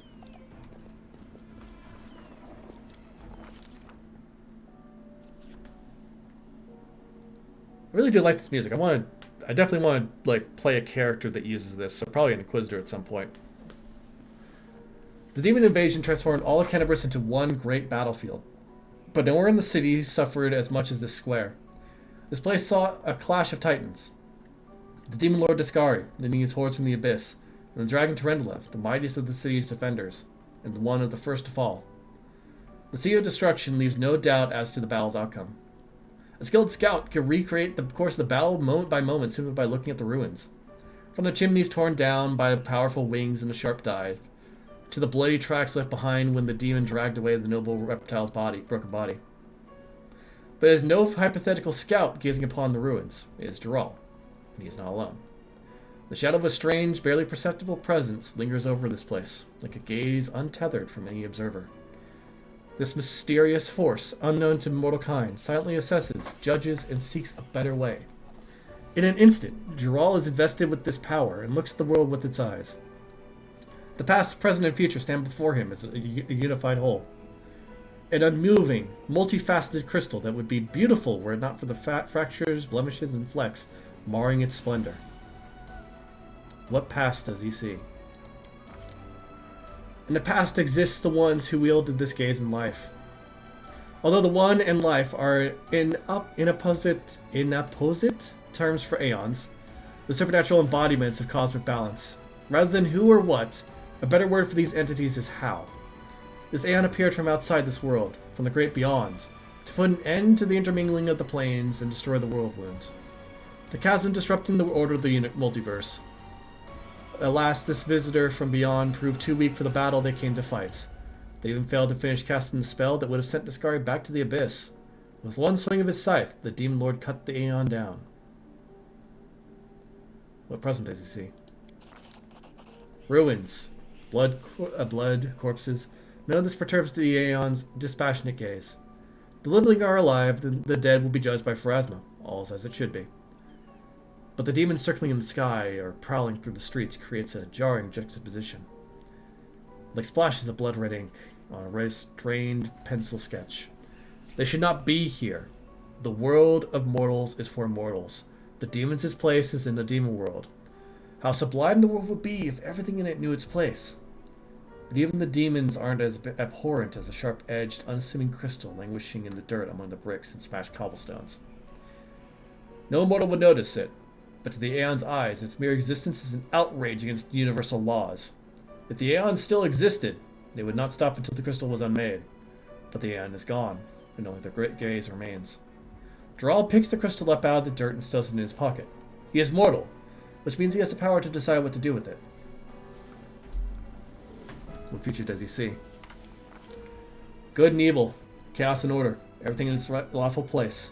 In the multiverse, and is no longer trespassing where it does not belong. Nothing is disrupting the smooth and steady current of the river of souls from life into death and back to life again. The reality, rid of its flaws, is now perfect, and the Aeons withdraw to eternally admire its beauty, which will never be threatened again.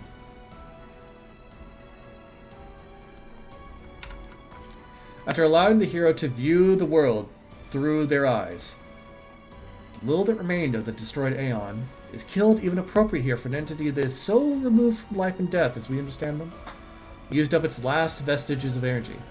Now they are ready to disperse into nothingness, unless someone decides to preserve the Aeon within themselves. Will the hero take on this power so that he may look at the world through another's eyes? Or will he allow it to vanish? I'll pick it up just because I know I'm not going to take the path, but it's just interesting to pick it up. The spirit of the Aeon dwells out of sight, deep in Dural's soul, like a pair of magical spectacles stowed away into the moment when the hero once again needs to look at the world through another's eyes.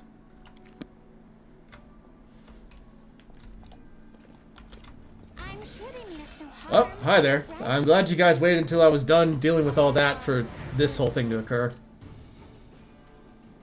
Too late for apologies. Almost hit. Let me go down to the bottom of this whole thing.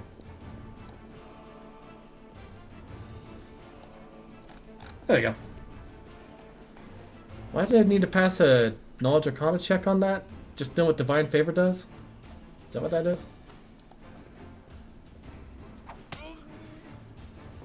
That noise. Attack. This ends you. Okay then, I crit. Oh. There we go. Here comes the Dretch trying to do something. He did not do anything. Why did you use Cause Fear on a paladin? What was your plan there?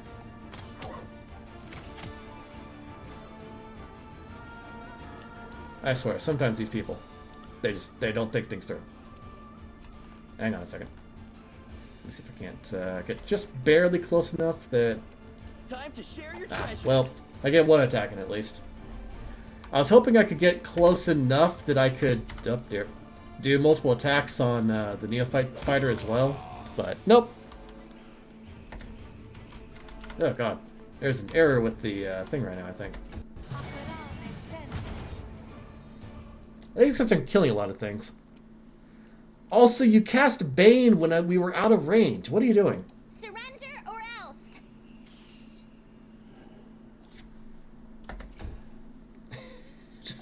You keep hitting us with fear attacks. I am immune to fear. What are you doing? Oh, wow. You were very clearly not meant for combat. Well, I might as well get close enough, and the moment that you try to use that spear, you're gonna die.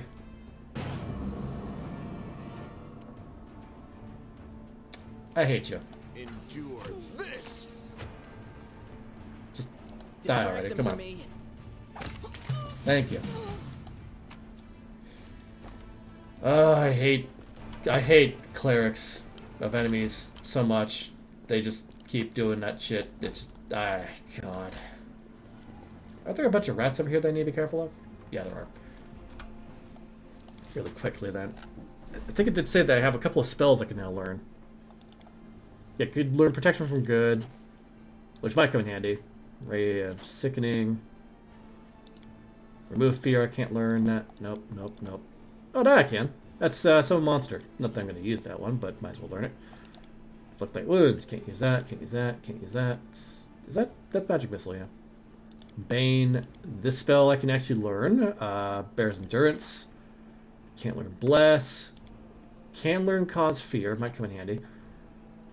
Can't learn that. Can't learn that. Can't learn that one. Yep, okay, that's all the scrolls I can learn, I think. Okie dokie then.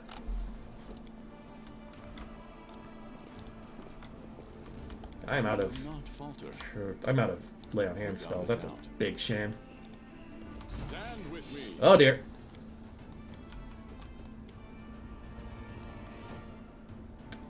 Hold on.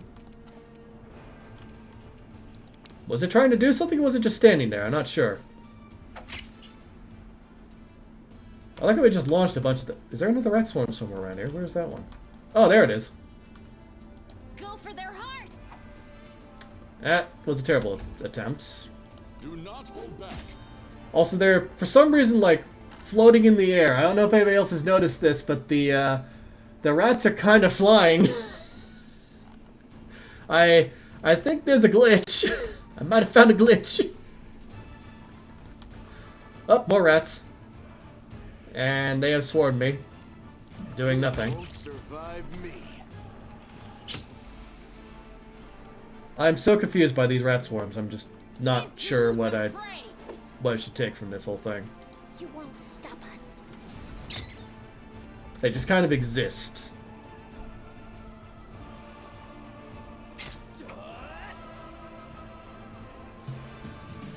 So that happened.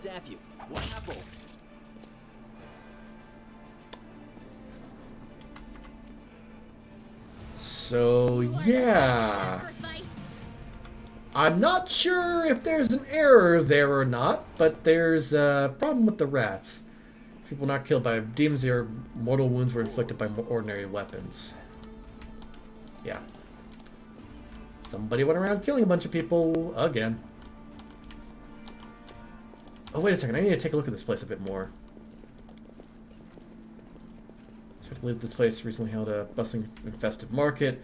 The reason I need to take a look at this place is because of this. Judging by the size of the blood stain, the body of something truly enormous was dragged over these stones, trying to live, most likely. There's like supposed to be kind of an item that's around here somewhere, essentially. I guess maybe not an item, but like a possibly a talon or something like that from trying to live? I'm not sure.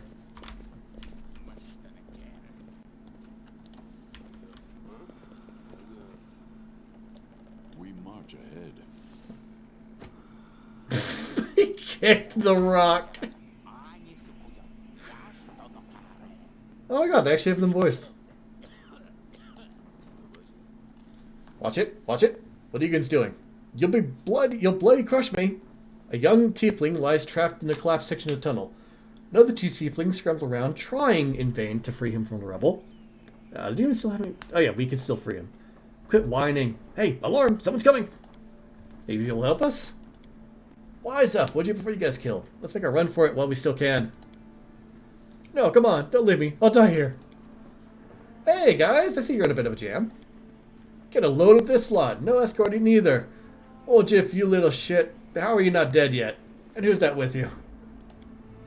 Hey, they're friends of mine. Great guys. Woljif turns to you and out of the corner of his mouth says, listen, do me a solid.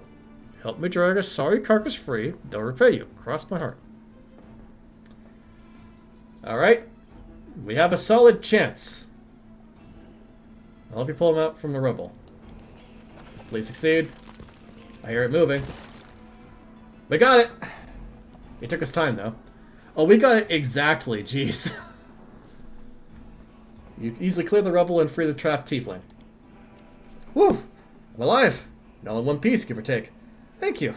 I'll remember your kindness for the rest of my life. The freed tiefling turns to his companions. And you two clowns, I don't want to hear a word out of you. Get into the tunnel now. We're one trip just to the Great Garrison and back. Don't be a coward. It's not going to collapse. Go, or else we came all this way for nothing. That ended well, didn't it? Wished. Not now. Talk later. Or wish. I think it's like trying to silence him, essentially. The tiefling eyes you and elbows his shaggy companions in the ribs, causing him to double over in pain. Sounds very suspicious to me. Come clean. Who are you? Alright. Don't hurt us. People call us the Thieflings. We kind of skirt around the edges of the law. That's how we make our living. Say some tyrant bans books to show stuff he don't like. Or fancy Keanu wine he don't drink. Is it wrong if we step in to fill the gap in the market? If there's a demand for it, someone's got to sell it. Don't go thinking we're gangsters or anything. Our only concern is making the lives of the citizens easier, for a little coin. People in the city can't even breathe without breaking some stupid regulation or restriction. Take this tunnel that collapsed on top of our friend, for instance. It leads straight to the Great Garrison. Thanks to it, any soldier whose throat's feeling a little dry or who's needing some nighttime reading material, we can get all the things for him that his heartless superiors refuse to. We're providing a public service. I helped you. Now you can help me and Commander Tirabates to save Kenebres. The militia needs people with various skills, ones as unusual as yours. You what? Are you blind or something? The tiefling points at his horns and tail. Know what people call us? A really loose spawn, and that's one of the nicer nicknames. Crusaders and tieflings don't mix. We'll be torched on sight. Whoa. Tirabate. Erebeth Tirabate from the Eagle Watch? Lads, we have to help her. She's the only one. She's one of the only big shots in this town that actually treats us with any decency. Why should we risk our necks for the Crusaders? Because Erebeth risked her necks for ours. She saved me from that creep Holrun, yanked me straight out of his torture chamber. Only a worthless toe rag would refuse to help her out after that. Nah. I'm not listening to any more of this. The chieftain makes a show of covering his ears. You do what you want. I'm heading for the River Kingdoms. Go on, then. I'm going with the Crusaders, and I'm going to round up the others to help. The tiefling smirks. We've made some good money in the city. It'd be a shame to surrender our meal ticket to the demons. But enough yammering. So long. Off they go. However, we have found a little trick for getting into the Grey Garrison now. This little side tunnel. Gonna come in real handy. I think there's some demons over here. Oh, yep, I'm right. Well, time to wreck face. I really do hope they break against our resolve, because these things are annoying. And mainly their coding is a little better than it was before. Before Abercondeloo weren't actually a major threat because they would just constantly do sunder armor checks and wouldn't attack you at all. Like when the game first went into beta, that was what they did constantly. It was very confusing, but at least now they fixed that. cover me, all right? Oh, yep, there's this under armor check. Which hit Sela. Which, you know, I guess that's okay. No glory without risk. Up. Uh-oh. Oh, dear. Where'd he go? Did you hit him so hard he just flew off the map? Again? Am I just gonna see his corpse, like, sitting down there somewhere? No, he's not down there. Surprisingly. Spy the city's troubles. The statue of Ayomide towers proudly over the street.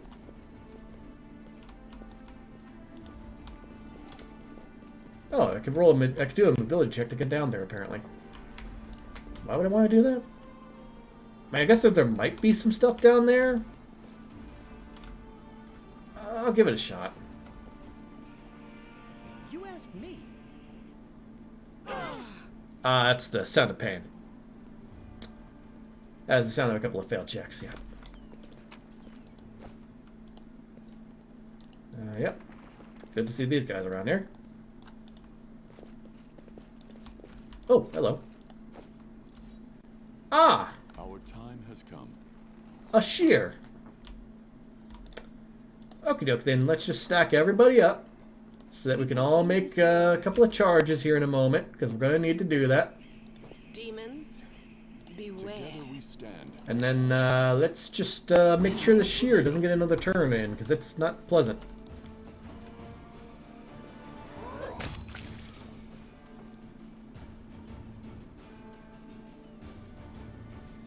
I thought he'd last longer than that. His arm is still rolling. Well then, I'm getting a distinct sensation that he was not prepared for that attack. I'm not playing this on easy either. This is on normal difficulty. It's just, I guess the enemy just does not have a solid defense against this whole situation. It's kind of funny, honestly. Oh, I can charge that one. And dead. Yep, there's another crit. Alright. Just be critting left and right. Too late for apologies. It's a real big shame on these guys that they are not going to survive for much longer. Every strike count. Wow, I'm surprised I missed. You needed it. Time to share your treasures. I'm surprised he survived. And now he's dead. Or not, because, again, don't have dex to... Oh my god. You die for that. You do not get to do that and get away with it. No.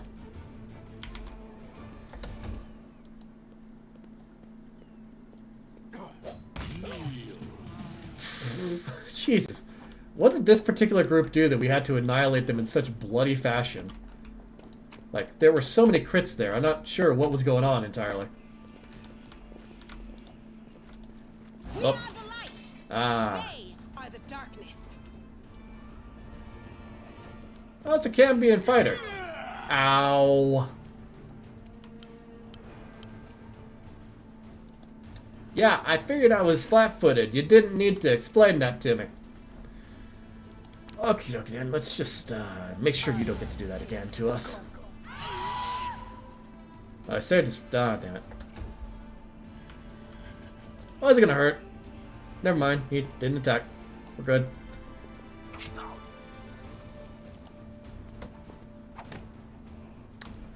And here comes the bunch of enemies. I am still alive. Barely, but I still live. Endure this.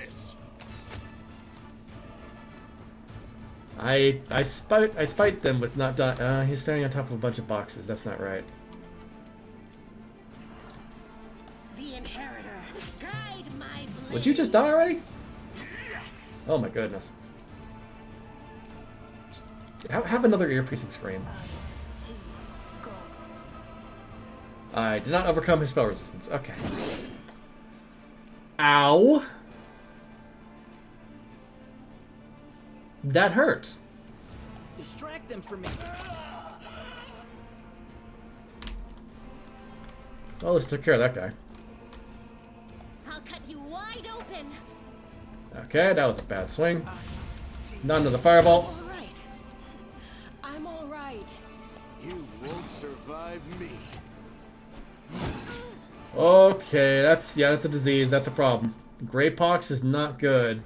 I think she can make the fortitude save, but that's not good. One thing first, laying hands on self. No glory without risk. I could use I could use a cure light wounds on her, I think.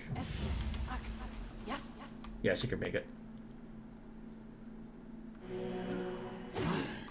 Okay. Alright then, that's not good. Just kill it, please. Stab you or zap you. Why not both? There we go. And he fell over. And Camellia will take a hit if I do that, so... 5 foot step away, perhaps? Yeah, do that, and then... I can't heal wolves, but I can at least heal myself. That was a good amount of hit points healed. All your fault. It's okay, Wolf, you'll be alright. You've crossed the wrong mongrel. Where is that shear going? Ow! So much pain. Into the fray. I missed. Again. Yeah, Ember, if you don't mind, like 5 foot step away from that big guy, that's not a good spot for you to be in. Can you cast on it? Yes. Hey, Wolf lives! Surprisingly. And he can even get up. Not that he can really do much except for walk up next to this guy and threaten him with the sword to the face.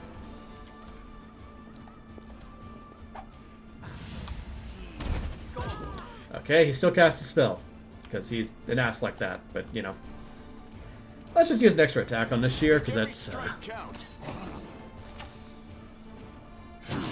Didn't I get 3 attacks? Don't worry about me. I am just unconscious, it's okay. Let's just use one of these. Maybe it'll work. I mean, he succeeded his saving throw, but we at least hit him. Wolf, could you just take care of that bastard that keeps, like, casting spells? No? Alright. Go for their hearts. Oh my god. Why must he hit Camellia? Just why? That's a hit.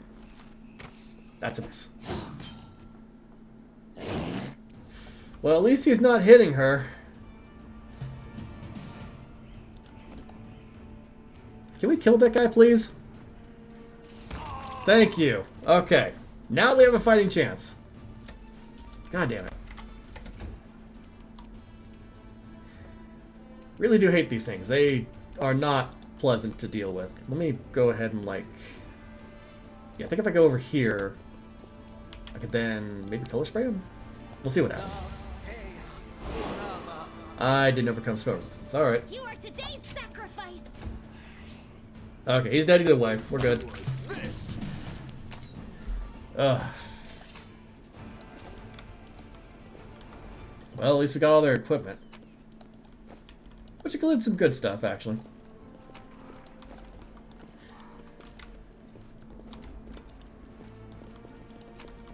There's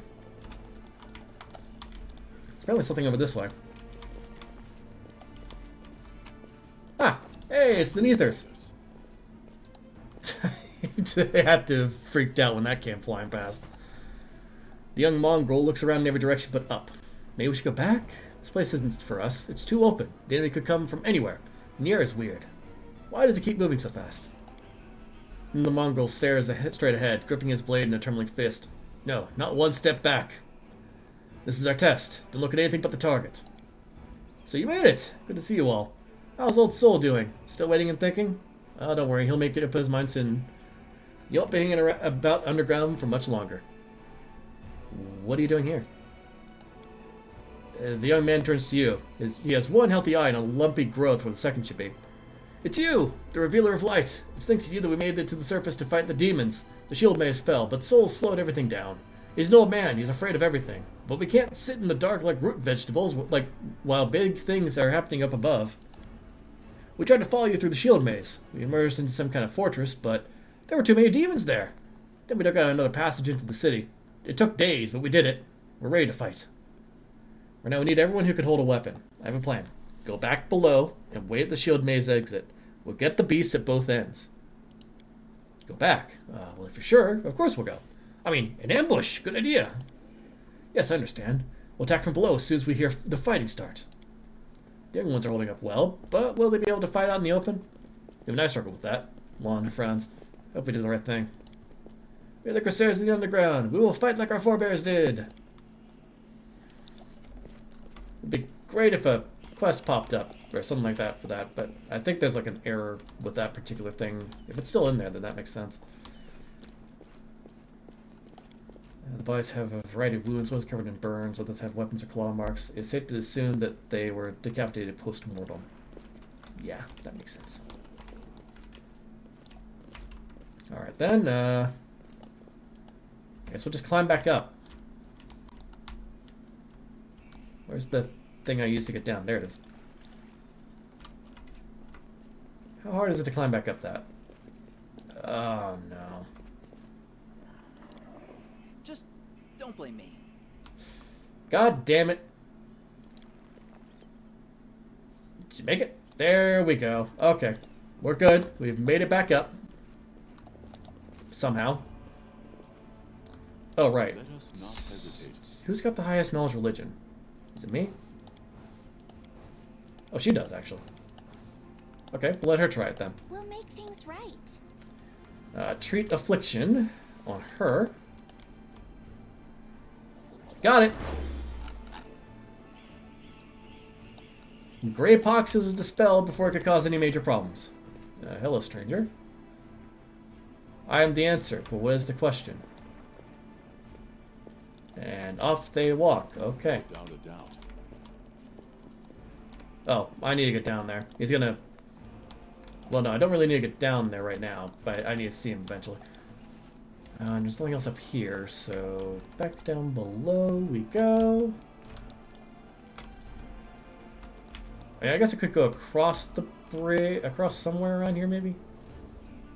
I think there is like a way to get up there somewhere. Oh yeah, it's right up here. So thank the gods! I found someone who isn't fleeing in a panic! Are you crusaders? Mercenaries? The comely half-elf is so frightened he can barely get the words out. I am a servant of Count Darin Kale, Neva Serende. My lord's mansion is under attack by demons. The master himself and all his guests are trapped inside, and the house guards nowhere to be found. I managed to escape through a servants' passage to look for help. Will you help me? The mansion is only a stone's throw away, on the next street over. Meet your gaze with pleading eyes. Count Arendelle. I have seen him a few times before, from afar. He looked highly audacious. I confess that he did capture my attention, but that's neither here nor there. We should help him. The gratitude of a rich and influential man can only benefit us. Oh, and... Oh, Asuo. Thanks for the raid there, buddy. I'm currently playing Kingmaker at the moment. Oh my god. Wrath of the Righteous. I've been knocking things into the sky repeatedly. Oh, yeah, thanks for letting me know. Oh boy. Been doing pretty good in this so far. You've heard about the Arendelle family before. This wealthy and noble Mendevian dynasty was almost wiped out by demons more than 10 years ago. The last surviving member of the family, the young Count Darin, has an infamous reputation. He is well known for being a rake and a rogue. Yeah, sounds like Darin.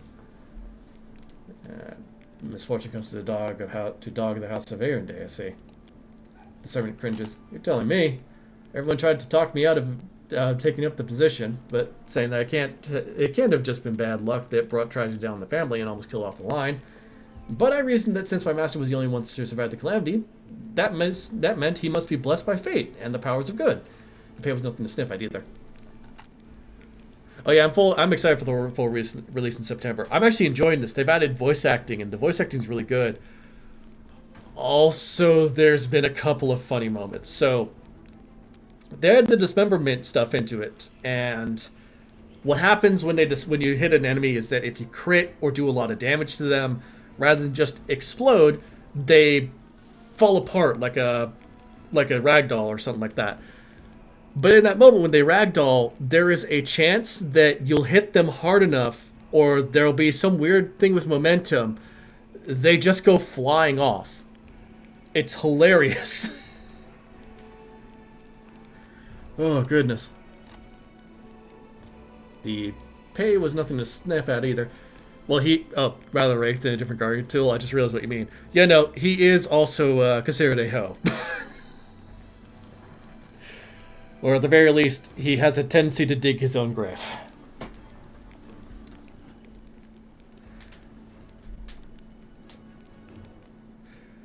The pale's nothing to sniff at either. The servant casts his eyes around the street. I should have listened to people smarter than me and gone to work somewhere else, preferably far away from Kenebres. I'll tell you more about what happened. I'll tell you what I can. I was working from dusk till dawn and back to dusk again, serving guests at the Count's banquet, when the other servants came to relieve me at my post. I went to sleep. Next thing I know, I wake up and there are demons inside the mansion. I couldn't even reach the Count. The monsters had blocked the way. The Count's banquet was still going on. He and his guests were in the Great Hall, and as far as I could tell, the door to the room was sealed and the demons couldn't get in. I'm begging you, hurry. The mansion's doors are sturdily built. The demons will have to work hard to get past them, so you'll still have time to rescue the people inside.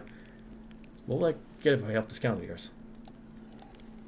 Demanding a reward for fighting demons? That is dishonorable and foolish, too, since demons are the enemy of each and every one of us. Oh, yeah, right. I probably shouldn't have clicked on that, but I will. If we were talking about a humble working man or a soldier, I'd be the first to say that we ought to help, because it's the right thing to do. But some filthy rich aristocrat with a mansion? If he wants our services, he could pay for them. I try to imagine how the cave tribes could have survived if we'd had a small group of freeloaders sitting pretty on their inherited wealth, doing nothing while the rest of us starved. I'm sure the Count will reward you handsomely for any rescue. Alright, I'll help. Where's your master's house? It's not far at all. You're better off entering from the next street over, through the passage I used to get out. Help, I'm begging you. I need to think of what the Count will do to me if I don't bring back help. Your day party house has been revealed. Of course, we still have things to do within this area, which I should definitely heal.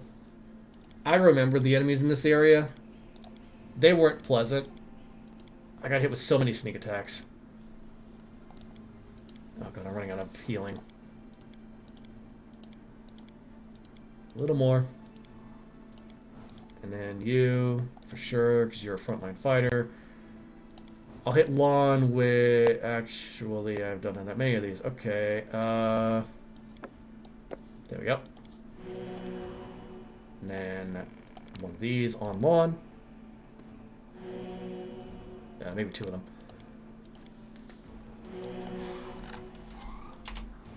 Let's see here. Some strange issues with this release. Earlier today, I had a mounted horse take 13 attacks in one round. Doesn't reproduce each time. The full team use. It's a full team, essentially, but I'm probably going to swap out some people with some other ones I didn't use last time. I'm playing as a paladin right now. Playing as Geral, a half-elf paladin of Shilin. Which... You don't really see the Shilin thing here, but it's probably underneath, what would it be underneath on this thing? Special abilities? Yeah, it is. So yeah, he follows Shilin. He's a character that I play as in a Crimson Throne campaign, which has gone very interestingly. Being referred to as a glorified babysitter? Kinda. He's still pretty solidly in lawful good, but as you can see, I'm starting to tick up towards neutral good again.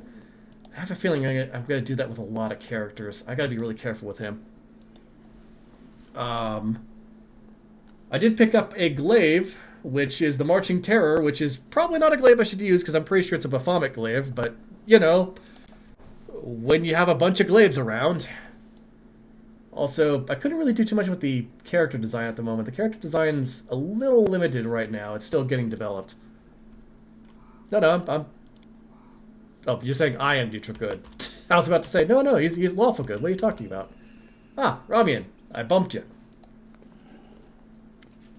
The golden-curled Asimar greeted with a graceful bow. So you found me. I have nowhere else to run. I am at your mercy. Kill me if you wish, but I ask you, hear me out first.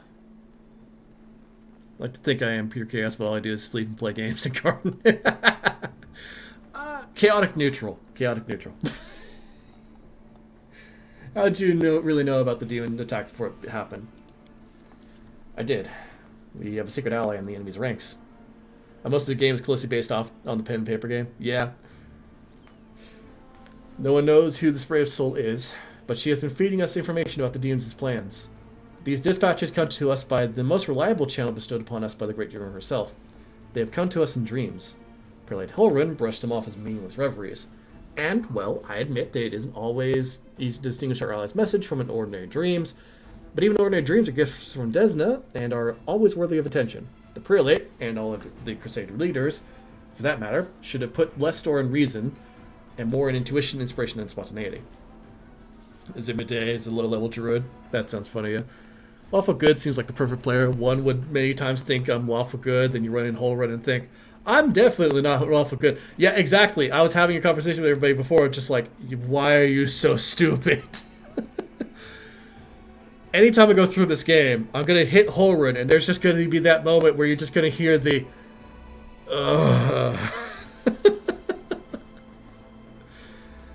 No, we actually found out because I went and got Ember early. Holrun's the asshole that put Ember on the stake and set fire to both her and her father. We called him out on it, and he basically said that she has been evading the law for a number of years, and as such, if it weren't for the invasion, he would be reinvestigating her case. I swear. Oh no, I do. I get that instinct. Well, I don't want to kill him. No. I want to treat him like a dog that took a dump on the rug. I just want to, like, grab him by the neck and shove his face into it. Because he's clearly wrong. But he seems too oblivious to the fact that he's wrong to actually do anything right. It's frustrating. He's not an evil character, it's just... he is completely blind to how, like, really bad he is. And maybe. The guy really needs to learn to, like, actually listen to other people and not just take his own word for gospel, essentially. You know what he is? He is actually the greatest example of something in Pathfinder, which is the overly zealous devotees. It was a bit of a thing in Kingmaker when you talked to the Tiefling twins that in Kadira, there's the followers of Sarenrae that hunt down Tieflings, regardless of if they're good or bad. It's that kind of thing, where these particular followers are very zealous in their beliefs, believe that their god is the best god, and believe that their way of following that god is the best way to follow that god. That is the issue. Where was I, right? Yeah, we went through all that. It depends. It's more like...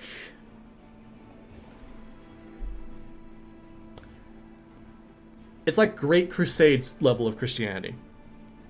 Where you had a lot of these crusaders that were literally told at times, your faith in God shall protect you, as is your shield and all this other sort of stuff, and that you have been blessed by God and that all your sins will be taken care of, as a lie in order to get them to believe that they were going to do stuff, to do, like, really terrible things in the Crusades.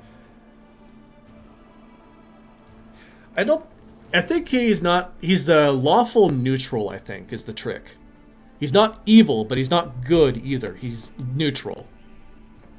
The reason that he's lawful neutral is in part intent, and in part a number of good actions that balance out the evil ones. Because yes, he is very dumb in his actions and targets everybody, but that everybody also includes evil cultists that are actively trying to undermine the city. He's just really stupid about it. It's the difference between criminally negligent and criminally willful. As in, he willfully targeted people that were innocent because he likes seeing people burn. That doesn't seem to actually be the case. It's just that he wants to protect the city. He's obsessed with protecting the city, and that is all he's obsessed with. He's very much lawful neutral. I think. Yeah. What's more, not long before the attack on the city, a blind elf who calls himself the Storyteller arrived in Kenebres. This wanderer wasn't merely a collector of legends, but a scholar of the unknown. Yeah, lawful stupid, exactly. No, it's okay. I don't mind talking to you guys about this stuff. It's fun to talk about this kind of stuff as it occurs and stuff like that. I really do enjoy, like, one of the reasons I love this game and love streaming it is because I get to talk to you guys about this stuff, and it's really fun. Neutral stupid. Oh, God. According to him, the wardstone in our city, the first and most important in the chain of wardstones, weakened since long ago. Was teetering on the brink of corruption. It seems that the Red Morning Massacre and other demon attacks, even the ones we fended off, did not leave us unscathed. Unfortunately, the prelate did not wish to listen to the storyteller either. We're lucky he wasn't burnt at the stake as a heretic. We had such vital information in our hands, information that could have saved the city, but no one cared to listen all the way to the catastrophic end. Chaos is a lore nerd. I meant that in the best way possible. Yeah, I am. And thanks for the follow, Azumide. So glad to be playing this game again. I took a break from it to let the next beta come out back like 2 months ago, essentially. I was like, oh, it's going to be coming out in April. April comes and goes. Where's the update? May 5th. Wonderful. I really hope they fix some of the Crusade stuff, because that stuff takes so long, and I'm going to be doing that off stream as much as I possibly can. In terms of just building up the armies early on, because otherwise you're just going to be watching me just end day. You want to discuss Lord of the Rings lore, and I'm your woman? No, go on about that for... I know people that will go on about that for hours, yeah.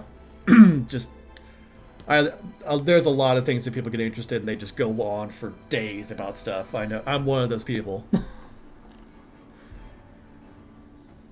see. Not all dreams have benign origins. Whether those dreams are sent by demons. Yeah, I could ask that. In a different time and place, someone perhaps could have become the victim of false dreams sent by monsters. But here, in the war with the Abyss, the goddess is keeping a close eye on her most faithful followers. I have no doubt that if a demon tried to intrude upon the dreams of any one of us, Desna's punishments would have been swift. This is actually, now that I think about it, this is foreshadowing. Oh my goodness. This statement right here is actually really great foreshadowing for the succubus that is trying to find redemption later on in the game. Because that actually is the truth. She broke into the dreams of a cleric, and Desna smacked her. Tell me about the strange rituals that were going to be performed on the wardstone. Ramian looks slightly abashed. When my attempts to open Helrun's eyes ended in failure, a few of my young adepts resolved to take matters into their own hands. They did not consult me before doing so, but I've never demanded iron discipline from my priests. Army commanders may have subordinates, but I have pupils and fellow worshippers. I can only inspire them. I cannot command them. And it seems they were inspired all on their own. I am going to miss that group, I'm going to say. I really do. When the game actually does come out, I want to go through like a bunch of the different mythic paths because they're so fun. I'm going to miss my little dragon companion and smacking people with the power of friendship. There was something really satisfying about walking up to somebody, getting a crit, and everybody else just going, me too, and just smacking him as well. Especially when they also crit and then triggered the effect again. That was so fun.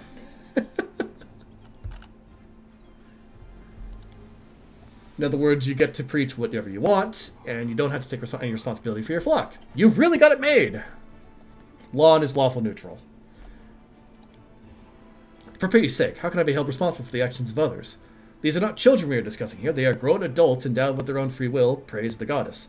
Of course, we all help one another, but in the final reckoning, each of us decides how we will act, and each must answer for those choices. Some of the mythic past completely changes the course of storylines. So much. Oh, God. I love that so much. And, like, okay, so here's the other thing that I've noticed. Every single path has a special companion for you.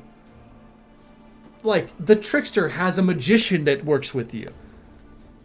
There is so much replayability to it, just to learn more about these little characters that you don't get if you don't follow a path. I really want to get into that. So much. It's so much fun.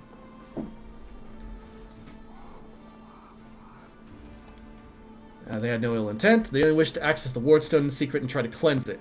But to Holrin, this became perform a suspect ritual after hearing even more suspect voices in their dreams. The children wanted to save their city, but the Inquisitors detained them and almost killed them. I had to intervene. I used my authority and my power as a cleric to give them a chance to flee. If they hadn't gotten away, they were destined for a cell in the Prelate's dungeons and, quite likely, death. Which, yeah, Holrin is very much overzealous. Not every Inquisitor is like Holrin, to be clear here. Much like every Paladin is not necessarily the glorified babysitter. Geralt, for instance, is just sort of the Paladin that's trying to do his best and makes a lot of mistakes. He's done that a couple of times. Inquisitors in every single class is played differently depending on the person. I love that so much. I'll probably be done for the day within the next hour, most likely. But I will, however, be playing Resident Evil 8 tomorrow, as that game comes out that day. And then on Monday, I'll be picking up this game again. We're not ending just yet. I'm just saying that now for people that are leaving. You'll leave a lurk anyways. Thanks for that. It actually does help out a lot. She wanted to save the city, but the Inquisitors detained them. Yeah, we got that. Why are you and Holrin feuding? Oh, I'm not feuding with him. I sincerely wish only the best for the man. In an ideal world, he'd be far away from the front lines enjoying a peaceful retirement. But even if that isn't possible, I have always tried to help him fulfill the mission he has taken upon himself, and in which he has proved fatally ill-suited. Big Lay Simp 3000. I mean, oh god. Big Lady Simp 3000. The second that she came out, it was just literally everybody, just Lady Dimitrescu, just everybody, just step on me, please. Me, I'm looking at it like, I'm not so sure I want her to step on me. I'm very concerned about the claws for hands and the terrifying implications of undead.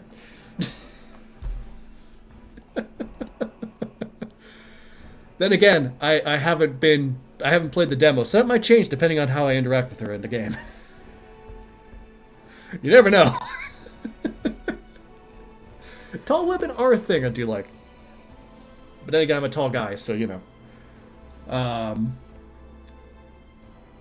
Protecting Kenebres against the demons, unfortunately he is convinced that the followers of Desna are heretics and saboteurs. He refused to listen to me, and it was only the knightly orders that deterred him from including us in his witch hunt. Now there is clearly no one left to stand in his way. He is finally free to get rid of us once and for all. Which he'll try to. Yeah. Thanks for the lurk. Is there a chance you can resolve your conflict? I don't know. Rowan's faith is truly formidable. Not only his faith in Iomade, but in his own infallibility. In other words, he's as hard-headed as a rock troll. But even so, it doesn't teaches us to never lose hope. Talk to him. Try to explain that we are fighting on the same side. If he attacks you, disarm him, bind his hands. But I beg you, if at all possible, please do not kill him. Why haven't you left this place for somewhere safer? Because people might need help, and they will come to the temple in search of a priest. I will not hide away in a hole, saving my own neck. Well, Kenebres is full of people suffering in the wake of the demons' attack. Yeah. I mean, if Desna was neutral good, this guy probably would have been a paladin. At the very least, while he may not necessarily be lawful, he is good, and sometimes you could border neutral good and lawful good as a paladin. Just barely, though. Wait, 3 of my adepts are hiding somewhere in the ruins of the city. The ones the Inquisitors wrongly accused of treason. I beg you, find them and protect them against the demons, and vigilantes like Holrin. They will not rest until they find them. If there's anything else you could do to save Kenebres, please do it. Stranger, wait! You spared Ramian despite what that mad Inquisitor told you. The young voice comes from nowhere. Oh, hang on, I forgot to remove the spell. Hope Holrin's dogs aren't lurking nearby. A pale youth materializes before you. His face looks haggard from the lack of sleep. But he is clearly pleased to be talking to be speaking to someone. Thank you, tongue, for tripping me up. So you're one of the Desna adepts that tried to break into the Wardstone?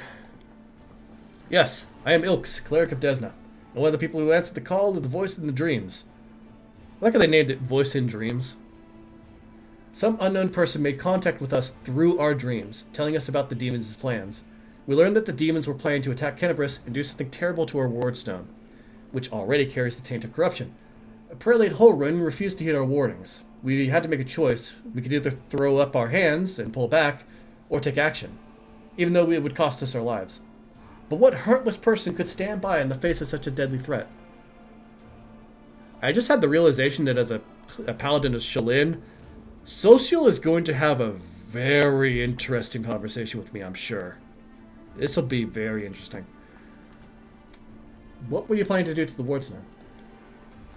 The young man hesitates. Our plan was to get to it and then follow our instincts. There were 3 of us. A cleric, a mage, and a bard. Between us, we know a lot. We're capable of a great deal. If we'd had enough time, I'm sure we could have figured out what's wrong with the Wardstone and how to heal it. But they didn't give us time. Yes, local commanders got roped into dealing with this. Some idiot kids trying to break into the Wardstone, apparently some of ours. But who even knows these days? Seela sighs. There's no evil in you. I could sense things like that. But what you did was so stupid and impulsive. Someone could have gotten hurt. I know from experience. So you lot decided that you needed to do something right away, and you did something right away. Great work! Lon gives a sarcastic round of applause. Like the city authorities would have done a better job. They weren't going to do a thing, even though it sounds like they knew about the danger. All they knew was that some crazies had some weird dreams. But anyway, it's a little late to be trying to pin blame. How'd you even come up with such a plan? How can we not come up with that plan? You sense the young man's temper rising. Listen, Desna is the goddess of luck, but luck, as many lay people would understand it, and luck as we, the followers of the music of the spheres, see it, are far from the same thing. Other people believe that luck is something good that falls into your lap just because, like a generous but unearned reward. We see luck as a fundamental law of creation, according to which, even in the darkest hour of the most hopeless situations, a chance of rescue and change for the better can arise. But you've got to seize this chance when it presents itself, or better yet, create your own. Followers of Desna are not people who like idleness and inaction. That's why when Kenebres was in trouble, we did as our goddess had taught us. We took the matter into our own hands and tried in a moment of desperation to pluck our chance from the hands of fate itself. You were trying to help. Can it punish you if you were trying to help? Is that allowed? Sometimes it's even necessary. So what? You went up against Holrun? Because he's the official governor of the city. But he's the official governor of the city. What of it? Says the cleric with remarkable complacency. Submitting to unworthy leaders is one of the greatest ills of our civilization. We will never defeat the demons if we keep listening to people like Holrun. He does have a point, and it's a point that I feel like even a lawful character could agree with. Like, yeah, Holrun's the leader. But it doesn't make him suitable for the job. So whose voice have you been hearing in your dreams? Nobody knows what it is, but everyone who has heard her, I should say, is convinced that she is a good and pure soul chosen by Desna. We had a choice. We could trust her, except that we have an ally somewhere who isn't afraid of all the armies of the Abyss, or we could drown in suspicion and get one step closer to becoming just like Holrun. We decided to trust the voice. And seeing Kenebres devastated, which is what our unknown ally tried to prevent until the very end, I could see now who had the truth on their side. Where are your fellow worshippers and how many of them are there? Fortunately or unfortunately, I don't know where they are. We split up to confuse the Inquisitors who were chasing us. Do you need help? Desna teaches us to trust in last-ditch chances. Listen, my friends are called Aranka and Thal. Thal the Wallflower. Aranka is an amazing singer and a truly beautiful girl. She has plenty of friends and fans. She's probably blended into a crowd somewhere. Wallflower is a mage, but I don't think he'll risk using magic. He'll only bring the Inquisitors down on him. He'll be harder to find. You'd better find Aranka first. She might know where the Wallflower is. Please, find them and protect them against the demons and the Inquisitors. I will await news in the Goddess's Temple. I hope our mysterious helper will send us a new message that will reveal what is to come from the demons. I have to go. Go. May Desna be with you, stranger. We march ahead. So here's an interesting thought that I'm having. Oh my god, did they still not delete that stuff? Oh, hell. You don't need this stuff. They still haven't gotten rid of the camp rations. It's a leftover. That's where 150 pounds were. Jesus. Time to share your treasures. What I was going to say was, this is an interesting kind of moment for me as I'm realizing this, but as a paladin, Geralt has to help these people out. Even though Holrin is the lawful leader, as a paladin, I cannot allow an innocent to come to harm. Which means that I would be on their side, not on Holrin's side. So this is how it feels. How much damage did you take from that? Couldn't have been much. Oh, 18 damage. Okay, that makes sense.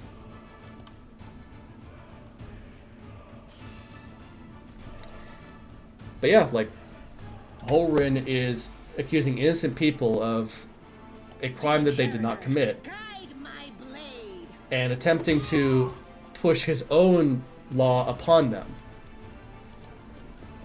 As a paladin, that would actually be very much against my own code. Especially a code of somebody that follows Shalin. Distract them from me. Though, the code of Shalin is actually pretty interesting. It's not one that's in this game, but it's a very interesting one. Oh.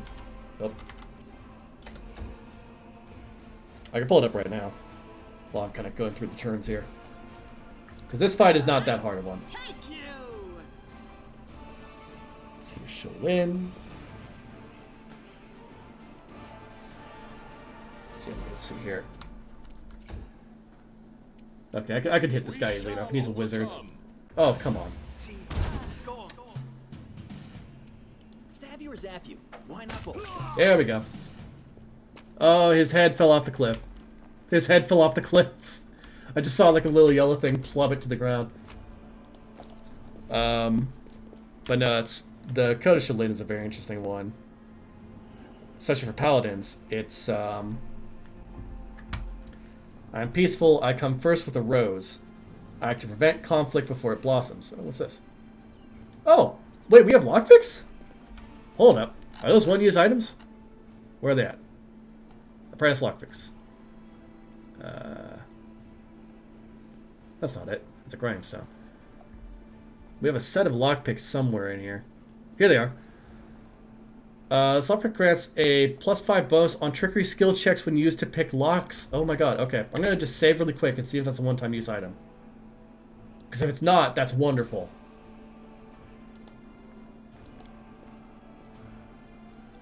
I hope you appreciate it. Okay, we do lose the item. We do lose the item. Oh wow, that actually helped out the DC a lot, but there was not much point in it. No, they are, apparently. They're one-use items. Where was I, right? The Code of Shalin is basically just, I am peaceful, I come first with a rose, I act to prevent conflict before it blossoms. I never strike first, unless it is the only way to protect the innocent. Yeah, that is lame. I do agree that, like, the lockpicks being used once is lame. I hope you appreciate this. I accept surrender if my opponent can be redeemed, and I never assume that they cannot be. Note that it says assume that they cannot be. That doesn't mean that a paladin of Shalin will always accept surrender. If they have seen proof that the opponent cannot be redeemed, then they will strike them down. Lord Nature, who is a good one on that? I don't. Nope. I don't have to hear. It's gonna be a hard Lord Nature check. There's some that actually involve art in here too. Just, I'll never destroy a work of art, nor allow one to come to harm unless greater art arises from its loss. I failed that check. Let me try that again. This is mostly just to see if anything changed about these. I will only sacrifice art if doing so allows me to save a life, for untold beauty can arise from an awakened soul. I see beauty in others. As a rough stone hides a diamond, a drab face may hide the heart of a saint. I.e., Ember. I am helpful. Oh, we got it. Marched me to the bones today. These corpses were gnawed but to the bones by ghouls whose teeth were likely the cause of death. Right. I'm trying to find a house around here that has a person in it somewhere around here. Oh, I do actually have Voljeff. I could possibly do some stuff with him now. Though I don't have the see invisibility spell, I don't think. Do I? Scroll of Bane, Bless, Burning Hands, Sickening. No, I don't have invisibility. I don't have see invisibility just yet. Although there should be a scroll of that somewhere around here somewhere. So I'll be able to take care of this eventually. I lead by example, not with my blade. Where my blade passes, a life is cut short, and the world's potential for beauty is lessened. And then finally, I live my life as art. I will choose an art and perfect it. When I have mastered it, I will choose another. The works I leave behind make life richer for those who follow. And it's a pretty big thing for a lot of the followers of Shalin. A lot of the people here probably saw Kingmaker and saw a lot of what happened with the previous the previous paladins of Shalin that came up in that game, right? How they were very much focused entirely on outward beauty and everything like that. It was a very interesting concept because it spoke to a particular sect of Shalin. The kind that focuses more on artwork than they do on the actual good acts that Shalin wants them to do. Make every strike count. See, here's the thing with Shalin. Shalin actually has the glaive that belongs to her brother Zon-Kuthon. She stole that, and that glaive only becomes redeemed through the actions of herself and her followers. So what Shalin wants her followers to do a lot, and she will actually give quests to do this, is perform good acts. For every good act helps to release the trapped souls still inside of that glaive. She didn't pick the glaive as her favorite weapon because she was a martial combatant or anything like that. She picked it because it represented a greater task than just like a sword or anything else that she would have just picked up anywhere.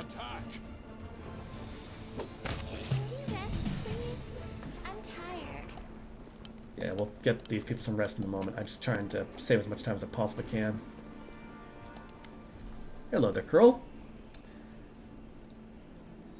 So that's why, for Jural here, the paladins of Shalin that were in Kingmaker were just like, you idiots. A short-hooded figure is poking about some bodies lying in the middle of the street. The stranger drags the first body off the road, respectfully props it up against the wall, and places the corpse's hands on his chest. The figure then freezes, as if hesitating, and you see him reach out his hand toward the beautiful gold amulet hanging around the corpse's neck. He jerks his hand back, hesitates, then reaches out again. Oh well, look what we have here. Living corpses, are we? What'd you expect? Almost everyone is dead. The city now belongs to the demons and the vermin. Rats, crows, and creatures like this one. The stranger almost jumps out of his skin and the hood falls from his head. Under a mop of red curls, a round halfling face looks up at you. Oh, phew! I thought you were demons. Good day to you, sir. Sela's eyebrows lift in apparent surprise. Curl, is that you? The halfling looks at Sela and smiles broadly. Oh, Lady Sela, you're alive. Goodness me, that's the second bit of good news on an otherwise lousy day. What was the first bit of good news? Stick around and see for yourself.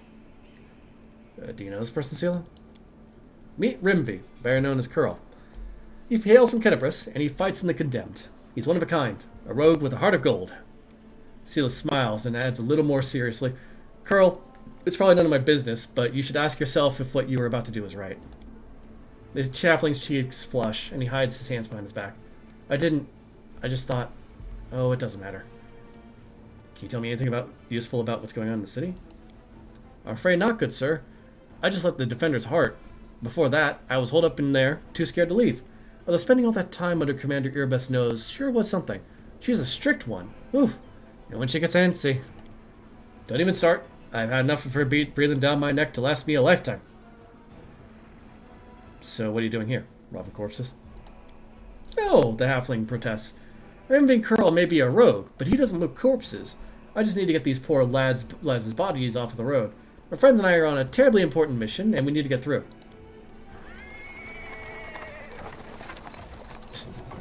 Yes, the Order of the Cart. It forms here. Here, he is interrupted by the sound of wheels rolling on the paving stones. A cart drawn by a sad little horse appears from around the corner. A pretty half-elf is driving it, and a young man in knight's armor is walking alongside. Even from a distance, you can see his tanned face and his blue eyes shining brightly. The halfling straightens up. See? A terribly important and very heroic mission. My friends and I are saving a beer cart from the demons. As he's speaking, the newcomers notice you, and the knight cries out in jubilation. Sela! I never thought I'd see you again. I thought you were headed to the main square. The center of the demons' attack. The half-elf smiles warmly at Sela. Hey, friend. Glad to see you're all right. We got separated by the crowd at the celebration. I knew right away that something was wrong. And when demons appeared all of a sudden, I realized that was the reason why I'd been so anxious. But I couldn't find you among the dead in the square, so I kept my hopes up. And I was proved right. Sela's face lights up with joy. So the other bit of good news Carol was talking about. You and Jana are alive. Actually, by good news, I meant that we found the beer cart. Sir, Ellen, and Jana being alive amounts to a quarter of a bit of good news. Well, maybe half. A beer cart? How about sharing with us? I'm sure we could all do with a drink. The half-elf winks rakishly. Certainly, give me your flask, friend, and if you walk with us to the Defender's Heart, we can have a more thorough sampling of the spoils there. Despite the cheerful tone, she looks at you with anxious hope.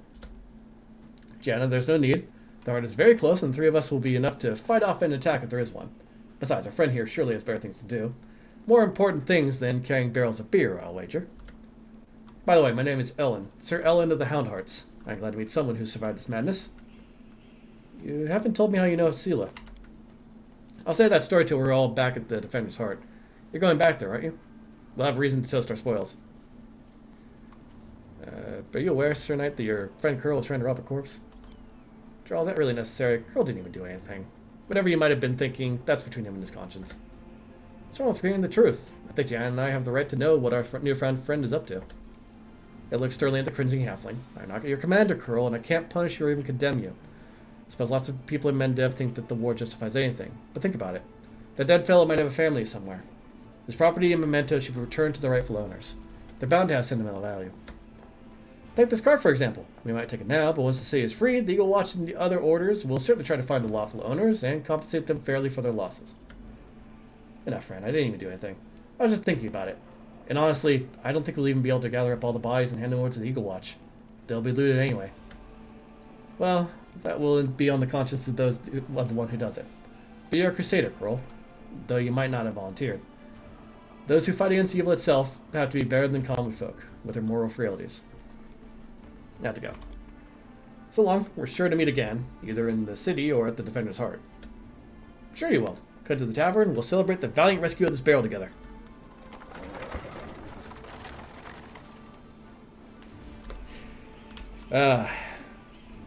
Alright, I am getting very much hungry. It is pretty much dinner time over here. I've been also streaming for, I think, like 4 hours or so at this point. Yep, almost 5 hours this time. So yeah, I'm going to end it here. But I will see you guys again on Friday, I hope, at least most of you, for Resident Evil 8. And we'll go through that a bit. That'll be a long stream as well. That'll go from, once again, 1 to 6 my time. So about 5 hours. But yes, I will see you all then. I've been really enjoying this game. I like playing a paladin, and I like seeing some of the changes that come out for some of the choices I'm making, at least. See you all next time.